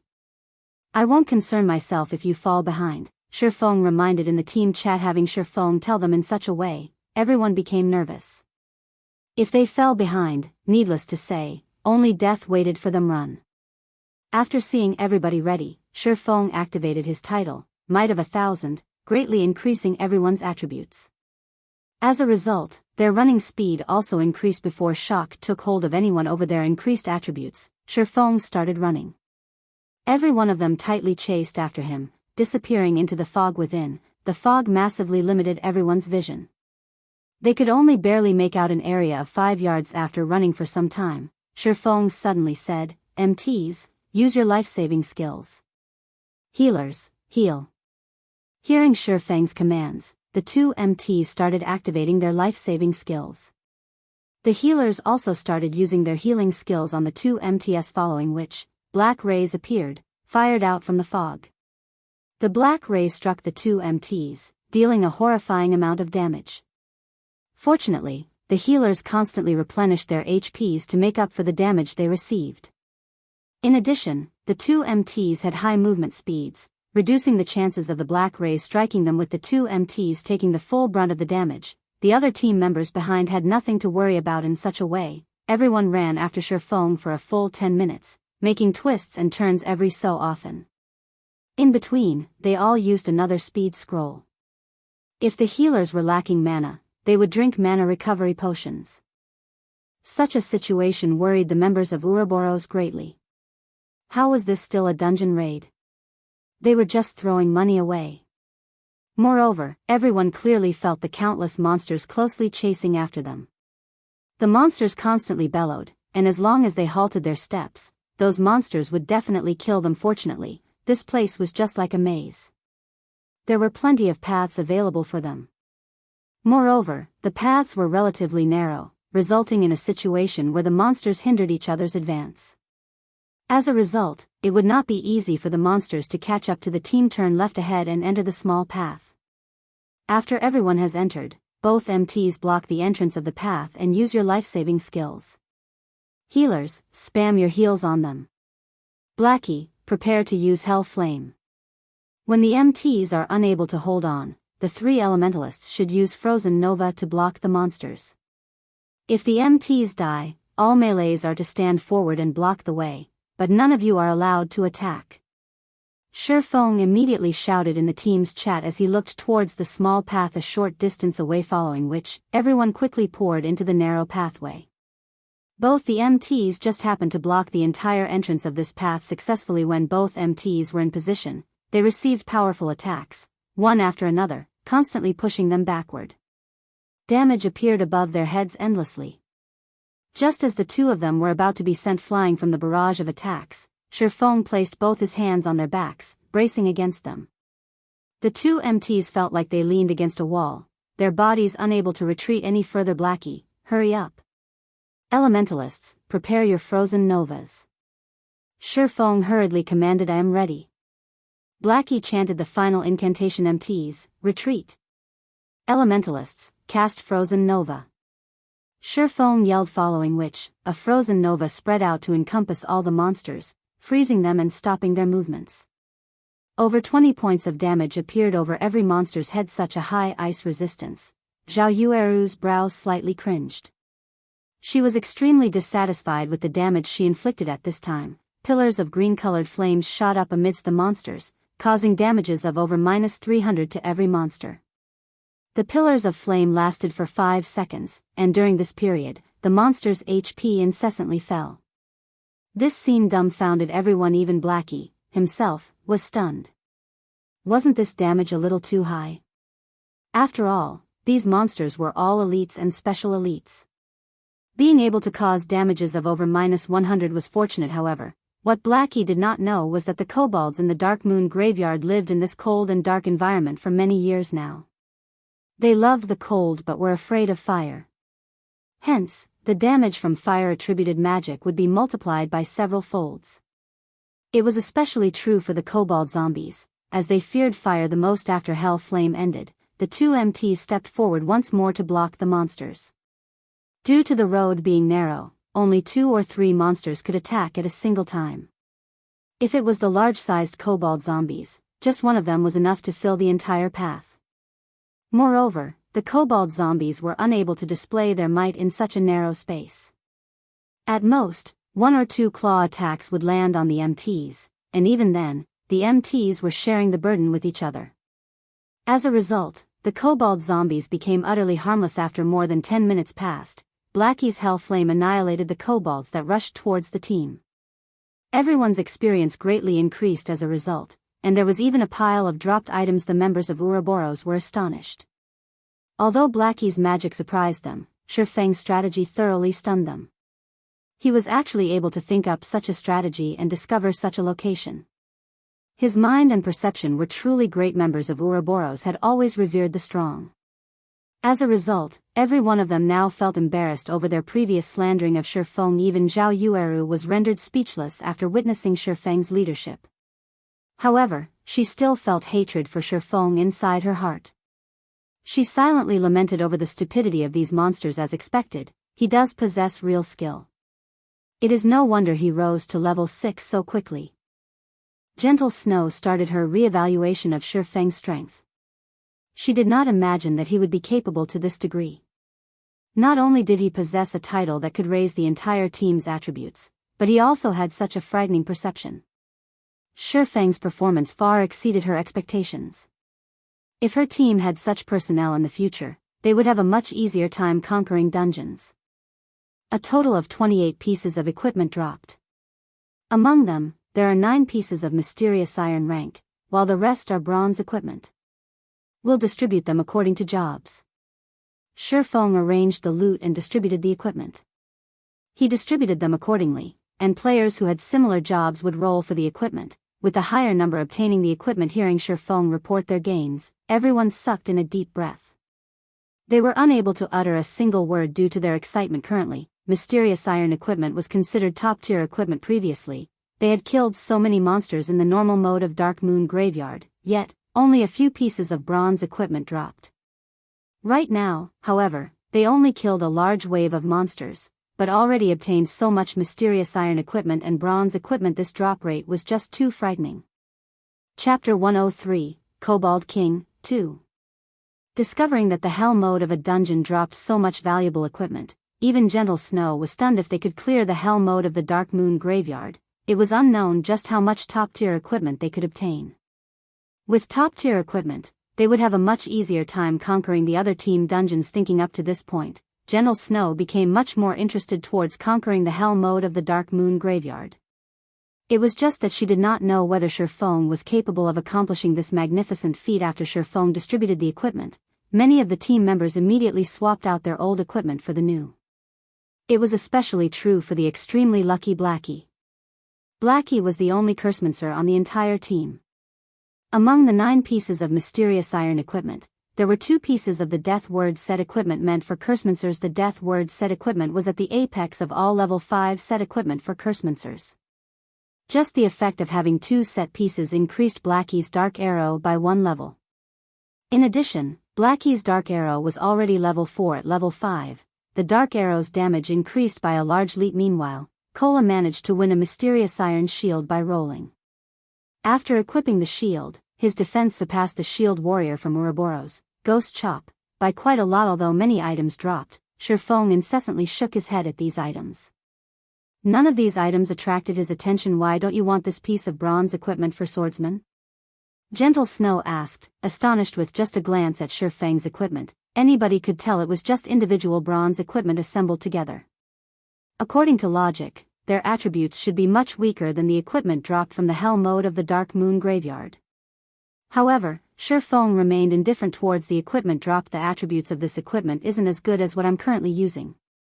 Just give it to your guild swordsman. Shifeng carelessly gave the equipment to Gentle Snow. Naturally, he would not mention that he already possessed a set of Silvermoon set equipment, which was the best set equipment for swordsmen under level 10. After hearing Shifeng, the other swordsman in the team repeatedly expressed his gratitude towards him. Even if Shifeng were to take away the equipment for swordsmen, nobody on the team would complain. On the contrary, they would feel it was only natural that he would do so. No matter what anybody said, it was all due to Shifeng's efforts that they were able to obtain so much equipment. However, Shifeng displayed himself to be extremely impartial, causing the members of Ouroboros further admiration. Their gazes when they looked at Shifeng held even more reverence. Now Shifeng stayed unmoved while faced with top-tier equipment. In the virtual gaming world, not many people would be capable of remaining as impartial when leading a temporary team. Noticing everyone had mostly recovered, Shifeng said inside the team chat, "Everyone, prepare yourselves. We will be going to the next strategic point. Those without speed scrolls, come get them from me." The members of Ouroboros were troubled when they heard this. Each of them had only carried 2 speed scrolls and both had already been used. However, they felt extremely awkward asking for speed scrolls from Shifeng. After all, they previously made a mockery of Shifeng. It would practically be a slap to their own faces if they asked Shifeng for the expensive speed scrolls now. However, if they remained stubborn, they would only embarrass themselves when they died later on. "Can I buy some speed scrolls from you? I didn't have them prepare enough speed scrolls previously. We would feel extremely ashamed if you were to just give them to us for free." Gentle Snow naturally knew of her teammates' embarrassment. Without having a better option, she chose to take the initiative. All right. Since Gentle Snow already asked, Shifeng would not refuse. After all, his money didn't grow on trees either. Fortunately, Shifeng was prepared for such a situation. purchasing plenty of speed scrolls. He provided each team member of Ouroboros with 3 speed scrolls. However, when the members of Ouroboros were trading the speed scrolls with Shurfong, they all had their heads lowered in embarrassment. They felt deeply ashamed in their hearts. Some of them also thanked Shurfong directly, leaving Shurfong at a loss. Dirty bastard, this lady is a magnanimous person. Seeing that you've performed well, I've decided to forgive you. Give me the scroll then. Zhao Yueru walked toward Shurfong, her head raised and her arms hugging her bosom. The crimson-red robe she wore revealed a deep cleavage, and a bashful tinge of red appeared on her delicate face as she spoke. Shurfong naturally understood that it was a difficult feat for the incomparably prideful flame witch from his previous life to carry out such an action. If other players were to see her behaving as such right now, most likely, their jaws would have fallen to the ground from shock by now. Not only was Zhao Yueru currently displaying frailty, but she also apologized to Shurfong. Even Xiao Yuer was pinching her own tender, pink cheeks, thinking she was hallucinating. Shurfong only revealed a smile at Zhao Yueru's display as he traded the speed scrolls to her. However, inwardly, he was baffled. Was the sun rising from the west? He did not think that Zhao Yueru had such a side to her. If other men were to see this, their bones might turn to mush. Shurfong did not think that his unintentional action would actually allow him to witness such a scene. A pity he did not record the moment on the other side. Just as Shurfong and the others busied themselves in the Dark Moon graveyard, the other guilds were still exploring the maze. They died over and over. Such a situation caused many guilds to give up their conquest of the Dark Moon graveyard. If they continued this act of suicide, they might not properly recover their horrifying experience loss. However, there were still some of the stronger guilds who continued their exploration, conquering the Dark Moon graveyard bit by bit. 3 hours after the Dark Moon graveyard opened, there was still not a single guild that managed to clear the dungeon. After frantically trying to conquer the dungeon, the Assassins' Alliance, Heaven's Crown, and other raided guilds started to cool their actions. They started to calmly analyze all the information they obtained from the dungeon. Meanwhile, the team Shurfong led had already killed their way towards an underground mausoleum, preparing to enter it. In order to arrive at this mausoleum, Shurfong had led the team through 2 more similar massacres, obtaining more than 40 pieces of equipment and various materials. Everyone in the team greatly improved as a result. The 2 MTs in the team also surpassed the 400 defense threshold. Now, even when faced against the Kobold zombies' claw attacks, they could resist 2 hits head-on. This underground mausoleum was situated in the central region of the wasteland. It was also the Dark Moon graveyard's sole exit. In order to avoid suspicion, Shurfong intentionally took several detours just as Shurfong and the others were about to enter. Gentle Snow looked towards the serene and distant mausoleum, suddenly saying, "There are no monsters in the surroundings. This place may very well be the exit of the Dark Moon graveyard. We should let the assassins scout ahead first. That way, if there are traps ahead, we won't risk a team wipe." All right. Although Shurfong knew there were no traps, he couldn't actually reveal that. So, he could only agree to Gentle Snow's suggestion, following which, one of the assassins snuck into the mausoleum. After more than 10 minutes passed, the assassin reported that there were no dangers ahead. The assassin also discovered a teleportation circle inside a large hall. However, there was a gigantic monster standing guard in the middle of the teleportation circle. The assassin did not close in on the monster for fear of being discovered. Moreover, the room was dimly lit, so the assassin could not clearly see the information of the monster within. "Let's go take a look then," Shurfong said as he entered the mausoleum. Although the assassin did not know what kind of monster was inside, Shurfong certainly knew the monster guarding the teleportation circle was the final boss of the Dark Moon graveyard. It used to be the king of kobolds, the Kobold King Patch Leo. The moment everyone entered the large hall, the dimly lit hall suddenly changed. The extinguished candles around the room flared to life, emitting a dark green flame and illuminating the entire hall. Meanwhile, a figure over 3 meters tall stood in the center of the hall. The figure was a ferocious kobold, its body covered in blue-colored armor and its hands wielding a pitch-black greatsword decorated with runes. The kobold silently stood on the magic circle, not even moving a muscle as its entire body radiated a frightening pressure. Everyone used observation skills, one after another, wanting to understand this monster. However, after seeing its information, everyone's complexion turned pale. They felt a deep terror as they gazed at this creature, and even gentle Snow sucked in a cold breath. None of them had any confidence in killing this monster. Chapter 104, An Unknown Way of Battle. Everyone stood silently within the bright mausoleum hall, turning the place eerily quiet after some time had passed. Brother Foam, what do we do now? This boss is just too terrifying. It is impossible for us to kill it. Blackie looked toward Sherfong, asking on the other side. Zhao Yueru said helplessly, Snow, it seems we won't be able to clear the dungeon after all.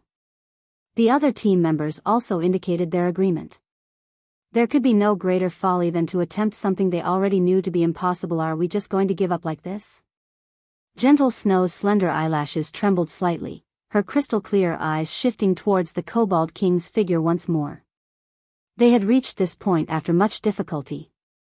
Were they just going to give up like this? Kobold King Patch Leo, Lord Rank.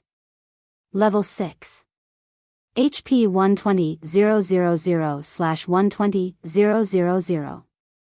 Not mentioning its frightening amount of HP, just the mere words, Lord Rank, were enough to cause players to tremble.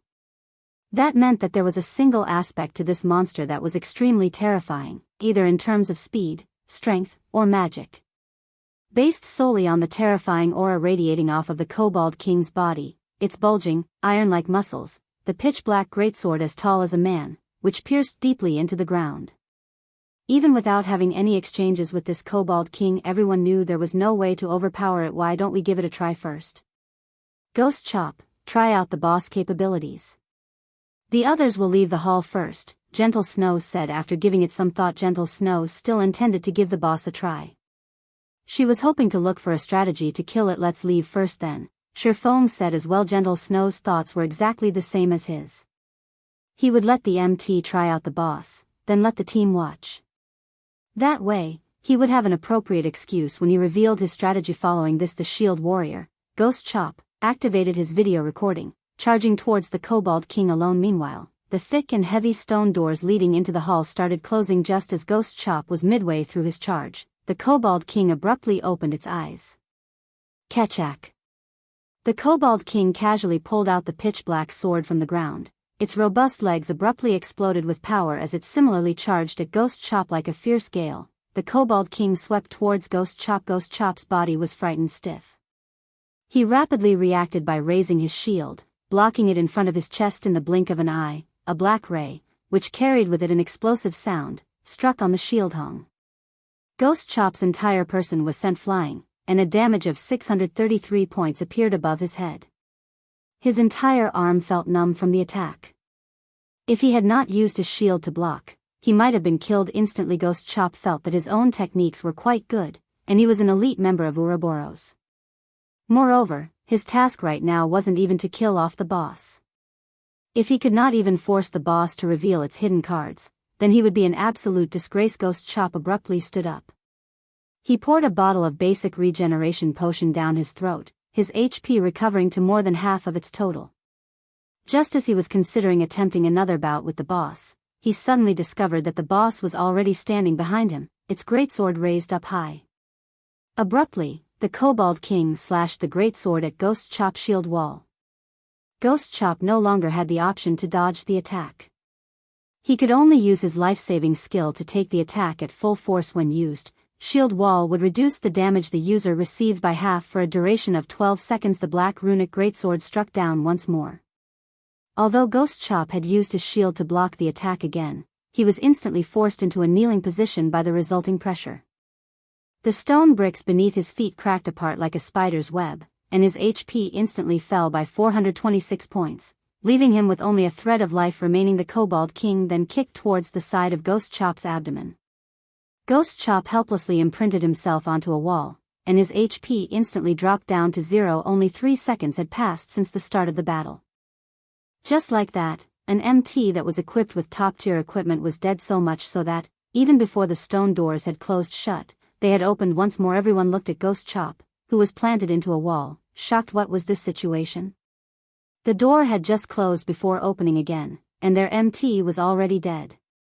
Yuer, Revive Ghost Chop, Gentle Snow said with a gloomy expression. Ghost Chop being killed so quickly was a clear indicator of how strong this boss was. After Ghost Chop was revived, a somber expression hung on his face.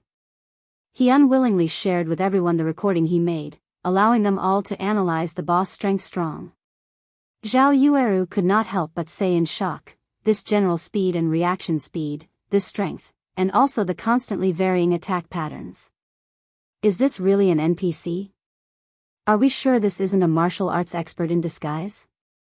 Before even witnessing the boss in battle, everyone could already feel how powerful it was. Now that they witnessed this for themselves, aside from feeling shocked, they were also astounded. With Ghost Chop's skills, he was actually unable to even damage the boss. This was just too horrifying. Even if it was the strongest chieftain rank monster Gentle Snow met before, in comparison to this Kobold King, it would only be a little rabbit. As for Shifeng's party, whom had battled with a Lord rank boss before, after looking at the recording, even they were feeling apprehensive as expected of a Lord rank boss in a team dungeon, compared to the Lord rank boss of a party dungeon, it was at least several times stronger. Not only was its speed and strength a problem, but its attack patterns were even more so. There were just too many variations. It was as if they were fighting in a close-quartered combat against an expert. Moreover, the physical attributes of this expert were better than theirs by several fold. Just how were they supposed to continue battling against this boss? Even if their brother Feng was very powerful, he might not be able to last long against this boss. After all, this boss had a HP of 120,000 and their HP did not even reach 1,000. Let's withdraw. After considering for a good while and thinking up of all sorts of simulations, Gentle Snow still came to the conclusion that they would be team-wiped. She was not prepared to waste time here, and rather prepared to raid the normal mode of the Dark Moon Graveyard. The boss in the normal mode should be a chieftain rank boss, which should be much weaker. According to their current equipment, they would at least have a 20 to 30% chance of killing the boss. Everyone else could only give up after hearing Gentle Snow say this, so all of them took out return scrolls at this moment. Shifeng suddenly said in the team chat, after looking at the Kobold King's attack patterns, if Miss Snow, the two MTs, and myself were to implement a rotation battle, we should have somewhat of a chance at succeeding. I wonder if Miss Snow still wishes to raid this boss. Although Shifeng's voice was soft, it was as if a light in the darkness appeared, brightening everyone's spirits. Brother Feng, are we really going to fight it? Blackie looked at the Kobold King, swallowing down a mouthful of saliva. Even at such a distance away from it, Blackie could still feel his legs trembling. If he were to close in on it a little more, he might already be on the ground, kneeling. In fact, it wasn't just Blackie who was impacted by the Kobold King's imposing aura. The other team members did not fare any better than Blackie. They instinctively acknowledged that they could not beat it, wanting to run away from it. You have a plan? Shock flashed past Zhao Yueru's eyes as she looked at Shifeng, asking this was a lord inside a team dungeon. Its HP was several times higher than the lords in the wild. Its attack power and attack patterns, as well, were despairingly powerful. Zhao Yueru did not think that Shifeng would have a method to raid it. Shifeng shrugged his shoulders, looking at the Kobold King as he said, my confidence at succeeding isn't high. However, we can still give it a try. Isn't it just a 10% experience loss?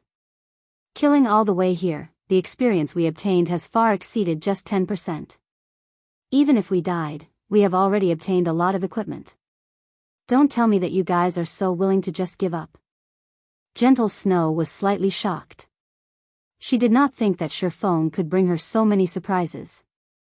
Even if they could not raid the boss this time, she would definitely pull Shifeng into Ouroboros. What are the chances for success? Gentle Snow asked, her iceberg-like expression finally revealing a warm smile. 20%. Shifeng had already made the most conservative estimation. In reality, he had estimated their success rate to be at 50%. However, he was worried that if he were to say it out loud it would be bad. He might attract suspicion. What? You said 20%? Zhao Yueru rolled her eyes at Shifeng. With such a low success rate, who would dare take the challenge? Alright, let's hear your plan then. We will be supporting you fully, Gentle Snow interrupted Zhao Yueru, saying softly. Gentle Snow herself had estimated their chances at getting rid of the Lord rank boss at 0%. As for a chieftain rank boss, she had estimated the success rate to be a 20 to 30% chance. Judging from Shi Feng's previous behavior, he did not seem like a person that exaggerated things. Since Shi Feng had a similar certainty for success, wouldn't killing the Lord rank boss be much better? Moreover, she was extremely interested in the 4-man rotation battle Shi Feng had mentioned. She did not know what kind of method of battle this was to actually let them have such a high chance of success against the Lord rank Kobold King. Chapter 105, Ash Blade, 1. Although the members of Ouroboros admired Shi Feng, they still felt that it was impossible for them to raid this boss. What would happen if they were wiped out? However, Gentle Snow had already nodded her head in agreement. That meant she was also willing to take on this risk. Even if everyone were to lose 10% of their experience and some skill proficiency, losing to the other guilds in terms of levels by a little, she would shoulder all the responsibility. Although 10% of experience seemed like a small amount when a player had reached level 6, raising their experience by 10% would require at least 2 to 3 hours worth of effort. If the team was wiped out as a result of Gentle Snow's decision, the losses the team suffered would not be small. It was obvious just how much trust she placed in Shi Feng. The members of Ouroboros looked at each other, feeling that they were all too timid after playing virtual reality games for so long. They had all turned towards stability. They thought that, in order to raise their standings in the guild, the less deaths they had, the better. Yet, unknowingly, they had forgotten one of the most important points when playing a virtual reality game. The thrill of adventure. That was the reason why most people played virtual reality games. They had already gained a bountiful harvest from the dungeon. Just like what Shi Feng had said, it wouldn't really matter, even if they died. Leader, we'll do as you say then. Whatever you want me to do, I guarantee that I'll do it. The shield warrior, Ghost Chop, looked toward Shi Feng, clapping his chest as he said, so leader, say it. Right, say it. The members of Ouroboros all looked toward Shi Feng. They had thought it through already. If they were going to make a loss, so be it. However, on the off chance that they did succeed, endless glory would await them. Since everyone has agreed, I'll tell you my strategy. After we start the raid, only me, Miss Snow, and the 2 MTs will battle with the Kobold King. The other melee jobs are to all stay at a distance. Berserkers, listen to my command to use charge. Assassins, after giving the boss a bleeding effect, immediately distance yourselves and use bows to attack. The other ranged jobs should just dish out as much damage as you can. However, pay attention to maintain a distance of 25 yards or above from the boss. The 2 clerics and druids should focus on healing the MTs, while the oracles will heal Miss Snow and I. Shi Feng started explaining his strategy, giving Gentle Snow and the others detailed explanation on the method of rotation battle. The rotation battle method was a technique that allowed the weak to win against the strong. It was a technique specifically meant for dealing with bosses in Shi Feng's previous life. This method of battle was gradually discovered by some experts a month after God's domain's opening. These experts then carried out the technique in an actual battle against the boss of a dungeon. Unexpectedly, the technique yielded remarkable results. Bosses, which they were previously helpless against, were easily gotten rid of with this technique. Following which, this technique slowly spread out, and within 2 months' time, almost every guild's elite team members had learned the technique. Right now, if they wished to raid this Lord rank Kobold King, then they would need to utilize this method of battle. Otherwise, for as many battles as they carried out, they would die an equal amount of deaths. There would be no exceptions. After Shi Feng's explanation ended, everyone entered into the large hall of the mausoleum. The Kobold King, equipped with blue-colored armor, still stood silently in the middle of the hall. Kola, start the raid. Pay attention to your positioning and set aside the Kobold King for the ranged players. After which, you and I will cooperate to hold off the boss. When we are both unable to hold it off any longer, Ghost Chop will be responsible for relaying the boss over and cooperate with Miss Snow to hold it off. After we have stabilized the boss aggro, all ranged players can start dealing damage. Shi Feng unsheathed his pair of swords, giving out instructions one after the other in a methodical manner. Leave it to me. Kola appeared slightly panicked. However, after having gone through Shi Feng's guidance for a period of time, he gradually began displaying the potential of an apex expert. After everyone was in position, Kola immediately rushed at the Kobold King with his bear-like robust body. However, before he had even covered half the distance, and having yet to alert the Kobold King, he used Divine Shield Strike. Kola's shield flew out, transforming into a shooting star as it shot towards the Kobold King. Just as the flying shield was about to hit the Kobold King, the Kobold King abruptly opened its eyes, revealing two blood-red orbs. Its mouth opened wide, exposing a sinister, cold smile. With a single draw of its greatsword, the Kobold King sent the shield flying away. The shield did not cause even a single point of damage. Before anybody could be shocked by the Kobold King's skill, the Kobold King had taken a large stride forward. It reached Kola in the blink of an eye, its greatsword striking downwards with the arm that was holding onto the shield. Kola blocked against the attack from the greatsword, receiving more than 400 damage. Meanwhile, Kola's other hand abruptly tightened its grip around the dagger, and with a yell, he slashed out the dagger, striking at the side of the pitch-black greatsword. The sword brandished by the Kobold King, due to the offset produced from Kola's dagger, had slid off along his shield and pierced into the ground, causing a halt to the Kobold King's battle rhythm. Beautifully done. Shifeng appeared behind Kola at this moment. Shifeng brandished the crimson blade, striking at the Kobold King's greatsword once more, causing the greatsword to sink deeper into the ground. At the same time, Shifeng cast Chop, using the Abyssal blade. The sword transformed into a black ray as it pierced at the Kobold King's neck. This time, they finally caused damage to the Kobold King, with a damage of 193 points appearing above its head. Before Shifeng could retrieve his swords, the Kobold King had released its grip on its greatsword, sending a punch toward Shifeng. Switch. Shifeng yelled. Ghost Chop had long since been waiting at the side. Immediately he sent a slash at the Kobold King's arm. As a result of the impact, he was sent retreating 2 steps backward by the Kobold King's fist with a damage of over 200 points appearing above his head. However, the Kobold King was also forced back, its body nearly losing its balance. Gentle Snow rushed up at this time, her flame spirit greatsword transforming into a sword of fire as she used flame slash on a gap in the Kobold King's armor, dealing 132 damage to it. Soon after, the Kobold King finally managed to stabilize its body. It brandished its greatsword in a fit of rage, casting a horizontal slash. However, Kola was a step ahead of it as he forcefully received this horizontal slash. As a result, no one else received a single point of damage from the Kobold King's attack. Kola himself, however, received 560 damage. Fortunately, there were 3 healers healing him at the same time, bringing his HP from a critical state back up to more than half. Subsequently, Shifeng and Gentle Snow continuously overlapped their attacks with each other, while Kola and Ghost Chop kept on receiving the damage, and the healers healed them without stopping. In such a way, the team slowly reduced the Kobold King's HP. After coordinating their attacks for several rounds, Gentle Snow was extremely astonished. She did not think there was such a way to fight against a boss. She really did not know just how Shifeng had managed to think up such a technique. However, what shocked everyone even more was the damage caused by Shifeng. The damage he caused left everyone practically dumbstruck. A single thundering flash was able to cause almost 700 total damage. Earth Splitter caused over 400 damage, while his normal attacks each caused over 100 damage. Compared to that, Gentle Snow, who was equipped with a suit of mysterious iron set equipment and a secret silver greatsword, had only managed to deal around 240 damage, even after using her most powerful skill. Seeing such a scene, everyone began to wonder, between Shifeng and Gentle Snow, just who was actually the berserker here?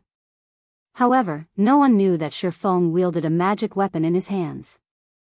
In addition to the Silvermoon set equipment and his damaging skills, which were at level 4 to level 5, the damage he could cause would naturally be exaggerated. Ranged players can start attacking now, Shifeng shouted in the team's chat after feeling that the boss hatred had been completely stabilized at this time. The others were woken up with a start. The mages started reading out incantations, sending out fireballs and dark arrows.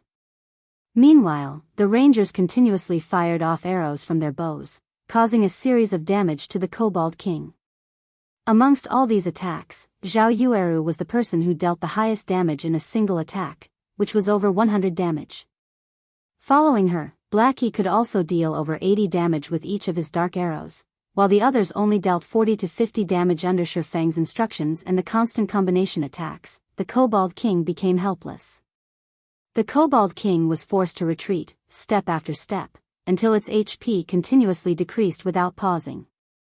From start to finish, it was constantly forced into a passive state, unable to display its true potential after being continuously attacked for over 10 minutes. The Kobold King's HP had been reduced down to 30%. Reaching the boundary of entering a berserk state, the Kobold King's body started increasing its size, and its muscles inflated after it goes berserk. We won't be able to hold on for long. Ranged players stop all your attacks, and MTs prepare to activate your life-saving skills to escape. Remember to pull the boss aggro before running. Everyone else should distance yourselves from the boss. The other warriors, wait for my command to use charge.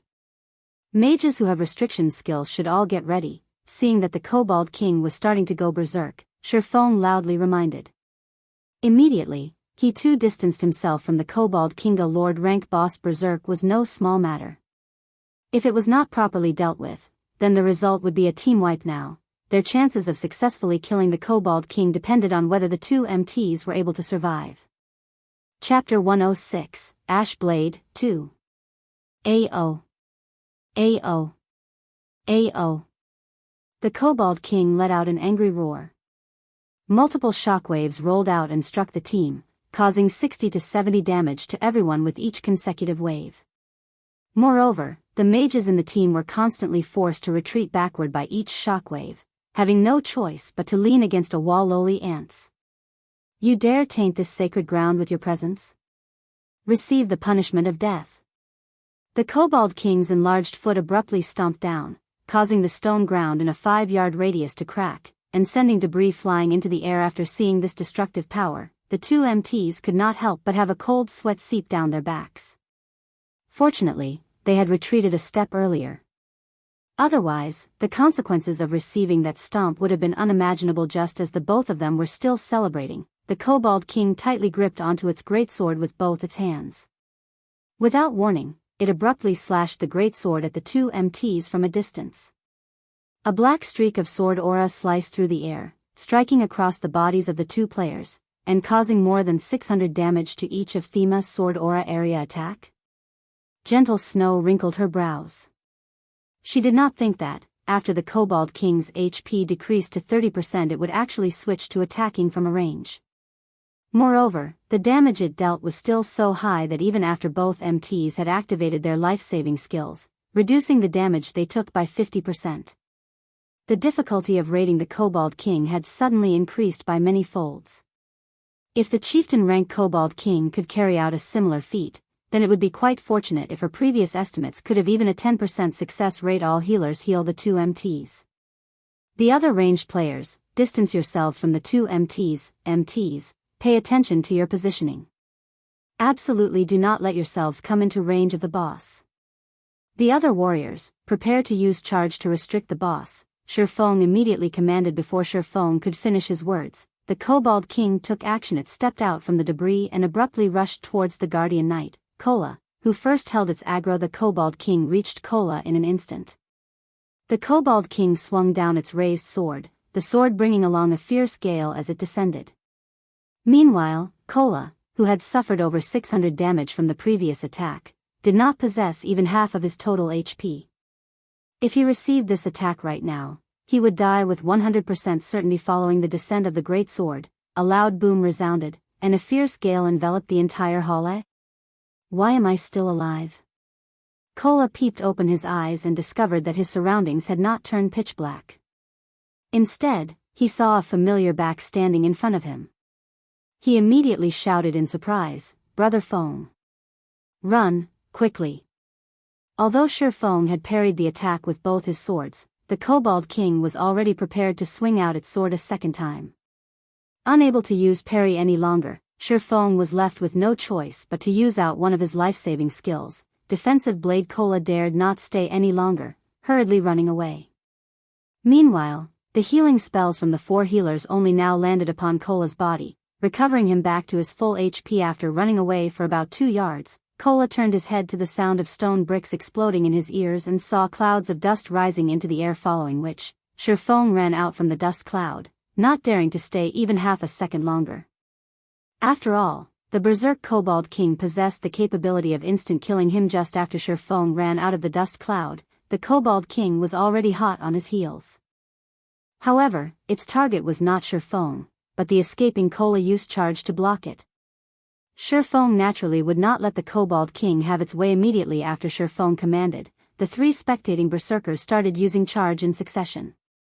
The first charge only caused the Kobold King to pause slightly.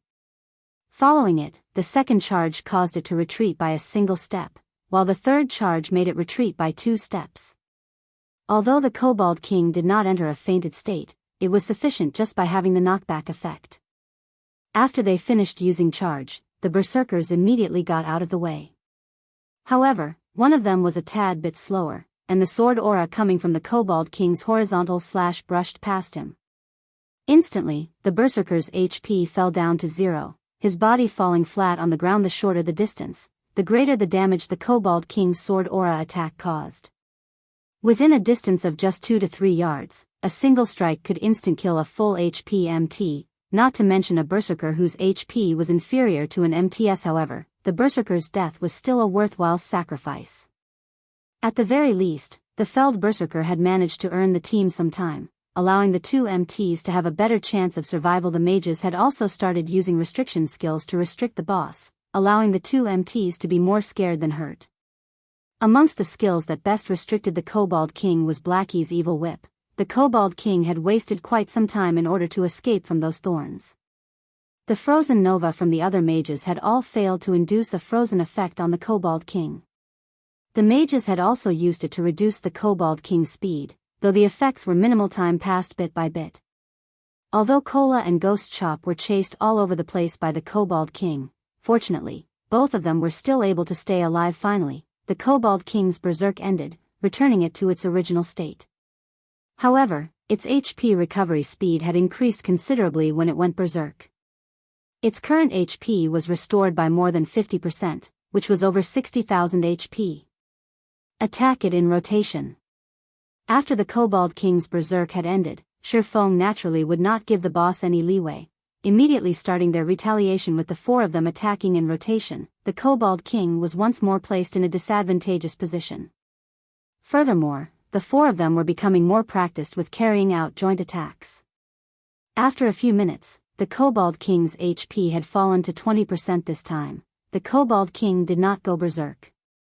Instead, it abandoned its greatsword, pulling out 2 blood-red, one-handed longswords that had runes carved into them. It then began madly brandishing its swords. The Kobold King transformed into a tornado that engulfed everything, and anything that came into contact with its blades turned to ashes. This move was one of the Kobold King's ultimate, Blade Storm. All berserkers use charge, then immediately retreat. Mages, use all of your restricting skills, and pay attention to avoid the tornado. Stay at least 10 yards from it. Shurfeng immediately shouted. After battling up to this point, everyone in the team had become extremely trusting of Shurfeng. Without hesitation, the berserkers immediately used charge. All the warriors, including Gentle Snow, rushed up to the Kobold King, ramming their bodies at the Kobold King. The mages all used Ice Sphere, while Blackie used Evil Whip. The 7 thorn vines bound both legs of the Kobold King, immediately reducing the Kobold King's speed greatly.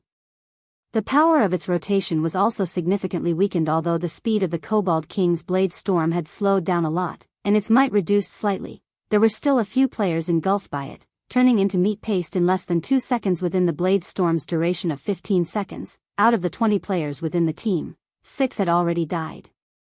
Amongst them, there were 2 berserkers, 1 assassin, 1 cleric, 1 ranger, and 1 swordsman.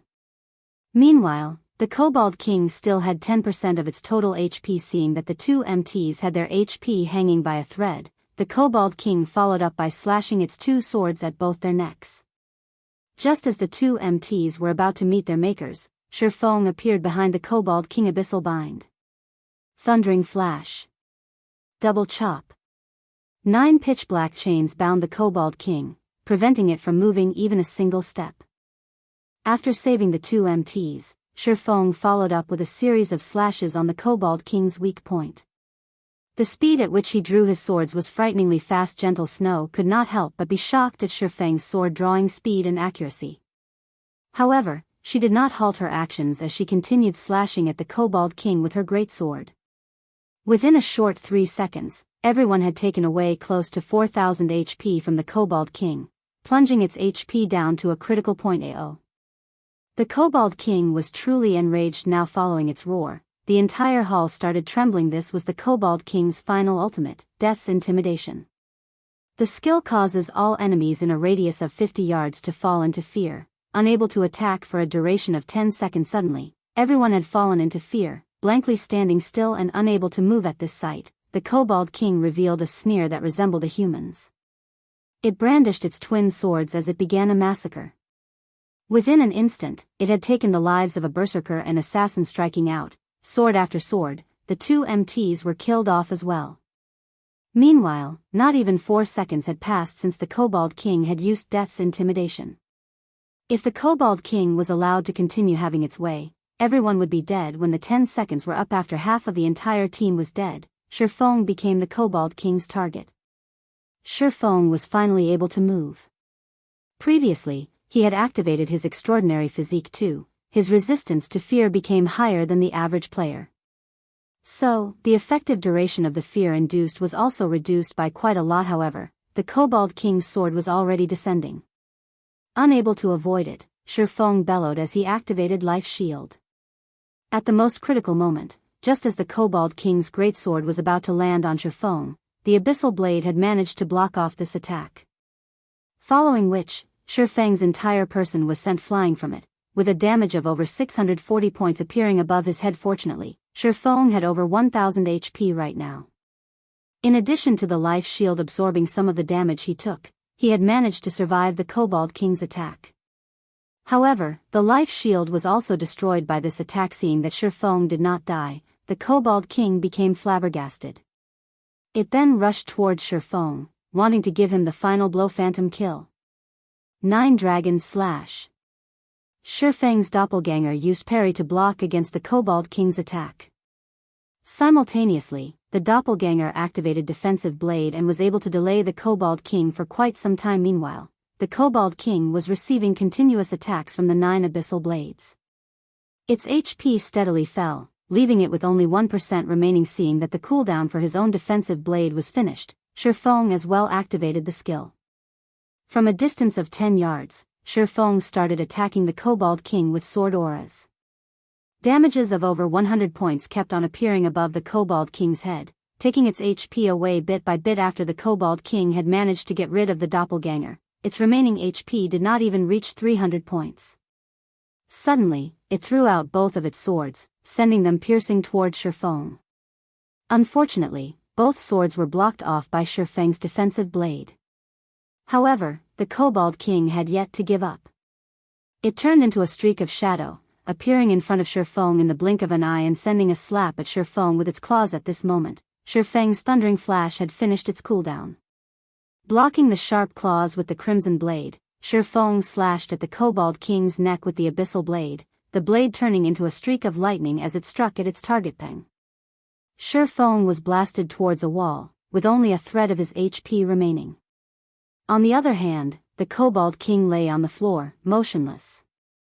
Shifeng had also abruptly risen by a level, reaching level 7. A large pile of items dropped. Amongst these items, there was one that was unusually dazzling.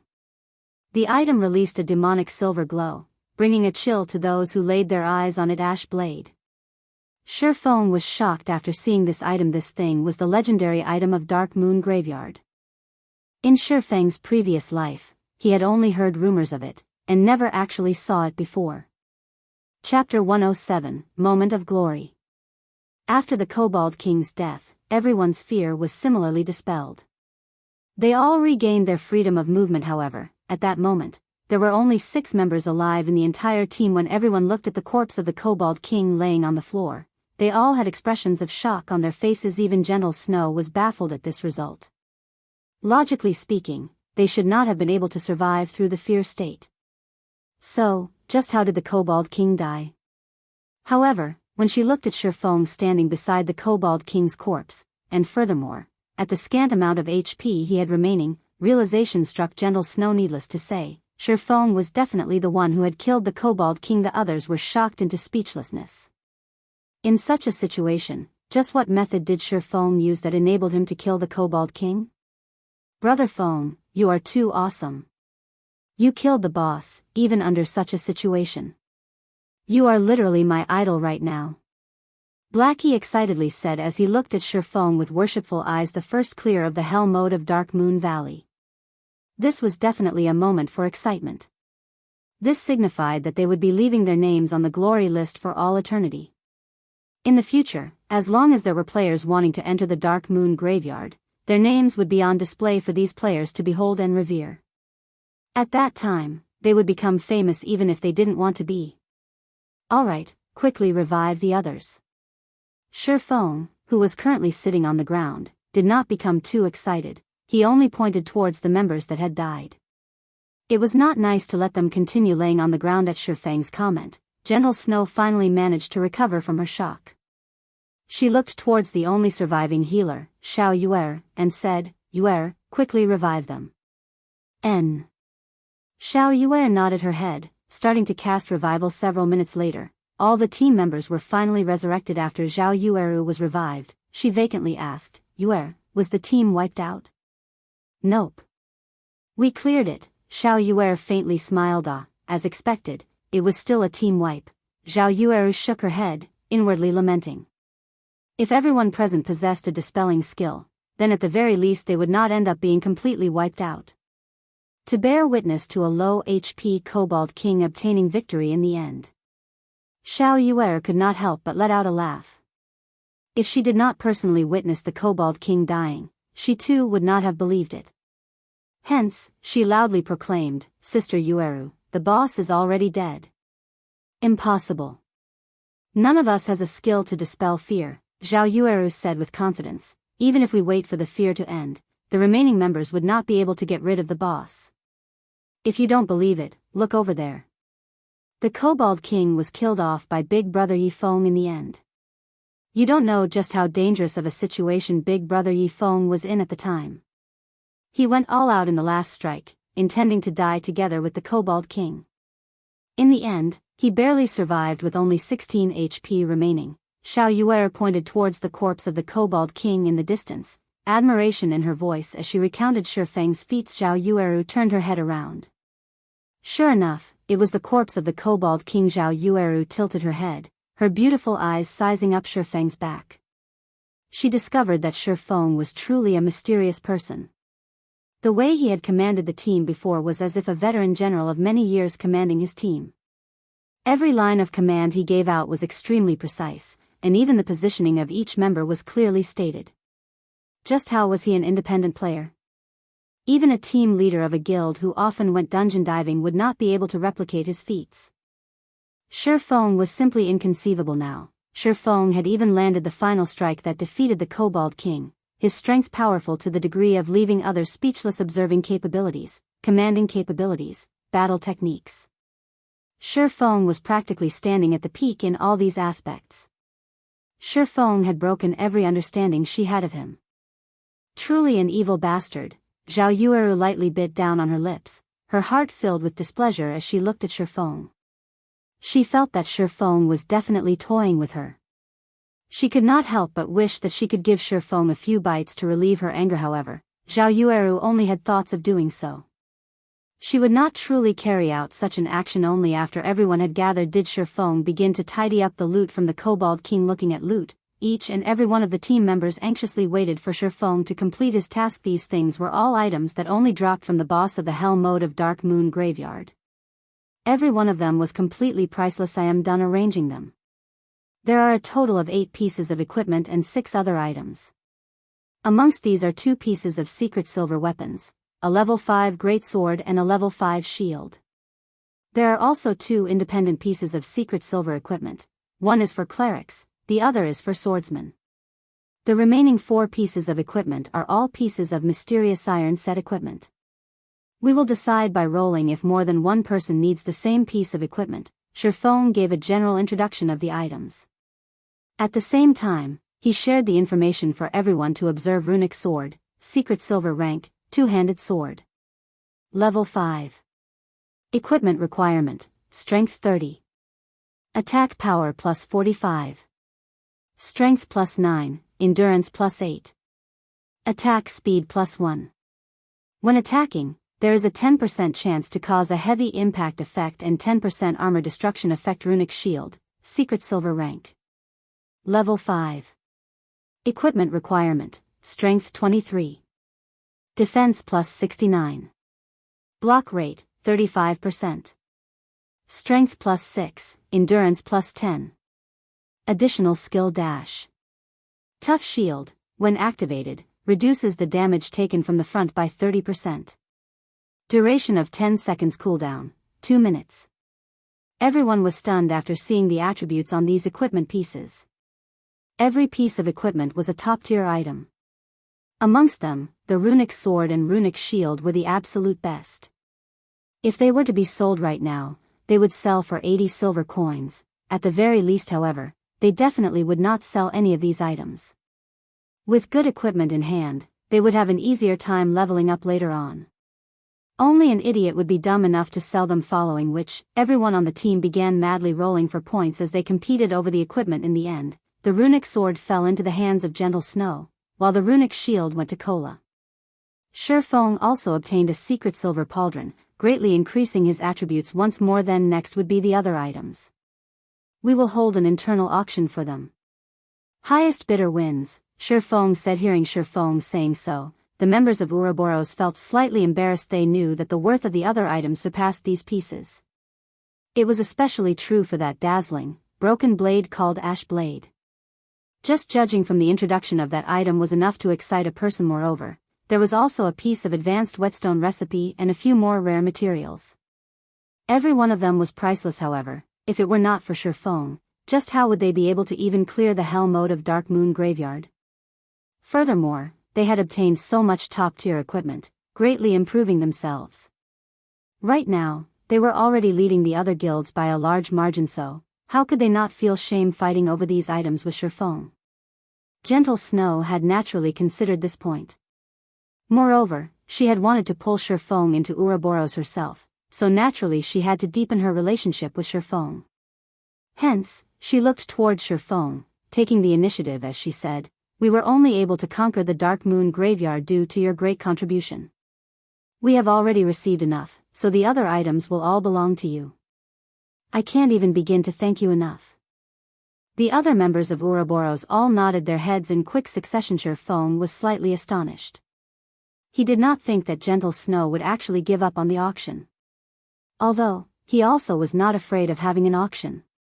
He had plenty of gold coins inside of his bag, enough to buy out both the advanced whetstone recipe and the ash blade. Since Gentle Snow did not wish to compete, he naturally would not refuse her offer.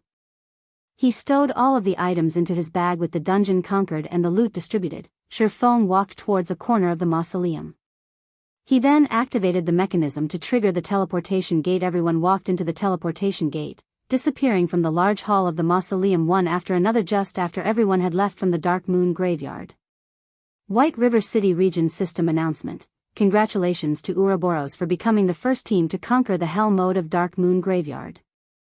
All players within the team will be rewarded with 10 reputation points in White River City. Red Leaf Town Region System announcement. Congratulations to Ouroboros for becoming the first team to conquer the hell mode of Dark Moon Graveyard. All players within the team will be rewarded with 30 reputation points in Red Leaf Town System. Congratulations to Ouroboros for becoming the first team to conquer the hell mode of Dark Moon Graveyard. All players within the team will be rewarded with 1 mysterious treasure chest, 50,000 EXP, and 10 glory points. Chapter 108, Shaking the Four Corners. Outside the Dark Moon Graveyard. This dungeon is just impossible. Without an average level of 10, who would be able to clear it? Flaming Tiger, who had just revived out of the dungeon, cursed in all 3 times he had entered the Dark Moon Graveyard. Not once had he even found the location of the dungeon's boss before his entire team dropped dead. This dungeon was just toying with them. Everywhere inside the dungeon was filled with elite monsters. Even if they killed some, there was still an endless stream of monsters to slowly grind them to death. It was absolutely frustrating. Zhang Luowei raised his thick brows, his complexion gloomy as he looked back toward the teleportation gate of the Dark Moon graveyard in the distance. With such lack of progress, it had long since passed the point of just making a loss. If this situation continued, it would be detrimental to the team's future development. Everyone rest up for a while. We can't continue wasting our time here. I'm guessing that the progress of the other guilds isn't that good either. They should have died several times as well, already. Let's take this chance when the other guilds are focusing on the Dark Moon graveyard to raid the level 5 party dungeon and lava cavern, in separate groups. In any case, they won't be able to conquer this team dungeon. We can also use this time to increase our levels quickly, Zhang Luowei said, choosing to give up on the Dark Moon graveyard. Although leaving their names on the glory list would be a quick way to raise the fame and influence of their guild, it was an entirely different matter if everyone was similarly unable to conquer the dungeon. The only other thing they could compete in were in terms of average level and equipment of the guild's elite members, and also, in terms of who could set foot into White River City the earliest. In fact, it wasn't just the members of Shadow that were faced with such a situation. All the guilds in the entire White River City were currently trapped in this suffering known as team dungeons. Nobody had thought that the team dungeon's difficulty would be so high, leaving them utterly helpless. The virtual reality games in the past usually had less monsters than players inside of dungeons. In God's domain, however, the number of monsters inside the dungeons greatly outnumbered that of the players. It was a number that was simply impossible to cope with. Even if they increased the number of MTs and healers they brought with, it would still be a useless endeavor. After some time had passed, the second-rate guild, Assassin's Alliance, had also died out from the dungeon with dejection covering their faces. What's gotten into all of you? It's just a few deaths. Don't forget, for each time we die, we will gain significant progress. We will be able to clear the dungeon sooner or later, so stop feeling dejected. Right now, we should try to think up a method to get through the fog. After some rest, we will try to raid the dungeon one more time today, Stabbing Heart said inside the team chat. Being encouraged by Stabbing Heart like this, the team members regained quite a lot of their confidence. They all started voicing out their ideas and suggestions, intending to conquer the Dark Moon graveyard at all costs. White River City Region System Announcement. Congratulations to Ouroboros for becoming the first team to conquer the Hell mode of Dark Moon graveyard. All players within the team will be rewarded with 10 reputation points in White River City. Red Leaf Town Region System Announcement. Congratulations to Ouroboros for becoming the first team to conquer the Hell mode of Dark Moon graveyard. All players within the team will be rewarded with 30 reputation points in Red Leaf Town. Just as the various guilds were considering whether they should give up raiding the Dark Moon graveyard, 2 consecutive system announcements immediately attracted the attention of every guild within White River City. Meanwhile, when the players of Red Leaf Town heard of this system announcement, they were first filled with shock, but they were soon cheering and shouting in worship. Ouroboros is just too awesome. They're practically inhuman. I heard that the Snow Goddess was the one who led the dungeon raiding team. My goddess is just too powerful. The other guilds haven't even cleared the normal mode, but the goddess has already cleared Hell mode. This won't do. I want to join Ouroboros. I would be satisfied even if I could become the goddess servant. The players in Red Leaf Town had all started conversing about Ouroboros and the Snow Goddess. Aside from worship, they were also filled with awe simultaneously. The entire region of White River City was sent into a cacophony of noise. What kind of joke is this? We can't even manage to find the boss of the normal mode, so just how did Ouroboros manage to even clear the Hell mode? The guild leader of Emerald Dragon Gate slammed on the desk as he cursed. Could the team dungeon in Red Leaf Town possibly be easier? Then Stabbing Heart should have, at the very least, cleared the normal mode already. The guild leader of the Assassin's Alliance entered deep thought after looking at the system announcement. While all the large guilds were still having headaches over obtaining a town region announcement for themselves, as if trying to take their lives, a city region announcement had appeared. The upper echelons of the various guilds suddenly felt an immense pressure weighing on them, pushing them to accelerate their raiding progress quickly. However, such a pressure did not come from the fact that the Snow Goddess had managed to clear the Hell mode of a team dungeon. Instead, it came from the fact that the influence of the system announcement was simply too huge. In merely a moment, the system announcement had placed Ouroboros at the summit of White River City. Players who were new to God's domain did not possess extensive knowledge about the strengths of the various guilds in existence. However, What they did know was that Ouroboros was definitely the best guild in White River City. They couldn't help but admit that the Snow Goddess' performance was just too dazzling.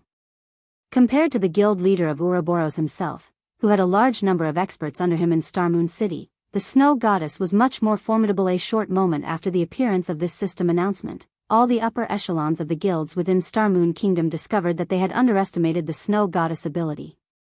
Fortunately, the Snow Goddess was not tasked around the area of Starmoon City. Otherwise, the consequences for them would be unimaginable. Meanwhile, Gentle Snow herself remained unaware of what was currently happening in the various regions of God's domain. She was still busy looking at the glory list together with Shurfeng and the others. The glory list, which was made up of obsidian stone, was 3 meters in height and 2 meters in width.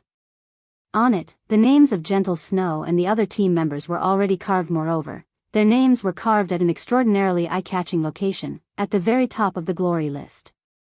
On the first line of the glory list, the word Ouroboros was carved in big, scarlet characters. Meanwhile, below Ouroboros, the names of every team member were recorded in smaller-sized, silvery white characters. Brother Feng, look. We're on the list. We're on the list. Blackie was close to shedding tears of excitement after seeing his own name up on the glory list. After playing games for so many years, not once had he ever enjoyed such an honor. However, it wasn't just Blackie who behaved in such a way. The other members of Shurfeng's party were similarly excited. They all rejoiced at being able to follow after Shurfeng, becoming official members of Zero Wing Workshop. Meanwhile, the various guilds standing in the distance all looked towards the glory list with eyes full of envy. For as long as future players arrived at the Dark Moon Graveyard, they would inevitably see these names, giving their admiration and worship. On the other hand, the upper echelons of the various guilds present had instead looked towards the icy cold, Gentle Snow, expressions of respect and helplessness appearing on their faces. Everyone was clear about the difficulty of the Dark Moon Graveyard. Absolutely none of them would think that the Hell mode of Dark Moon Graveyard was easier than the normal mode. At the very least, the difficulty in Hell mode would be several times higher. However, despite all odds, the team led by Gentle Snow had succeeded in raiding it. Moreover, she had even brought along a few independent players instead of bringing along the strongest team in her guild. The Snow Goddess had clearly surpassed them in terms of leadership and personal strength by leaps and bounds. They were on two completely different levels up to this point. These upper echelons had all begun to think that their luck was just too poor. Being tasked in the same town as the Snow Goddess had sealed their fates at becoming merely the grass that sets off the color of her flower. We will need to wait 3 more days before being able to enter the Dark Moon Graveyard again. During this time, would you be interested in joining us in raiding the Goblin Factory? Gentle Snow earnestly invited Shurfeng. Although Gentle Snow's voice was not loud, the outside of the Dark Moon Graveyard was extremely quiet. Even from a distance, her voice could very clearly be heard. The upper echelons of the various guilds were all dumbfounded. Just who was this Shurfeng exactly? The Snow Goddess was actually inviting him from one dungeon raid to another. Could the Snow Goddess have possibly fallen for him? However, why would the highly haughty Snow Goddess fall for such an unattractive brat? Moreover, the person did not possess even the slightest hint of an expert. Meanwhile, standing at a distance, Flaming Tiger's eyes had nearly popped out of his sockets, going crazy from envy. Not only was Shurfeng able to be in the same team as the Snow Goddess, he was even able to leave his name on the glory list. Flaming Tiger's hatred for Shurfeng immediately increased by hundreds of folds. Just as everyone was shocked at such a scene, hundreds of players suddenly appeared and surrounded Shurfeng and his team, each and every one of them filled with a murderous intent. Brat, we meet again. Ironsword Lion slowly walked out from the tide of players, sending Shurfeng a cold glare as he sneered. Chapter 109, Domineering Ironsword. This moment.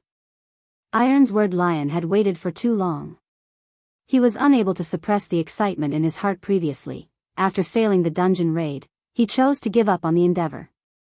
Instead, he camped outside the Dark Moon Graveyard.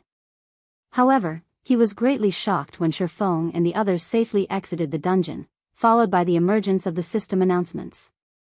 Although Martial Union had entered the Dark Moon Graveyard, they did not gain a single thing from it. On the other hand, not only had Shurfeng's team managed to clear the dungeon, but it was also the hard mode of Dark Moon Graveyard. Although Ironsword Lion was a brute, he still knew that the gains from clearing the Dark Moon graveyard would not be meager. Needless to say, the harvest from Hell mode would be even more astonishing. When Martial Union first set foot in God's domain, they did not possess any significant wealth or resources. Moreover, they were unfamiliar with a game such as God's domain. Developing a guild was extremely challenging. They had to grow by competing over elite monsters, killing well-equipped players for equipment and money, and raiding party dungeons. The larger their guild became, the more wealth and resources they needed. However, they were unable to find any sources of income, only relying on robbery to sustain their guild's operation. Now that Shifeng and his team had cleared the dungeon, it was undoubtedly good news for Ironsword Lion. Not only would he be able to obtain revenge, but he would also be able to make a huge profit out of it, killing 2 birds with 1 stone. Boss Ironsword, look at the shield on their guardian knight. Not only are there runes carved on it, but the shield is also giving off a faint violet hue that only secret silver equipment possess. That is definitely equipment they obtained from the Dark Moon graveyard. Boss, look at that brat's pauldrons. It is also giving off a violet hue. It is a secret silver equipment as well. The subordinates behind Ironsword Lion salivated as they pointed towards the equipment on the bodies of Shifeng's party members. The worst equipment currently worn by Shifeng's party members were bronze ranked, while there were even some who had mysterious iron equipment. However, they clearly did not possess the equipment before they entered the dungeon. Hence, they must have obtained them from within the Dark Moon graveyard, which also meant that all of them were level 5 mysterious iron equipment and secret silver equipment. Every piece of the equipment was priceless. Boss, if we were to steal all of the equipment and sell them, it would solve the problem of developing our guild. Drifting Blood looked towards Shifeng's equipment, giggling as he spoke. Ironsword Lion nodded, thinking that Drifting Blood's words made sense. The main reason their guild was developing slowly right now was due to their lack of funds. If they stole all of the equipment worn by Shifeng's party, then the problem of their lack of funds would be solved. Although Shifeng's strength was not bad, even rising up to level 7, when faced with over 100 players, what more could he do? Brat, don't even think of escaping today. Be smart and hand over all your equipment, compensate me with 10 gold coins, and let me kill you back to level 0. Then, I'll consider this matter settled. Otherwise, prepare to delete your account and start all over. Ironsword Lion glared at Shifeng, sneering. Shifeng looked at his surroundings, discovering that Ironsword Lion had brought over 130 players with him. Amongst them, a majority of the players were around level 3, their equipment terribly poor. There were only slightly more than 30 players who had reached level 5, while the equipment they were using was all bronze equipment. Meanwhile, Ironsword Lion was the strongest out of all of these players. He was wearing a suit of level 4 bronze set equipment. In a moment, employ a hit and run tactic as we run towards the forest. Their numbers are too great right now, so it would be bad if we get surrounded, Shifeng said inside the team's chat. Good. My hands have been itching to PK someone for quite some time now. Blackie rubbed his fists as he spoke. The other members of Shifeng's party all started laughing. They had long since wanted to test out the prowess of their new equipment. They intended to kill to their heart's desire. If they could each kill 2 players, it would be a 2-for-1 profit. If they could kill 3 or more, they would make a huge profit. At this moment, Gentle Snow stood out from the team and looked towards Ironsword Lion, softly saying, Yifeng is a friend of mine. I wonder if you can give Ouroboros some face and forget about this matter? Everyone from Ouroboros could already tell that the players from Martial Union were here for revenge, Shifeng being their target. They wondered just what Shifeng had done to enrage them. Was he trying to battle an entire guild just by himself? As expected, every expert would have their own unique personalities. Even Shifeng was no exception to this fact. However, Martial Union was just an unrated guild. Since Ouroboros had already shown themselves, as long as the upper echelons of Martial Union had some brains, they should naturally know to back off. After all, Ouroboros was much stronger than Martial Union. Move aside, stupid hoe. I don't give a damn about Ouroboros. If you wish to help this brat, I'll take care of you all the same. Ironsword Lion cursed in a bad mood. Although Gentle Snow was indeed a world-shaking beauty, the equipment she wore was even more dazzling. It was especially true for the black runic greatsword in her hands. Just a simple glance at it and one could tell that it was a high-quality secret silver weapon. It just so happened that he was also in need of such a weapon. Moreover, if he got rid of Gentle Snow, he would be able to spread his name throughout God's domain. It was killing multiple birds with a single stone. However, what Ironsword Lion did not know was that, because of his casual remark, the entire Dark Moon graveyard had entered a solemn state. Each and every player present looked towards Ironsword Lion in shock, inwardly admiring Ironsword Lion for his courage. Then, does that mean that you intend to start a war with Ouroboros? Gentle Snow's expression sunk, her tone abruptly turned chilly as she asked. Although Gentle Snow casually spoke those words, the frostiness her words gave off could be felt, even by those uninvolved. The members of Ouroboros similarly remained silent, not daring to let out even a sound as they watched Gentle Snow's angered appearance. None of them had seen it before, nor did they wish to see it. Right now, however, there was a fool that actually dared to curse at Gentle Snow. This was the first time they had witnessed such a scene. They no longer dared imagine what would happen. Bitch, the others may fear your Ouroboros, but not me. Ironsword Lion licked his lips, his eyes filled with greed as he looked at the attractive equipment on Gentle Snow's body. However, he remembered that he wanted to kill Shurfong the most. He then turned his sights toward Shurfong, loudly saying, "Brat, don't think that, with a bitch protecting you, you'll be able to survive through today. Rest assured, I won't let either of you get away. Brothers, go. Kill them and we'll share all of their equipment." Suddenly, over 100 players rushed at Shurfong and his team, murder in their eyes. Ironsword Lion even took the lead as he charged toward Shurfong, no longer able to hold back his treasured sword. Only by drenching it with Shurfang's blood would it be able to achieve satisfaction. Hit and run as we head towards the forest.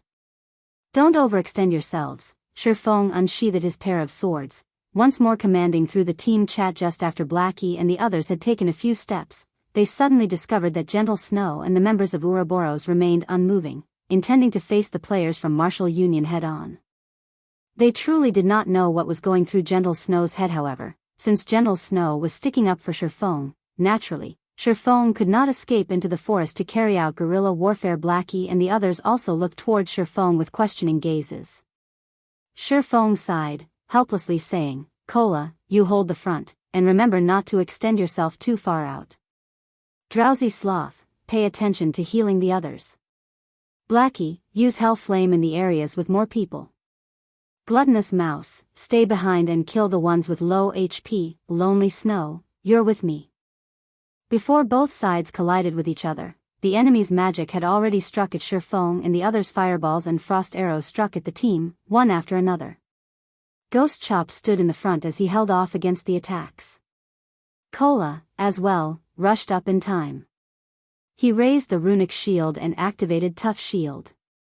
At the same time as the enemy magic landed on both Ghost Chop and Kola's shields, the heals coming from behind them similarly landed. Each of the magical attacks caused -20 to -30 damage to Ghost Chop, whereas Kola only received damages of over -10 points. The highest damage Kola received was only over -30 points. Moreover, the attack was from a level 5 elementalist who was fully geared in bronze equipment. As the heals landed on the two MTs, both their HPs were instantly recovered to full. The members of Martial Union were immediately dumbstruck after seeing this sight. It was especially true for the level 5 elementalist. Normally, a single flame explosion from him could deal over -100 damage to an MT. However, when used on Kola, the skill only caused around -30 damage. Kola's defense was just too high. Chapter 110, Drenching Dark Moon in Blood. Kola and Ghost Chop's defenses were just too high. In addition, the 4 healers behind them were similarly strong. The attacks from the mages of Martial Union had absolutely no effect on the two MTs. As for attacking the other members, with the two MTs blocking up front, Martial Union had no way of attacking them at all. Don't panic, just keep killing. We outnumber them by 6 to 1. We'll kill them, even if we have to throw bodies at them. Assassins, circle around and kill the healers. Ironsword Lion was similarly having a headache towards the two MTs. However, his many years of battle experience allowed him to quickly think of a solution. At that moment, the team announcement for Ouroboros rang out. System: Team Martial Union has initiated an attack against your team. For the next 2 hours, all members within the team are be able to freely retaliate without receiving any punishment, without the need to worry about becoming a red player. Everyone became much more motivated. You dare initiate a war against us Ouroboros? None of you know the immensity of heaven and earth. All of you, die. The flame witch, Zhao Yueru, could finally display her frightening might. After her hand traced out the final incantation in the air, one of her ultimate skill, Frost Flame Explosions, activated. Magic struck Martial Union's MT, causing a series of damages over -200 points and instantly reduced his HP to a critical level. However, shortly after, the healers of Martial Union quickly pulled their MT's HP back up. Fire Dragon's Roar. Zhao Yueru revealed a smile as she finished chanting her incantation. She lightly pointed a finger at that MT, causing the fire mana in her surroundings to gather at the tip of her finger. In the blink of an eye, a gigantic fire dragon appeared and rushed at that MT, devouring him whole.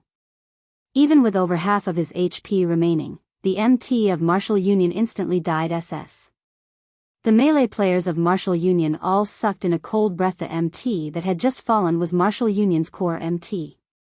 He was equipped with a complete set of level 4 bronze set equipment, and he was also using a level 5 bronze shield. The top mages within the guild could only cause -80 to -90 damage to him. Now, even though there were healers healing him, he was still killed in 2 moves. Just how high was that female elementalist's damage? During Martial Union's momentary pause, Blackie had finished chanting the incantation of Hell Flame. Immediately, pillars of green-colored flame appeared amongst the areas with a high density of players. The pillars of flame that shot towards the sky caused over -300 damage each second to every player, and within an instant, over 10 players lost their lives. The players from Martial Union were all dumbfounded at this sight. A single spell killed over 10 players. Just how were they supposed to contend against this? Don't be afraid. Spread out a bit. They'll be finished as long as we can get close to them. Ironsword Lion shouted confidently. The members of Martial Union felt what Ironsword Lion said was logical.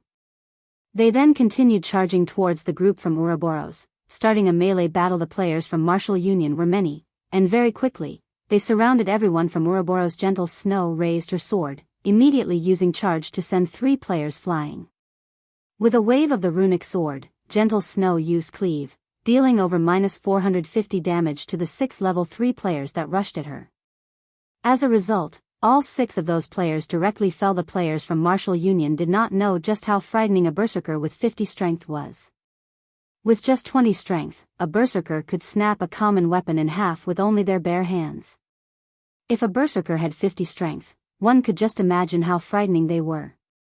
After killing the first wave of players, Gentle Snow rushed headlong into the crowd.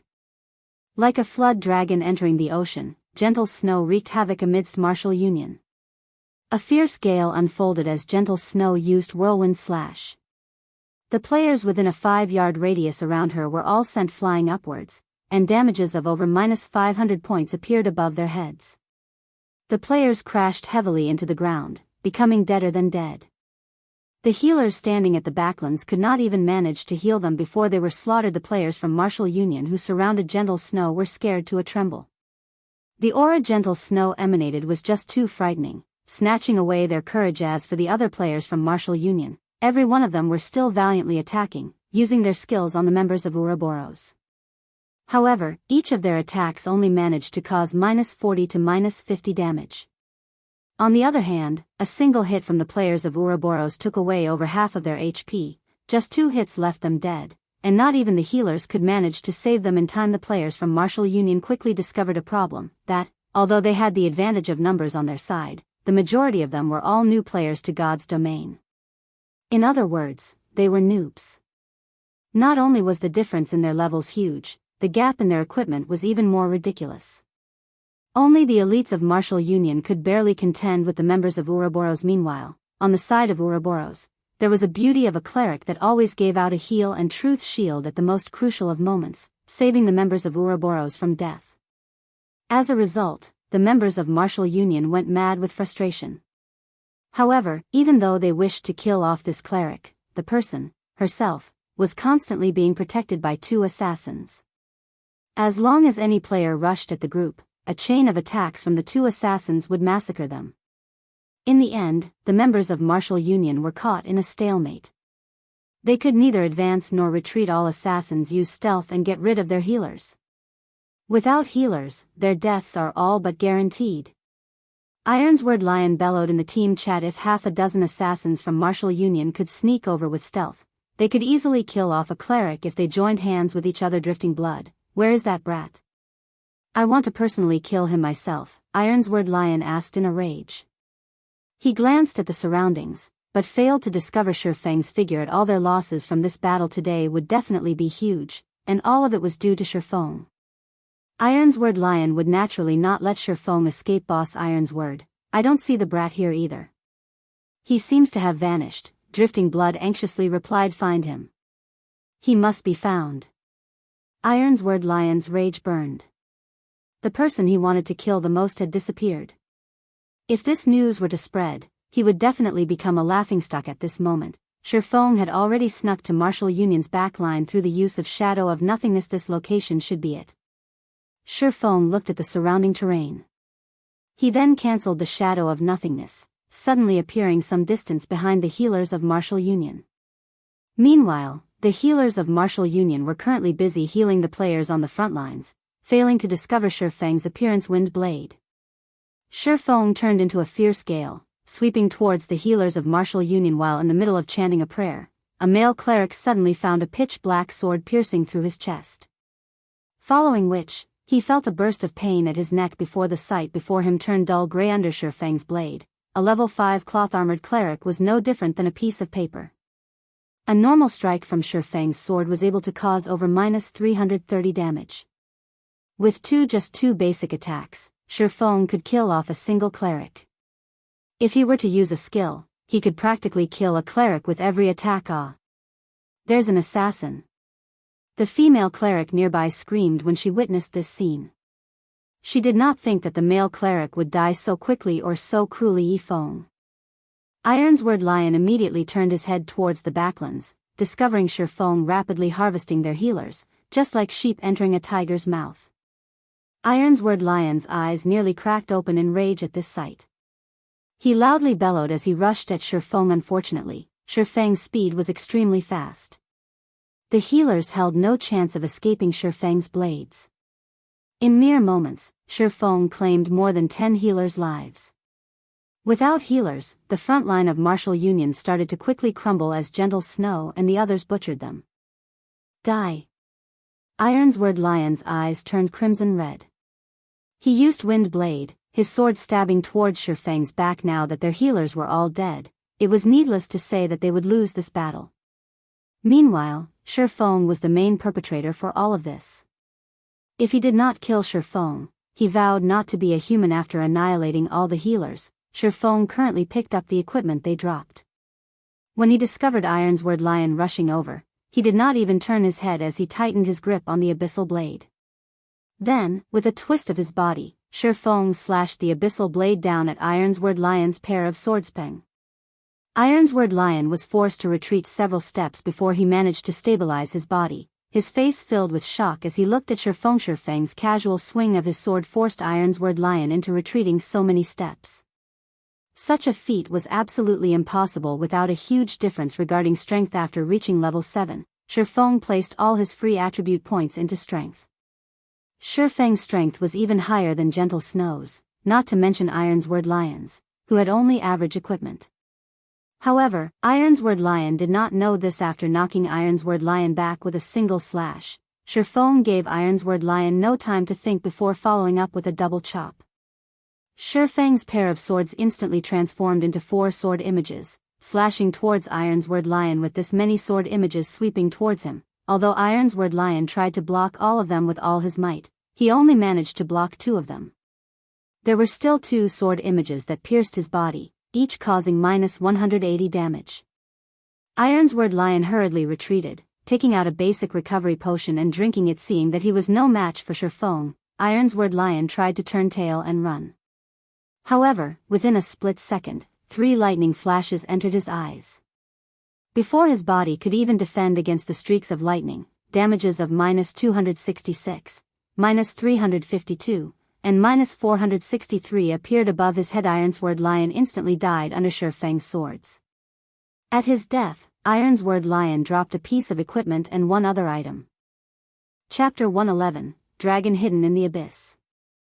Boss Ironsword. Boss.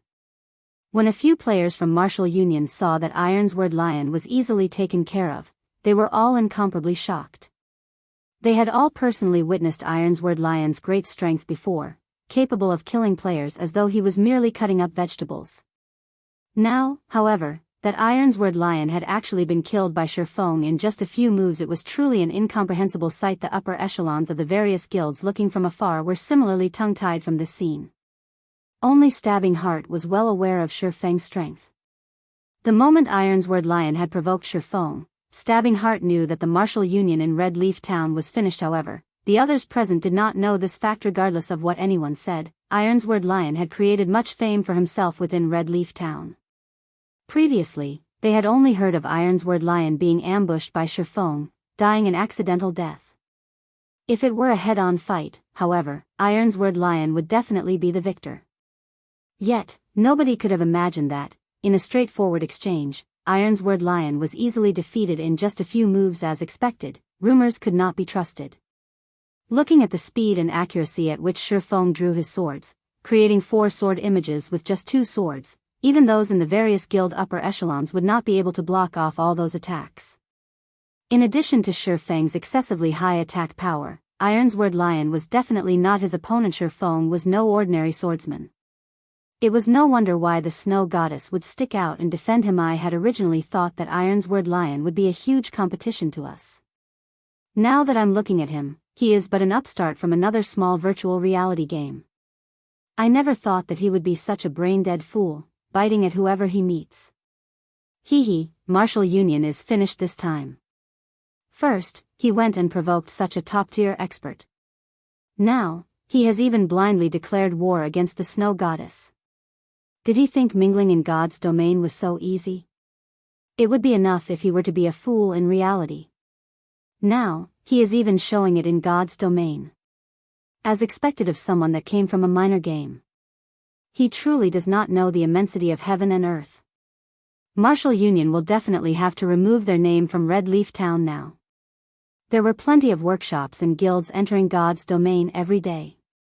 Similarly, there were also plenty of workshops and guilds who had vanished from God's domain every day. This was a common occurrence within God's domain. After Ironsword Lion died, there was no longer anyone to command the players from Martial Union. Very quickly, turmoil ensued amongst the players from Martial Union, and all of them started madly running away for their lives. Shurfeng naturally would not let go of this chance to give Martial Union a huge blow. Immediately after picking up the loot dropped by Ironsword Lion, Shurfeng activated Windwalk and hunted the remaining players. Ignoring the level 3 noobs, Shurfeng specifically chased after the elite players of Martial Union. With every kill of these players, Shurfeng would be able to obtain a piece of bronze equipment, causing a significant loss to Martial Union. Drifting Blood, we meet again. Shurfeng blocked off the escape path of several Martial Union elites, discovering a person he was familiar with amongst them.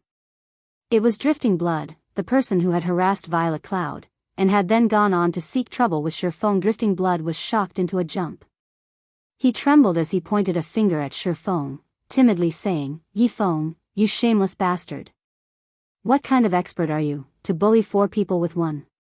Without speaking any further, Shurfeng stepped forward, slashing both of his blades. 8 sword images appeared, immediately aiming for the lives of the 4 players. A shield warrior amongst the 4 immediately activated shield wall, prepared to receive Shurfeng's attack. Meanwhile, Drifting Blood had used Chop at Shurfeng, while another Berserker used Charge, and a Cursemancer used Dark Arrow. Shurfeng noticed that the cooperation between the 4 was very good. It would not be beneficial for him if he were to receive their attacks forcefully. Deciding so, Shurfeng used Phantom Kill, his doppelganger blocking the attacks in front of him. Shurfeng then hurriedly turned his body, his feet carrying out an illusory footwork as they left behind afterimages. Meanwhile, Shurfeng's doppelganger had continuously fended off the attacks of the 4 players, receiving some damage in the process as well. However, after Shurfeng himself moved to a side, he abruptly waved the Abyssal Blade.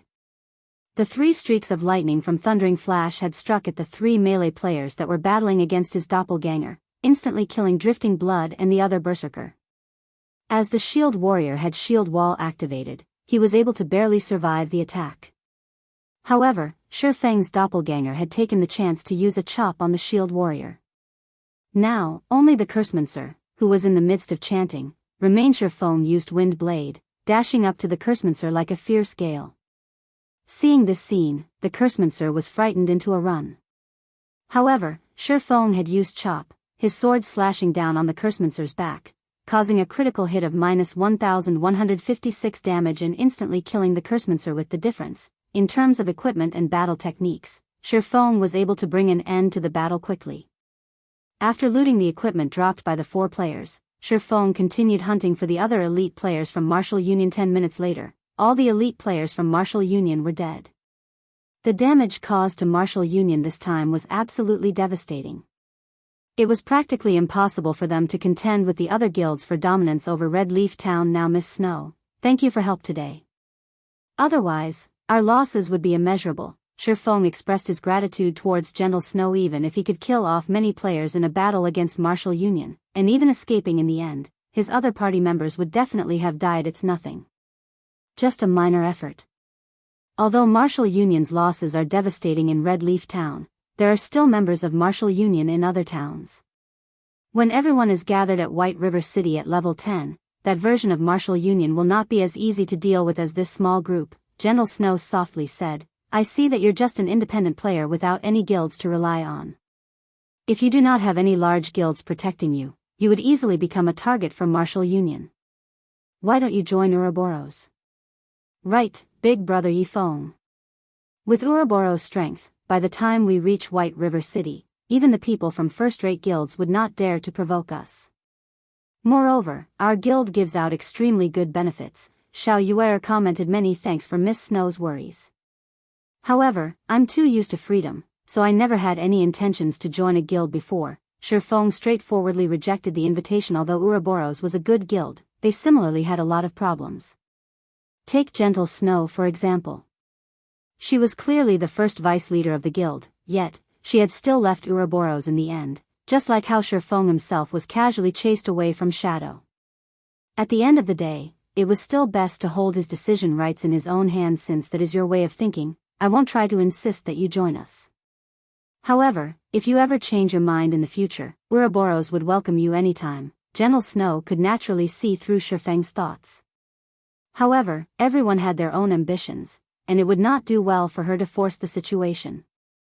Right now, it was enough for them to maintain an amicable relationship, following which, Shifeng led Blackie and the others away from the Dark Moon Graveyard, returning to town to sort out everyone's bags. He then planned to take them to level up. Previously, he had always been tight for time. Now that he had finished dealing with his matters, the time was just right for everyone to rise up to level 10 quickly. Meanwhile, Xiao Yueru looked at Shifeng's departing back, faintly feeling a sense of familiarity. She did not know why she was feeling an indescribable sense of loss in her heart. Snow, why didn't you try harder? If you told him about the matters of the god-slaying army, he might have even agreed to join, Xiao Yueru asked. Gentle Snow smiled, saying, didn't you hate the thought of him joining us before? But now you want him to join us instead? A blush appeared on Xiao Yueru's delicate face as she said in an upright tone, aren't I doing this for you? Regardless of what anyone said, he is also a top-tier expert. If you were to lure him into Ouroboros, he would become a person on our side. In the future, if he gets along well in the god-slaying army, he would be able to bring you a lot of influence and authority. If he didn't perform so outstandingly well just now, I would definitely try my best at pulling him over. However, he was just too remarkable, just like a true dragon. Right now, he is but a dragon hidden in the abyss. Sooner or later, he will be able to soar into the skies, and we will be able to do nothing to hold him back. Who knows, in the future, he might even become a headache of an opponent to Ouroboros. Gentle Snow lightly laughed. An opponent, is it? Xiao Yueru entered a deep thought. Chapter 112, 7 Luminaries Gemstone. After Martial Union was exterminated, the news of its demise was quickly spread around Red Leaf Town. Some people had even recorded the battle and posted it onto the official forums, the incident quickly becoming popular. Ouroboros had first conquered the hell mode of Dark Moon Graveyard. They had then gotten rid of martial unions over 100 members. The valiant appearance of the Snow Goddess had captured the hearts of all the male players, and instantly, Ouroboros' position and influence around the region of White River City had skyrocketed. As a result, countless players wished to join Ouroboros. Due to the recording of this battle, there were plenty of upper echelons of guilds that had noticed Shurfeng's existence. The origin of this battle was, after all, due to martial union's enmity towards Shurfeng. However, not only had Shurfeng himself received the aid of the Snow Goddess, he had even personally killed off Ironsword Lion in a head-on confrontation. This was enough proof of Shurfeng's exceptional strength, and also his good relations with the Snow Goddess. Taking these points into mind, these upper echelons needed to let their subordinates pay more attention towards Shurfeng. When Shurfeng and the others returned to Red Leaf Town, many players on the streets had shifted their gazes towards the group. Crap, isn't that Yifeng, the person that went dungeon raiding together with the Snow Goddess? A male warrior said. If I go and beg Big Brother Yifeng, I wonder if Big Brother Yifeng will bring me to level 10? Another female elementalist bashfully said to her companion. Shurfeng had completely become a celebrity now. Wherever he went, there would definitely be someone paying attention to, and talking about, him. Brother Feng, you're already a famous person. Now, you only need to wiggle your finger, and there would be a crowd of beauties running over to you. In the future, you mustn't forget to introduce a few to me, Blackie laughingly said. Stop talking nonsense.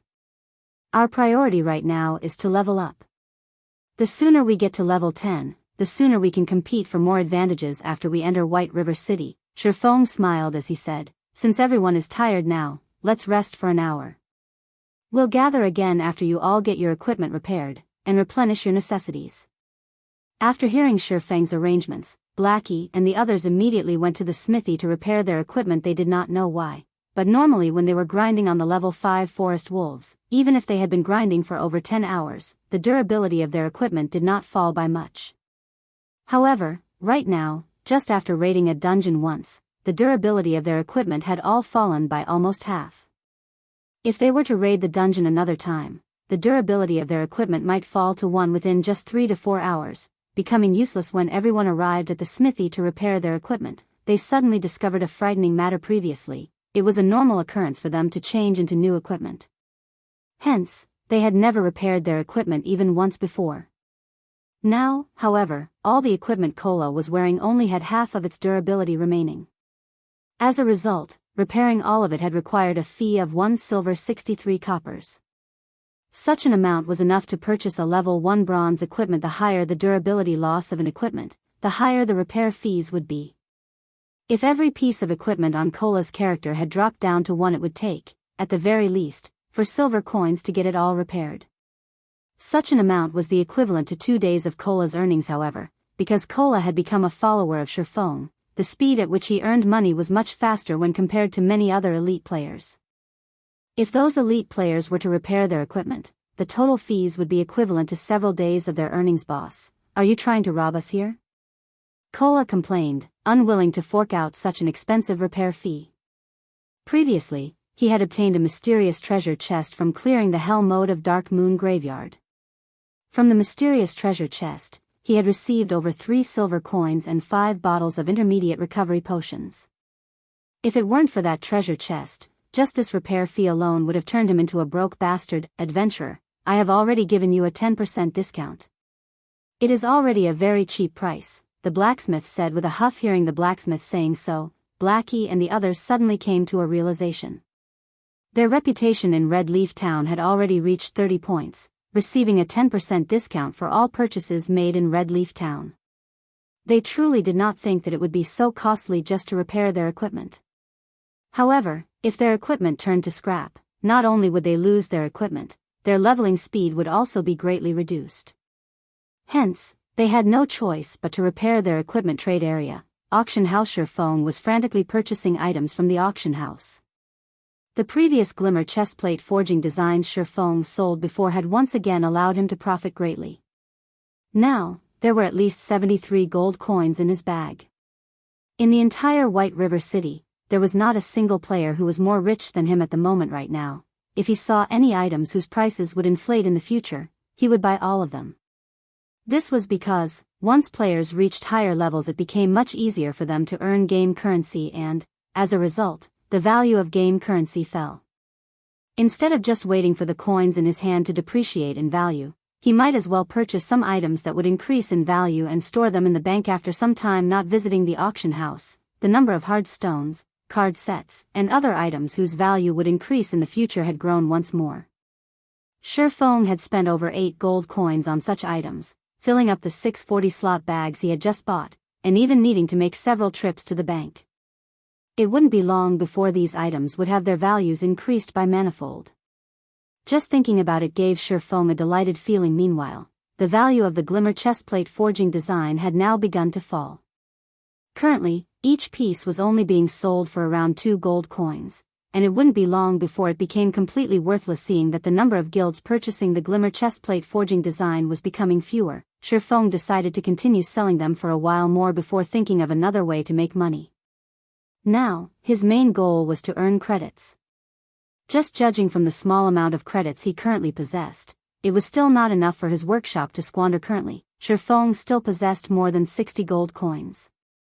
He then took out 30 gold coins and registered them on the virtual trade center. Right now, various large guilds were in the midst of purchasing coins in bulk. It wouldn't be long before he could sell all his coins, earning him a lot of credits, following which, inside the bank, Shifeng started arranging the harvest he obtained today. He had already obtained more than 10 pieces of bronze equipment just from the elite players of Martial Union he had killed. Originally, Shifeng had intended to sell off these equipment pieces. However, his workshop would definitely be recruiting new members in the future. Hence, he decided to store them inside his warehouse, as they might come into use in the future. In any case, he was not lacking in this small amount of money. As for the ash blade, the most important item he obtained from the Dark Moon graveyard, he kept it inside his warehouse for now. It was still of no use to him right now. Only when he arrived at Star Moon City would he have a chance at finding a clue about the ash blade. After all, the owner of the ash blade had an unfathomable origin, being titled as the God Slayer in God's domain, an existence feared even by the gods. The clues relating to this ash blade could only be found in the capital city of Star Moon Kingdom. What's this thing here? Shifeng dug up a crystal the size of his palm from his bagan. Isn't this one of the items dropped by Ironsword Lion? Shifeng discovered that he was somewhat familiar with this item. It was indeed one of the 2 items that were dropped by Ironsword Lion. 7 Luminaries Gemstone. Special item. Transports the user to Blackwing City, uses remaining 4/5. Dropped after death. This Ironsword Lion truly can't be underestimated. It was no wonder he was so powerful in the previous life. It was all because of this item here. Shifeng looked at the 7 Luminaries Gemstone in his hand, unable to refrain from revealing a smile. Blackwing City was no ordinary location. It was also not a place that players could simply go to as they wished. Players needed a teleportation crystal to go to that place, and the 7 Luminaries Gemstone was one of those passes. In Shifeng's previous life, Blackwing City's fame resounded throughout God's domain.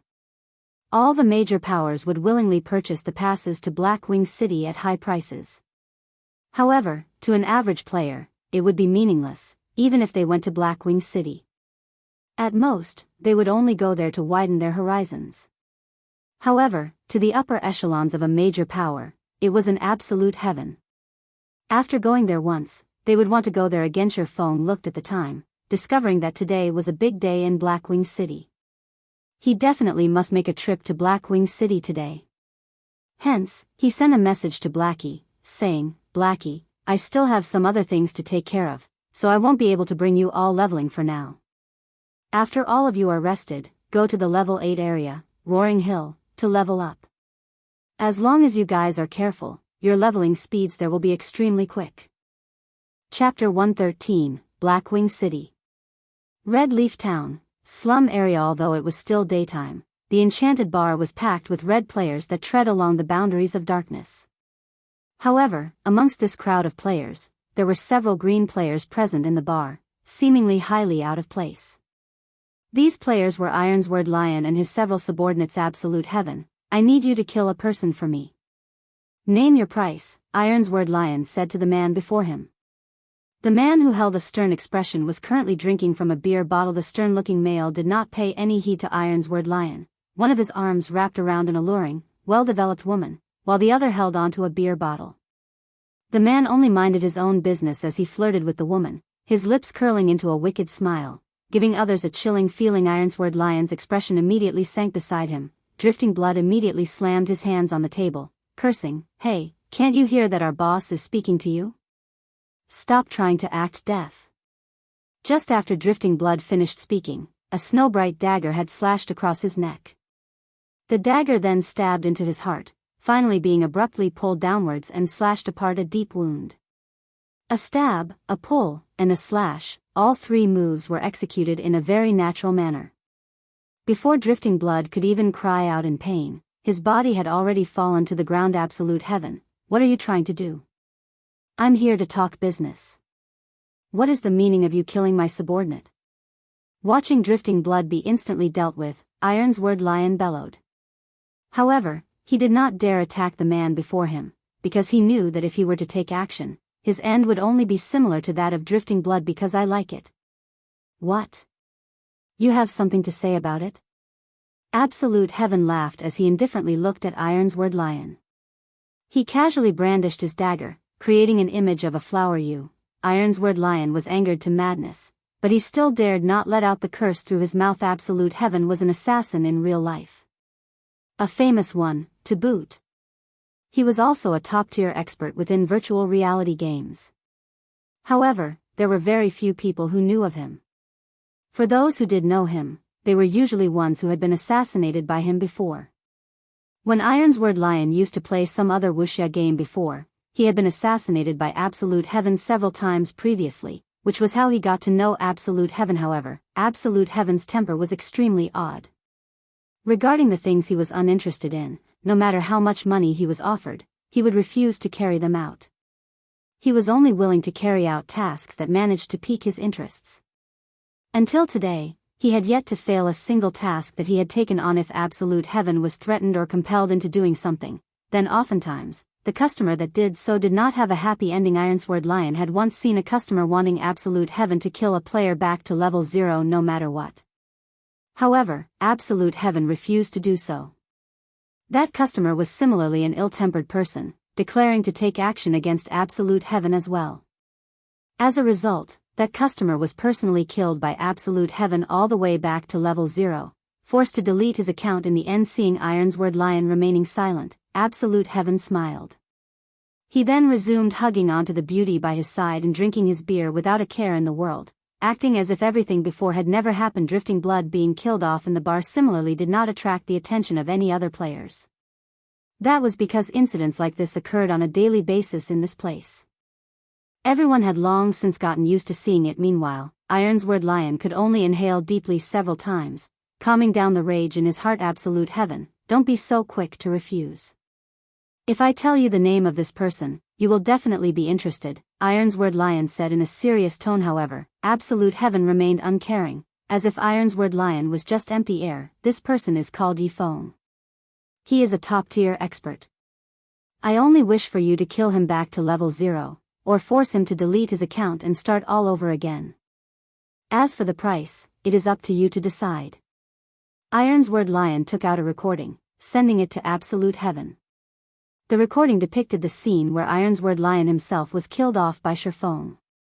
2 swords, 4 images, impossible to fend off. The final strike that killed off Ironsword Lion was also extremely swift and graceful, impossible for anyone to block. After taking a look at the recording, Absolute Heaven's interest was immediately piqued. He then said, 1,000,000 credits, one-time payment. Ironsword Lion's heart could not help but twitch after hearing this price. However, he had long since known of Absolute Heaven's way of setting prices based on the target's strength. Normally, killing a player would only cost around 100,000 credits. Ironsword Lion did not imagine that Yifeng would be worth so much, actually requiring 1,000,000 credits fine.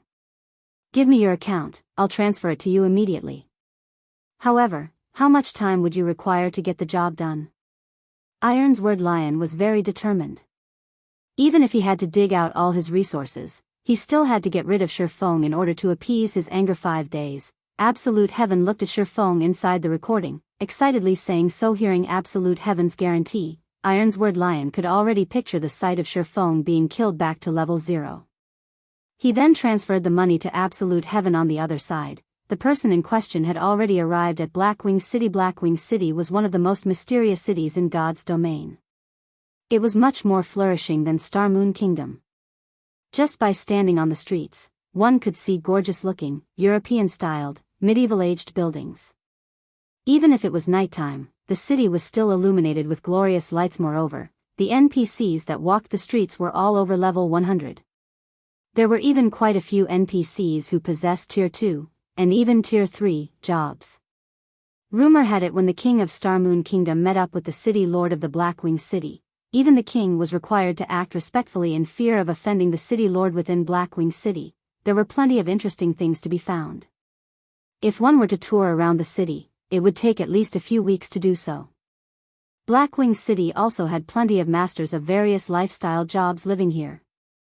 The items made by these masters would usually end up being sold in shops in the city. Moreover, players were also able to purchase the specialties of other countries in Blackwing City. This was definitely a treatment not found in other, ordinary cities. With all these attractions, the most famous amongst them was the auction house of Blackwing City. The auction house here held an auction once every week. Moreover, the items auctioned were all rare ones sold by NPCs. Epic rank items would even be sold in this weekly auction. Such an item was definitely impossible to purchase outside of Blackwing City. Hence, this was the reason why the upper echelons of all the major powers wished to come to Blackwing City. On the other hand, even if the average player were to come here, at most, they would only be here to sightsee. It was because they were completely unable to afford the items sold by the NPCs here. Moreover, there were no wild monsters here in Blackwing City. There were also no quests to be found here. It was a city purely meant for players to conduct trade within. Blackwing City was a heaven, loved by the tycoons of the game. There are still 2 hours before the auction starts. I'll go buy some local specialties first, then. Shifeng looked at the time, discovering that he was still early. He hailed for a horse carriage, bringing him to the business district of Blackwing City. Blackwing City was just too huge. If Shifeng were to walk on foot, he would need, at the very least, 2 to 3 hours to arrive at the business district. Normally, players would spend money to hire horse carriages as a means of transportation. However, hiring a horse carriage did not come cheap. At the minimum, a horse carriage would cost 1 silver coin, and depending on the distance traveled, the price would similarly change. If an average player were to come to Blackwing City at this period of the game, they most likely would not even be able to afford a horse carriage. After more than 10 minutes had passed, Shifeng alighted from the carriage, arriving at an engineering shop. This engineering shop was not large. It was only a small building with 2 floors. There was an old-looking, wooden signboard hung at the entrance with the words, Cruz's Workshop, carved into the wood. Although the shop seemed shabby at first sight, Shifeng knew that this shop was opened by the engineering grandmaster, Cruz Gaia. He was also the one and only engineering grandmaster in Blackwing City. As for the other engineering shops, those were all operated by engineering masters or engineers. Although those shops appeared to be flourishing, the items sold by them were all very expensive, yet of poor quality.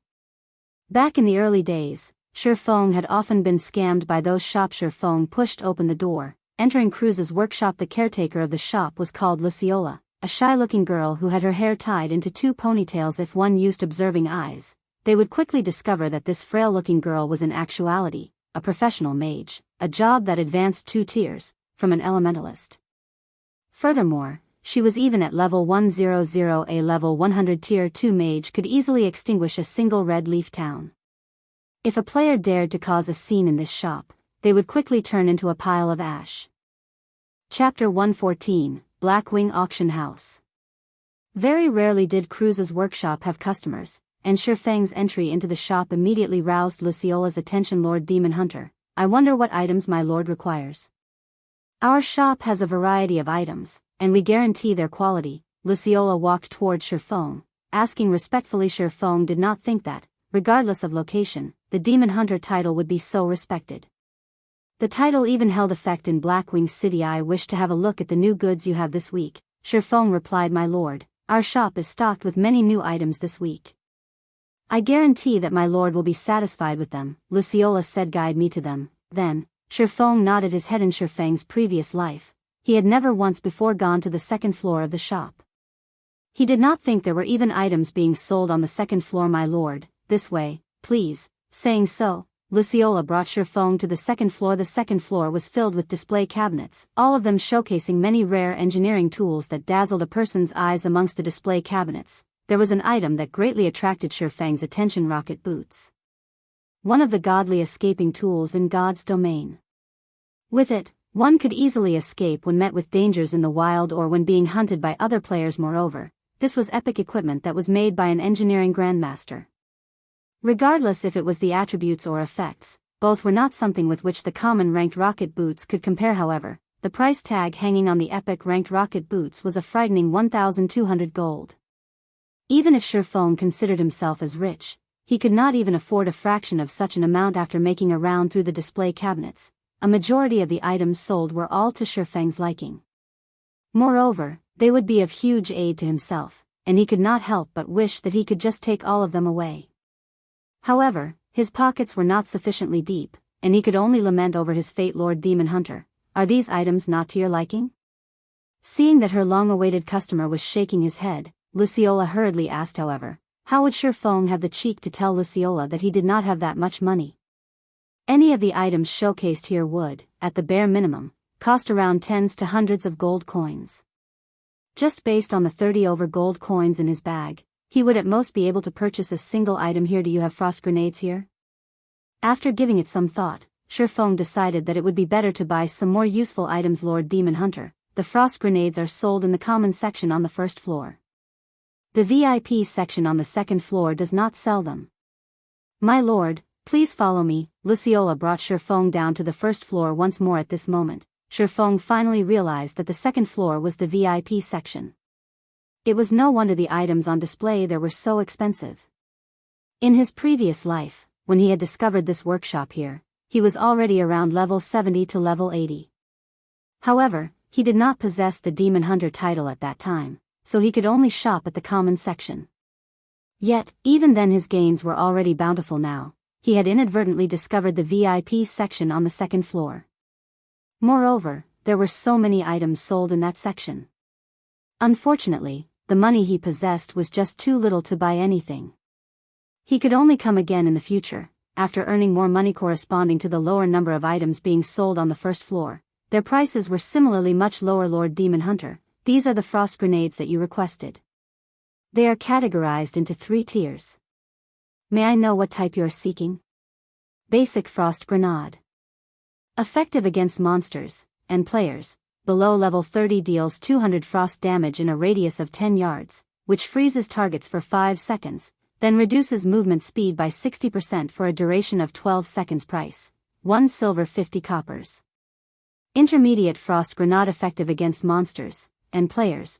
Below level 70 deals 800 frost damage in a radius of 12 yards, which freezes targets for 5 seconds, then reduces movement speed by 60% for a duration of 12 seconds. Price: 10 silvers. Advanced frost grenade. Effective against monsters and players. Below level 120 deals 2000 frost damage in a radius of 15 yards, which freezes targets for 5 seconds, then reduces movement speed by 60% for a duration of 12 seconds. Price: 70 silvers. Just a single intermediate frost grenade was enough to instantly kill a level 5 MT, fully equipped with bronze equipment. Meanwhile, although the basic frost grenade could not instantly kill a player, it could freeze them for 5 seconds, followed by a 60% reduction in movement speed for 12 seconds. These effects were just too frightening. As for the advanced frost grenades, this item was not something with which an ordinary player could mess around.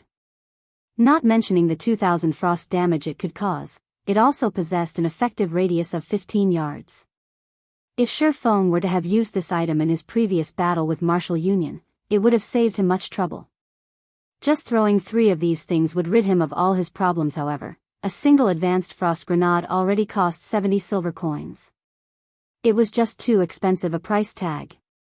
Moreover, using such an item at his level was simply too extravagant. I want 3 stacks of basic frost grenades and 30 units of intermediate frost grenades.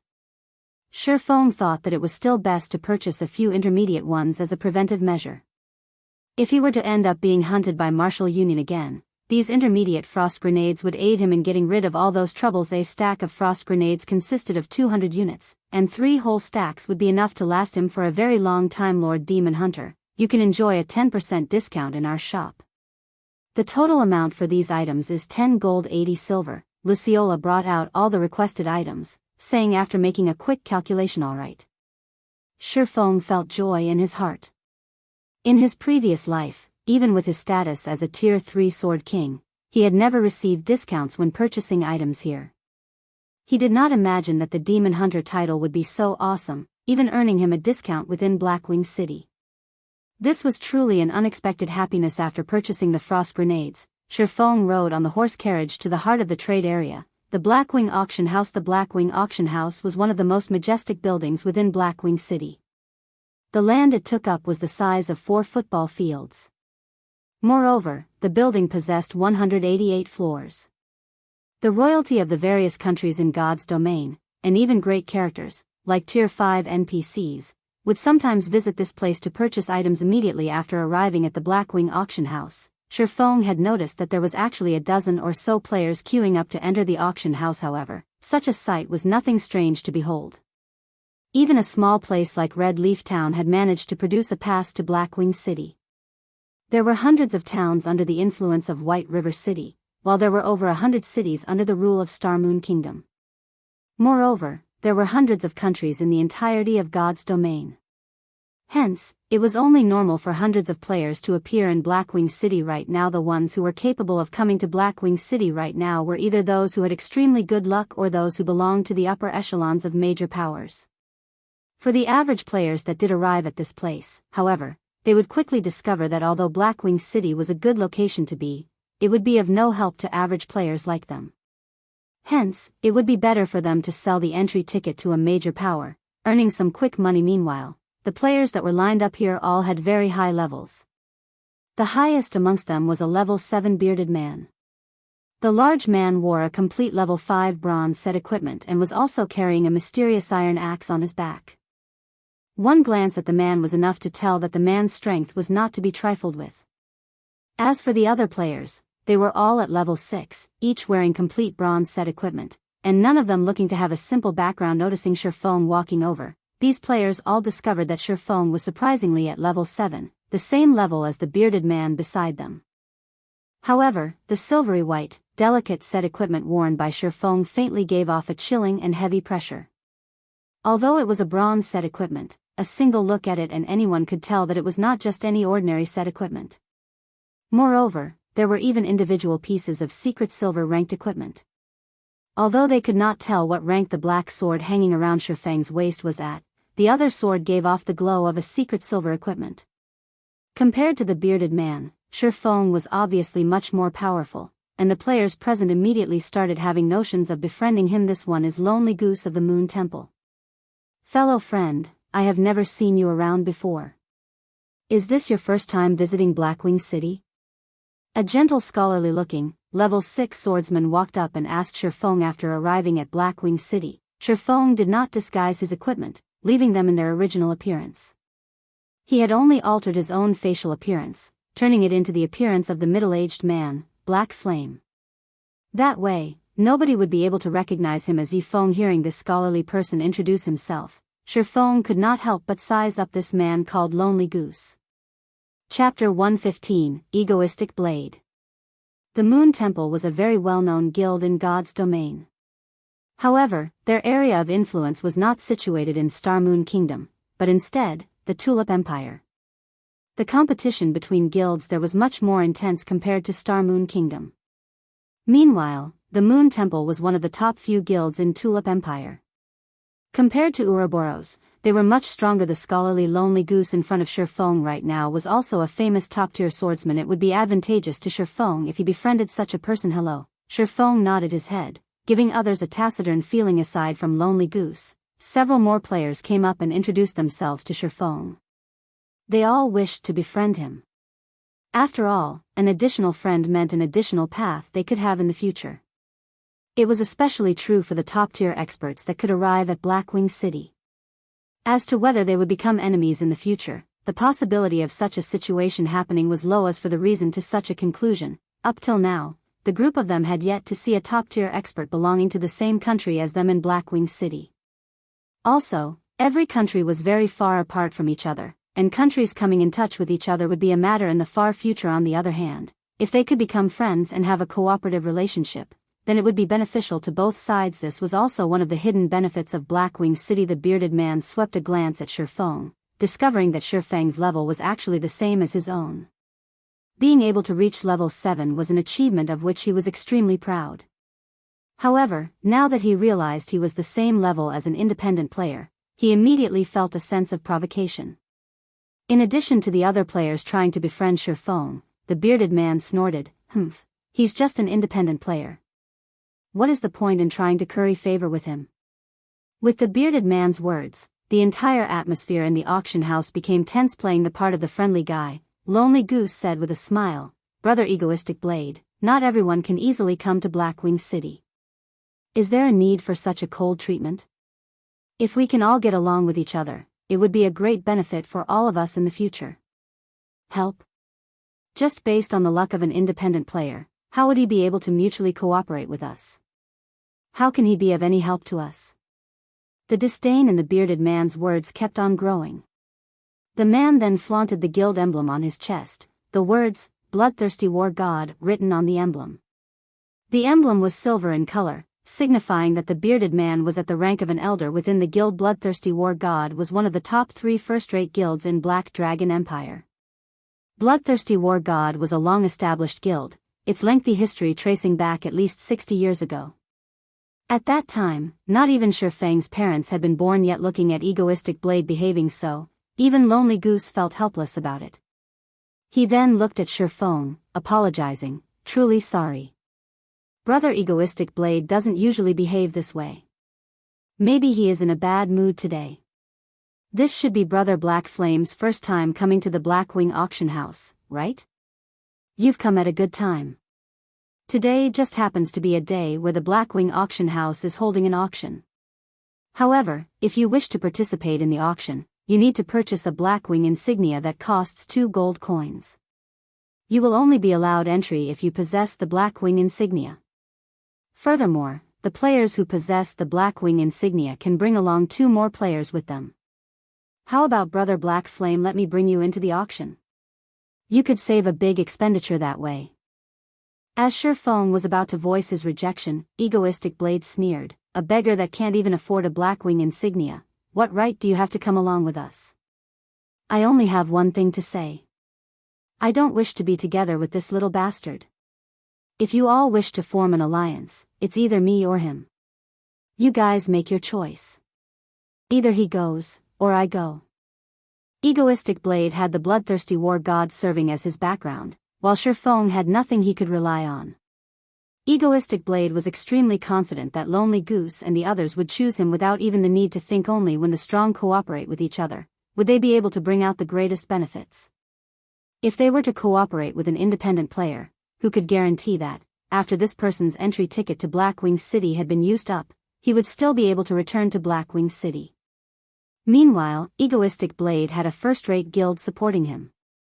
It would be tens of thousands of times easier for him to obtain another pass to Blackwing City when compared to a mere independent player. If Shifeng did not even possess the ability to frequently visit Blackwing City, how would he be able to guarantee a mutual cooperation? "Brother Egoistic Blade, must you do so?" Lonely Goose and the others could not help but have a headache as they tried to mediate the situation. They only wished to mutually profit from each other.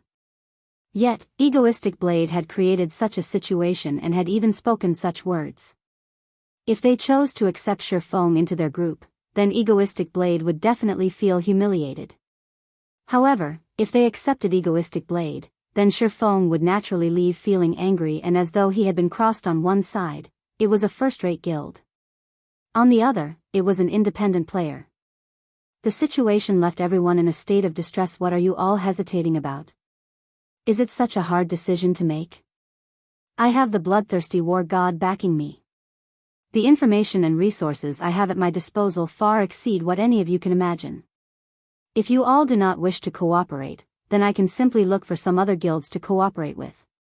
No matter what, I don't wish to see an independent player within our alliance group. Egoistic Blade looked at Lonely Goose and the others, saying in an extremely displeased manner. Sherfone watched Egoistic Blade's extremely stubborn behavior as if the world revolved solely around him alone. The man was even using the influence of his background in order to chase Sherfone out of the group. Although Lonely Goose and the others had clearly come up to Sherfone on their own accord, they now showed signs of hesitation. Seeing this situation, Sherfone sneered, "Since I'm just an independent player, I won't trouble you any longer, brother Lonely Goose. People who walk different paths cannot make plans together. Let us go our separate ways from now on." Finished saying so, Sherfone walked towards the entrance of the auction house. Looking at Sherfone walking away in a huff, Lonely Snow and the others could do nothing but drop the subject. After all, Sherfone was but an independent player. Although he was an expert, he would not be able to bring them much benefit. A mere independent player wishes to have the same standing as us? Don't even dream about it, Egoistic Blade jeered. After some time, the gates to the auction house opened, allowing the masses entry into the building when Egoistic Blade and the others walked to the entrance. "I'm sorry, sir, but you are not allowed to enter." A knight blocked Egoistic Blade and the others. "Lord Knight, all of us possesses the Blackwing insignia." Lonely Goose pointed towards the insignia on his chest, saying the auction held today is the VIP auction. Commoners are not allowed entry. The normal auction will only be held next week, so please come back again at that time, the knight explained. Egoistic Blade then pointed at Sherfone, who was currently walking into the auction house, moodily saying, "Lord Knight, then what right does that person have to enter? He doesn't even have a Blackwing insignia on him. It won't be good if you do something like that, right?" The knight became extremely displeased by Egoistic Blade's attitude. However, he still looked along the direction Egoistic Blade pointed to, discovering the Lord Demon Hunter, Sherfone. The knight then swept his gaze at Egoistic Blade and the others, saying in disdain, "Just based on you commoners, you all wish to have the same standing as the Lord Demon Hunter? Be smart and get lost quickly. I'll have all of you arrested if you continue making a scene," the knight angrily yelled at Egoistic Blade and the others. Egoistic Blade was extremely shocked. How could a random, independent player they met be so awesome? He then thought back to the mocking words said by the knight. Weren't they the words he had uttered just now? If there was a hole available right now, Egoistic Blade wished he could have jumped into it immediately. It was simply too mortifying. Lonely Goose and the others were even more startled. They looked at Sherfone with shocked expressions, endless regret filling up their hearts. After making plenty of investigations, they discovered that there would be an auction held today. Moreover, the items auctioned were extremely rare, so they had paid a huge price in order to prepare a significant amount of coins. Yet, in the end, they couldn't even manage to get past the entrance. Looking at the knight's respectful attitude towards Sherfone, they immediately knew that the title of Demon Hunter must be a very powerful title.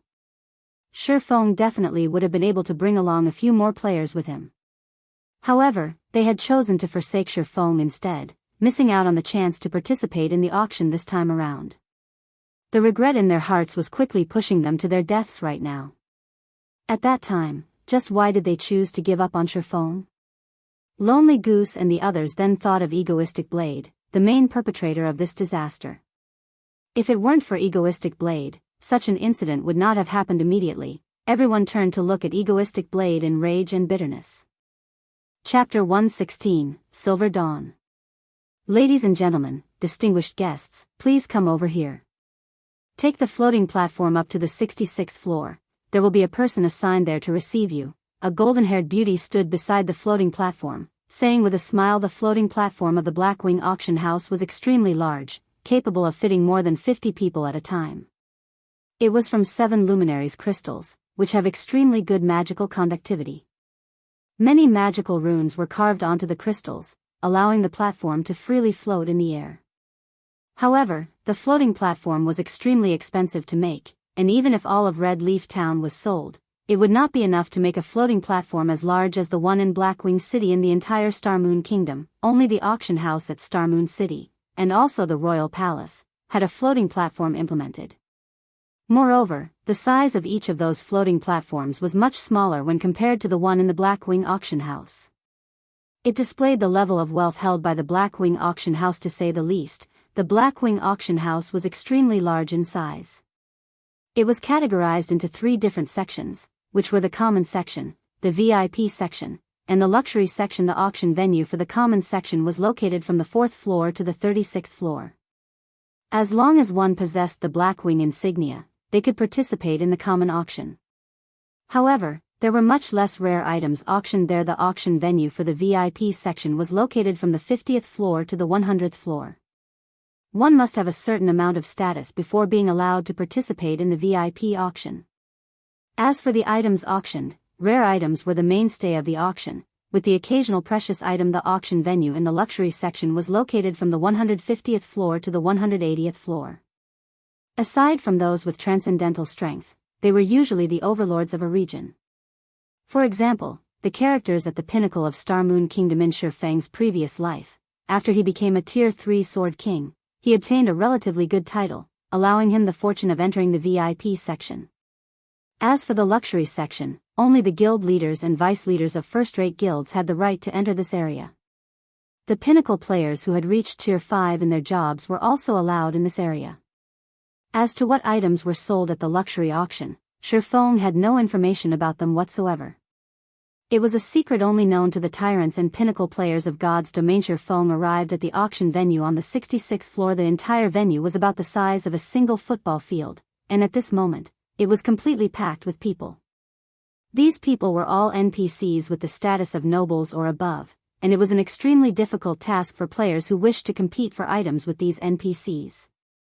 These NPCs were here specifically to prevent players from easily winning a bid without any competition. Frankly speaking, the NPCs were just props at the auction venue. If a player's bid did not reach the standard amount, then the item would be taken away by the NPCs, preventing players from conveniently obtaining rare items. After everyone was seated, the auction officially started. After a white-bearded old man walked up to the stage, declaring the start of the auction, an item was slowly brought out onto the stage. The first item auctioned was a level 20 secret silver chest plate. Its starting bid set at 2 gold. The attributes on it are good, but the price is just too expensive. Clicking on the equipment's information, Shifeng quickly gave up after looking at its attributes. Although it was good equipment, he was unable to put it to use right now. If Shifeng could really buy the item for only 2 gold, then he might have still considered it.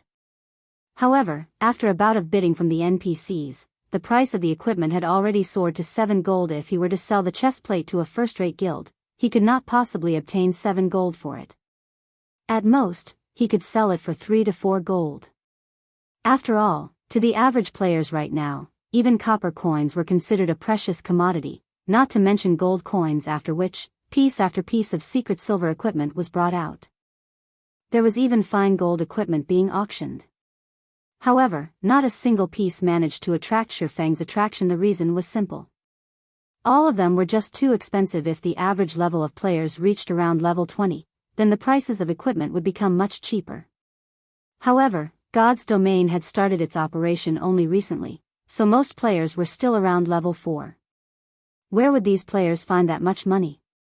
Half an hour later, the equipment phase of the auction finally ended, and the auction for other items began. The following item being auctioned is a weapon forging design. This forging design is a fine work of Master Korean, and the bid for it will start at 3 gold coins. Immediately, Shifeng's interest was roused. He then clicked to check on the item's information. Silver Dawn forging design, secret silver rank, one-handed sword. Level 10. Seeing that it was secret silver ranked, Shifeng knew that his luck had come. Moreover, the Silver Dawn was a level 10 weapon. It was absolutely something that he needed the most. The Abyssal Blade also needed 10 level 10 secret silver weapons to level up. With this forging design, that problem would easily be handled. However, besides Shifeng, there were still a few other forgers who participated in the bid. After all, a secret silver forging design was extremely rare. With that, the bidding for the forging design quickly started. Within moments, the bidding price had already reached 6 gold. Sherfong gritted his teeth, shouting, 7 gold. 7 gold 30 silvers. 7 gold 50 silvers. 8 gold. With the crazed bidding from the NPCs, the price for the Silver Dawn steadily rose. Crap, I bid 15 gold. Seeing that the price has reached 13 gold, Sherfong immediately raised it by 2 gold, showing his determination, and shaking the composure of these NPCs. If the price continued to rise, even Sherfong would not be able to stomach it. After all, he only had slightly more than 20 gold coins remaining. 16 gold. The original worth of this forging design was around 15 gold coins. Sherfong did not think that the NPCs would still compete. 17 gold. Sherfong made his decision. If the NPC forgers were to bid once more, he would immediately bid 20 gold for it. At that point, if it was still no good, then he could only consider himself as unlucky. Finally, the NPC forgers shook their heads at this price, no longer competing in the bid. Congratulations to Mr. Black Flame for winning Master Corian's Silver Dawn forging design. The white-bearded old man clapped his hands, congratulating Sherfong. After receiving the forging design, Sherfong let loose a sigh of relief.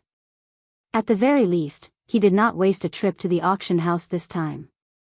As for the 17 gold he had spent, sooner or later, he would be able to get it all back through the Silver Dawn. After auctioning off the forging design, the white-bearded old man continued, the next item is a super rare skill for melee jobs. The bid starts at 5 gold coins.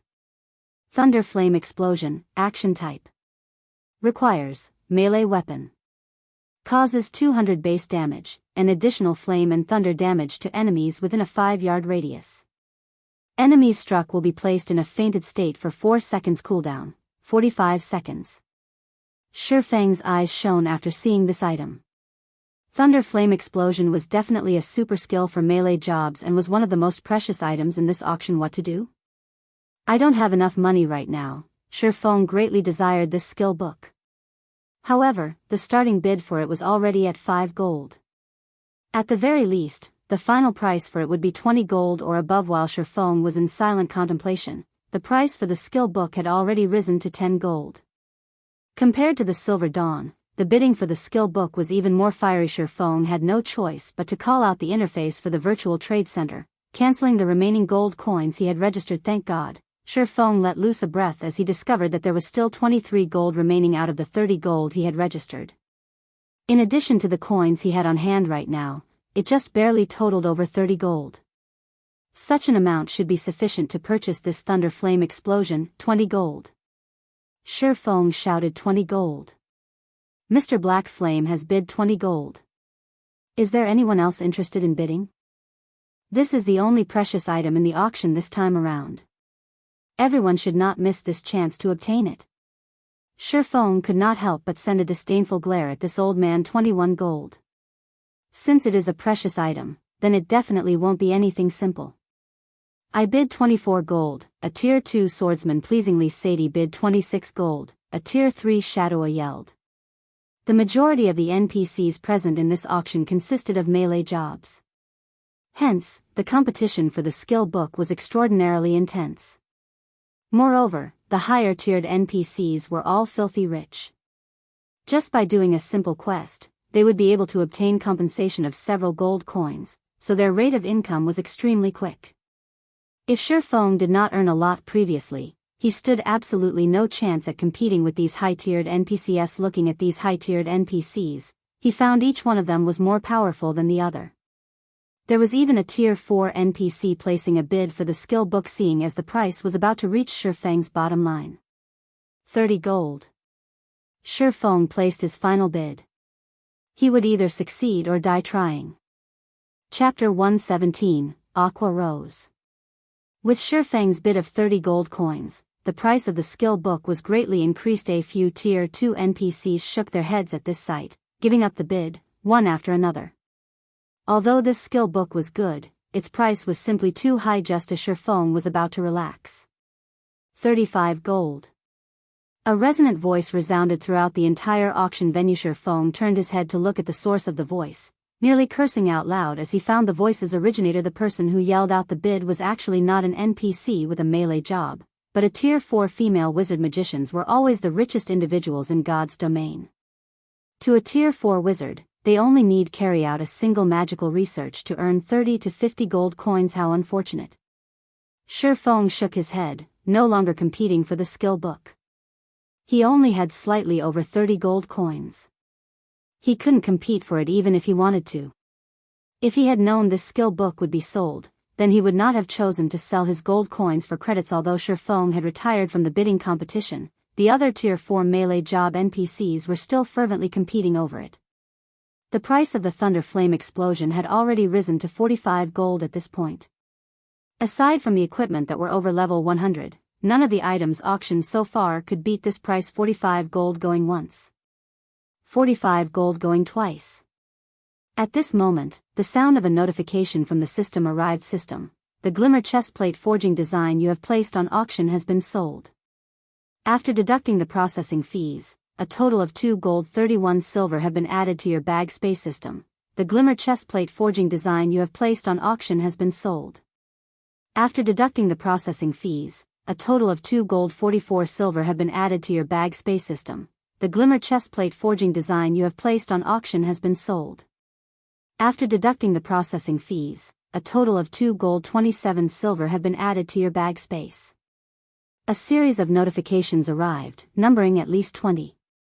Shifeng was immediately shocked when he heard these notifications arriving. He did not understand what had actually happened.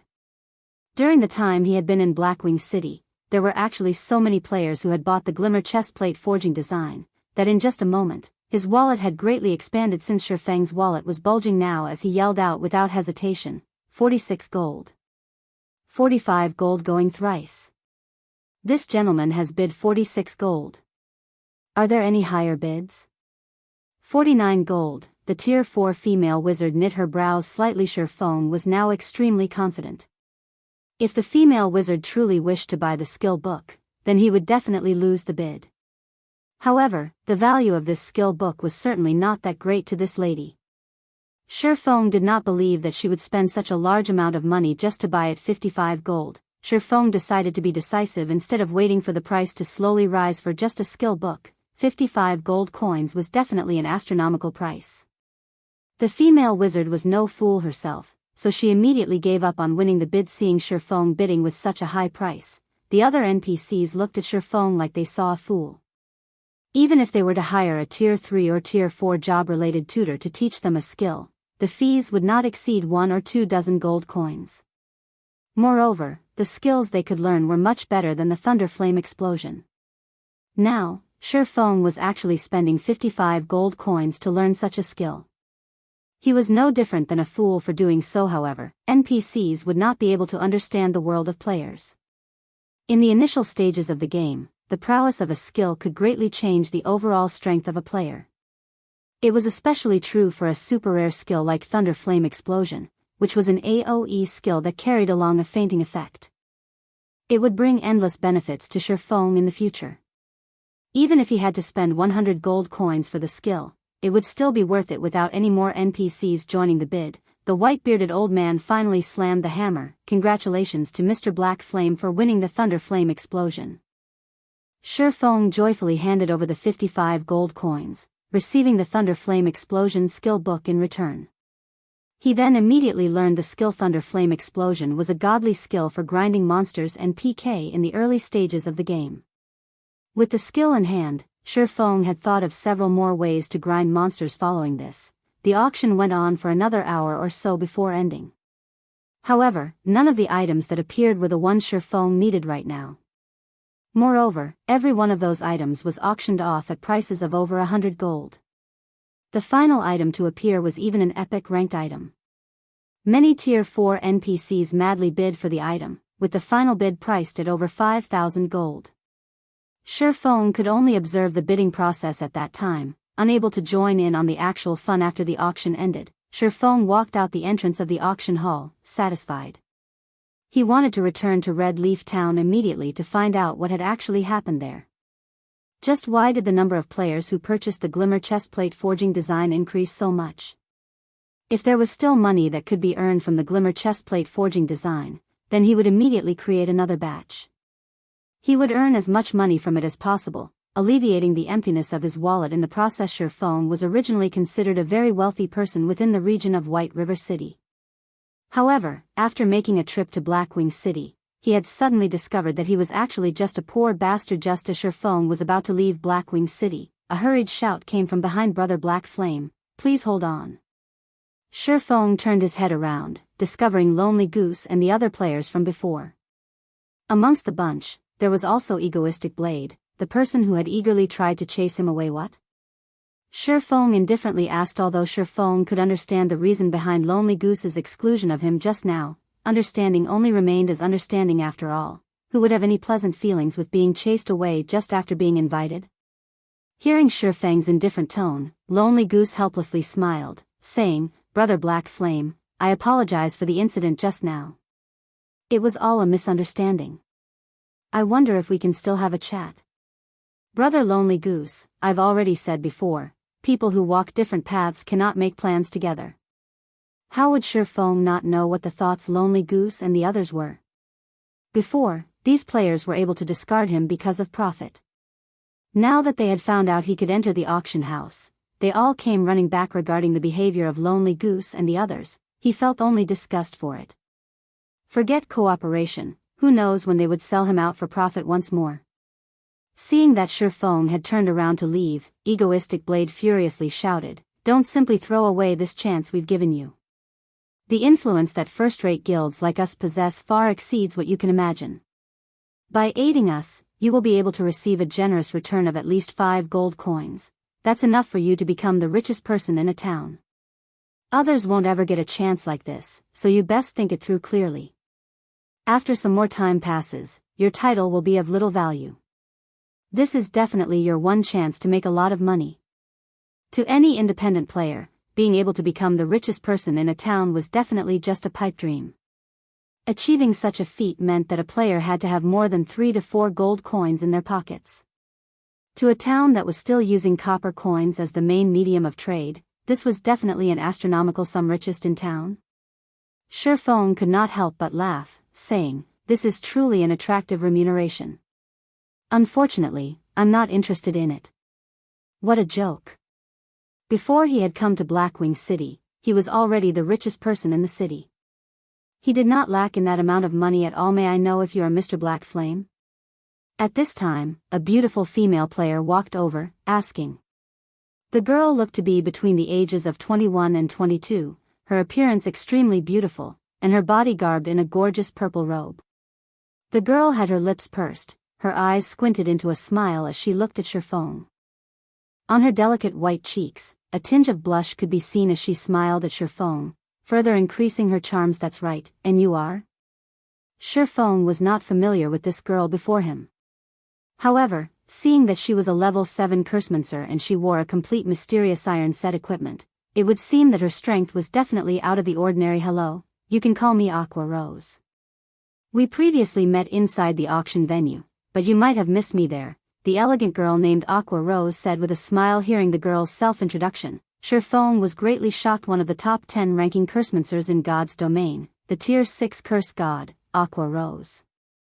Sherfong was actually able to meet her at this place. In Sherfang's previous life, Aqua Rose's fame was much greater than the cleric god, Violet Cloden. "Were you at the auction just now?" Sherfong was startled. It should be known that, in order to enter the VIP section's auction venue, one required a certain amount of status. Sherfong was only fortunate to have obtained the Demon Hunter title after doing the first phase of an epic quest. "I naturally can't compare to Mr. Black Flame. I was only in there to take a look, unlike you, Mr. Black Flame, spending 55 gold just to buy a single skill book," Aqua Rose sighed, saying, "Hence, I am representing Twilight Echo to seek cooperation with you. I wonder if Mr. Black Flame would be interested in this?"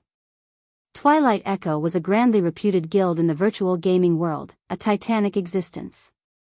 Meanwhile, Aqua Rose was one of the more famous elders of Twilight Echo, and her position was extremely high within the guild. Her fame was no less than that of Gentle Snow, and she was an existence of which very few had not heard. Hearing the conversation between Aqua Rose and Sherfong, Egoistic Blade, and the others were extremely shaken, their tongues tied up as they dumbly stared. Originally, they had thought of Sherfong as a mere independent player, So, how much money would a player like that possess? If they were to give him 5 gold coins, he would definitely be deeply grateful to them. Yet, from Aqua Rose's words, Shifeng had actually spent 55 gold just to buy a single skill book. Even if they added up all the money they possessed, such an amount was still more than double theirs. Just who was this Shifeng actually? Chapter 118, Another Road to Wealth.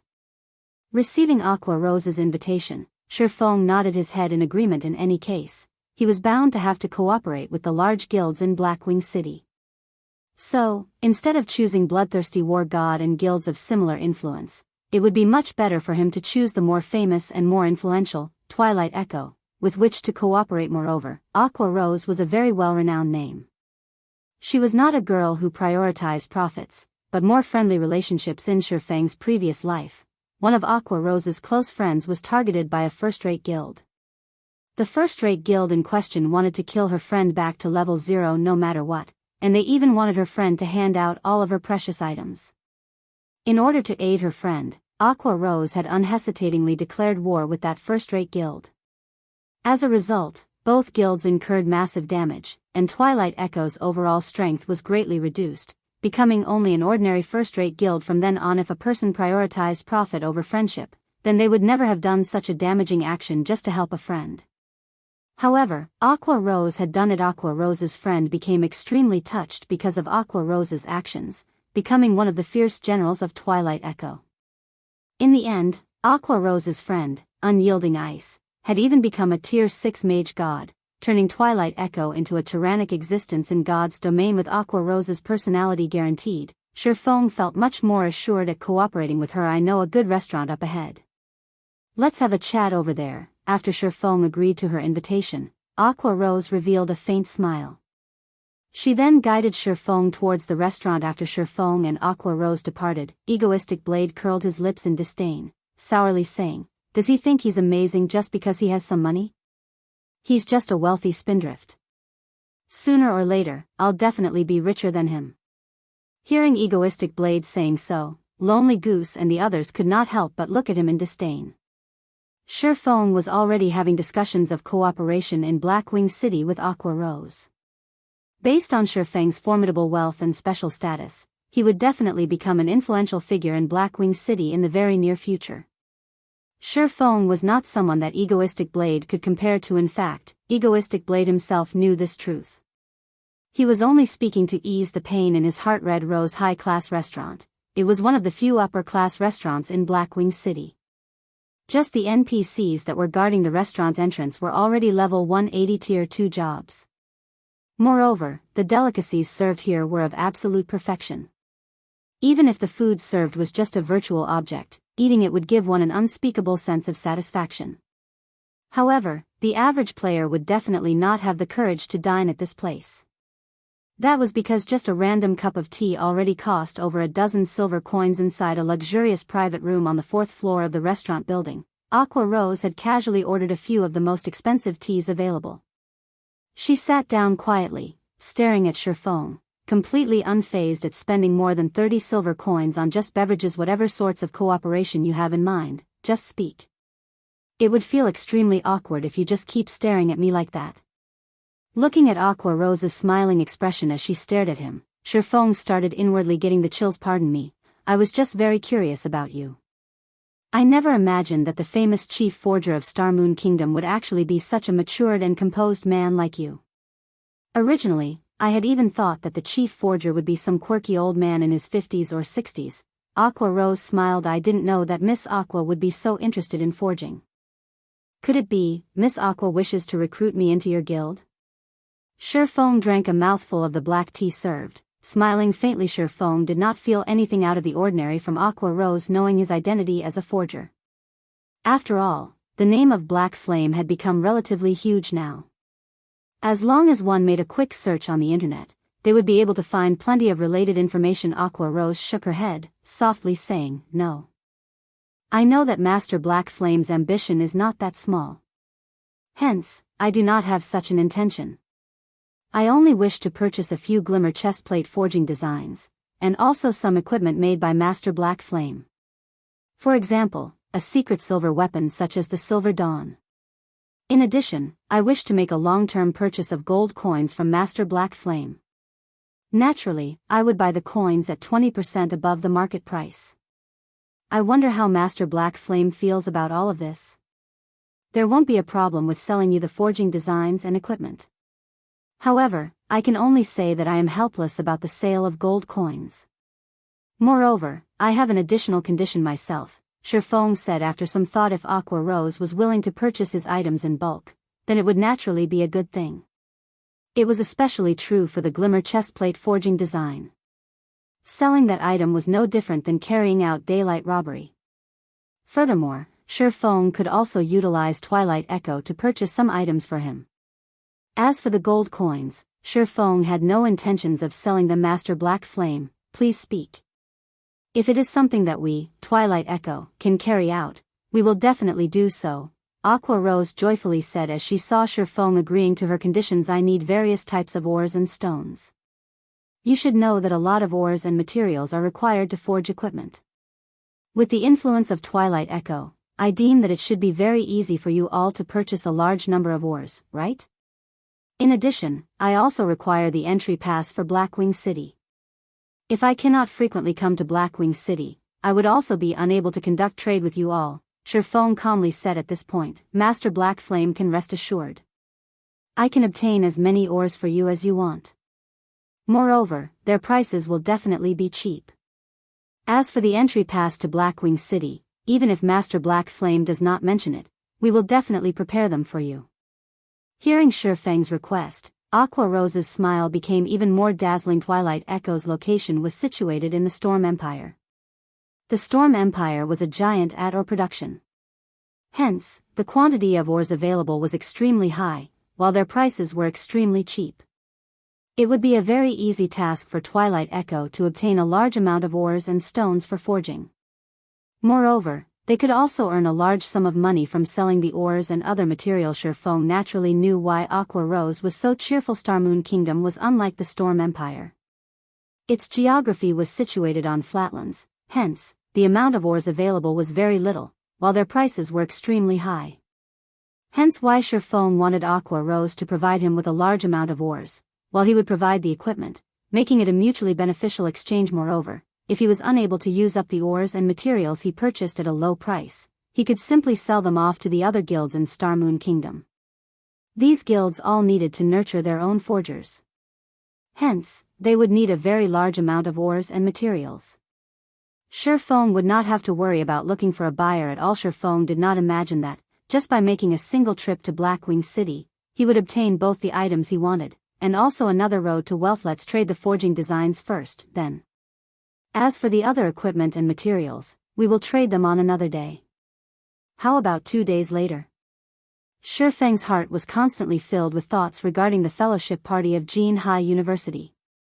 It was only a few days before the fellowship party would be held. With his forging skills, if he were to put all his efforts into forging equipment in these 2 days, he should be able to make a large sum of money. If he took the chance to sell off ores as well, he would make even more money. If his luck was good, he might be able to obtain a good harvest from the fellowship party. Master Black Flame, you too should know that God's domain has only recently started its operation, so every guild is slightly tight on gold coins. Can we perhaps conduct the trade with both gold coins and credits?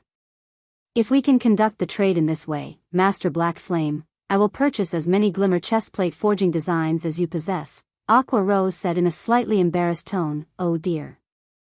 Shifeng pretended to sigh, showing a troubled expression. Seeing this, Aqua Rose became slightly panicked. Right now, every large guild was tight on gold coins, and though they wished to purchase them in bulk, it was an extremely difficult task. After all, God's domain only acknowledged coins, not credits.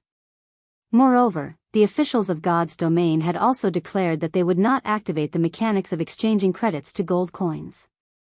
Instead, they only conducted the exchange of gold coins to credits. Regarding the selling price of the glimmer chestplate forging designs, Aqua Rose had previously conducted an investigation. Each forging design was sold at around 3 gold coins. If she was to use only gold coins to conduct the exchange, she would at most be able to buy 4 to 5 pieces. However, after purchasing them, the gold coins spent would greatly affect the development of her guild. Yet, looking at Shifang's appearance, he did not seem to be very lacking in credits.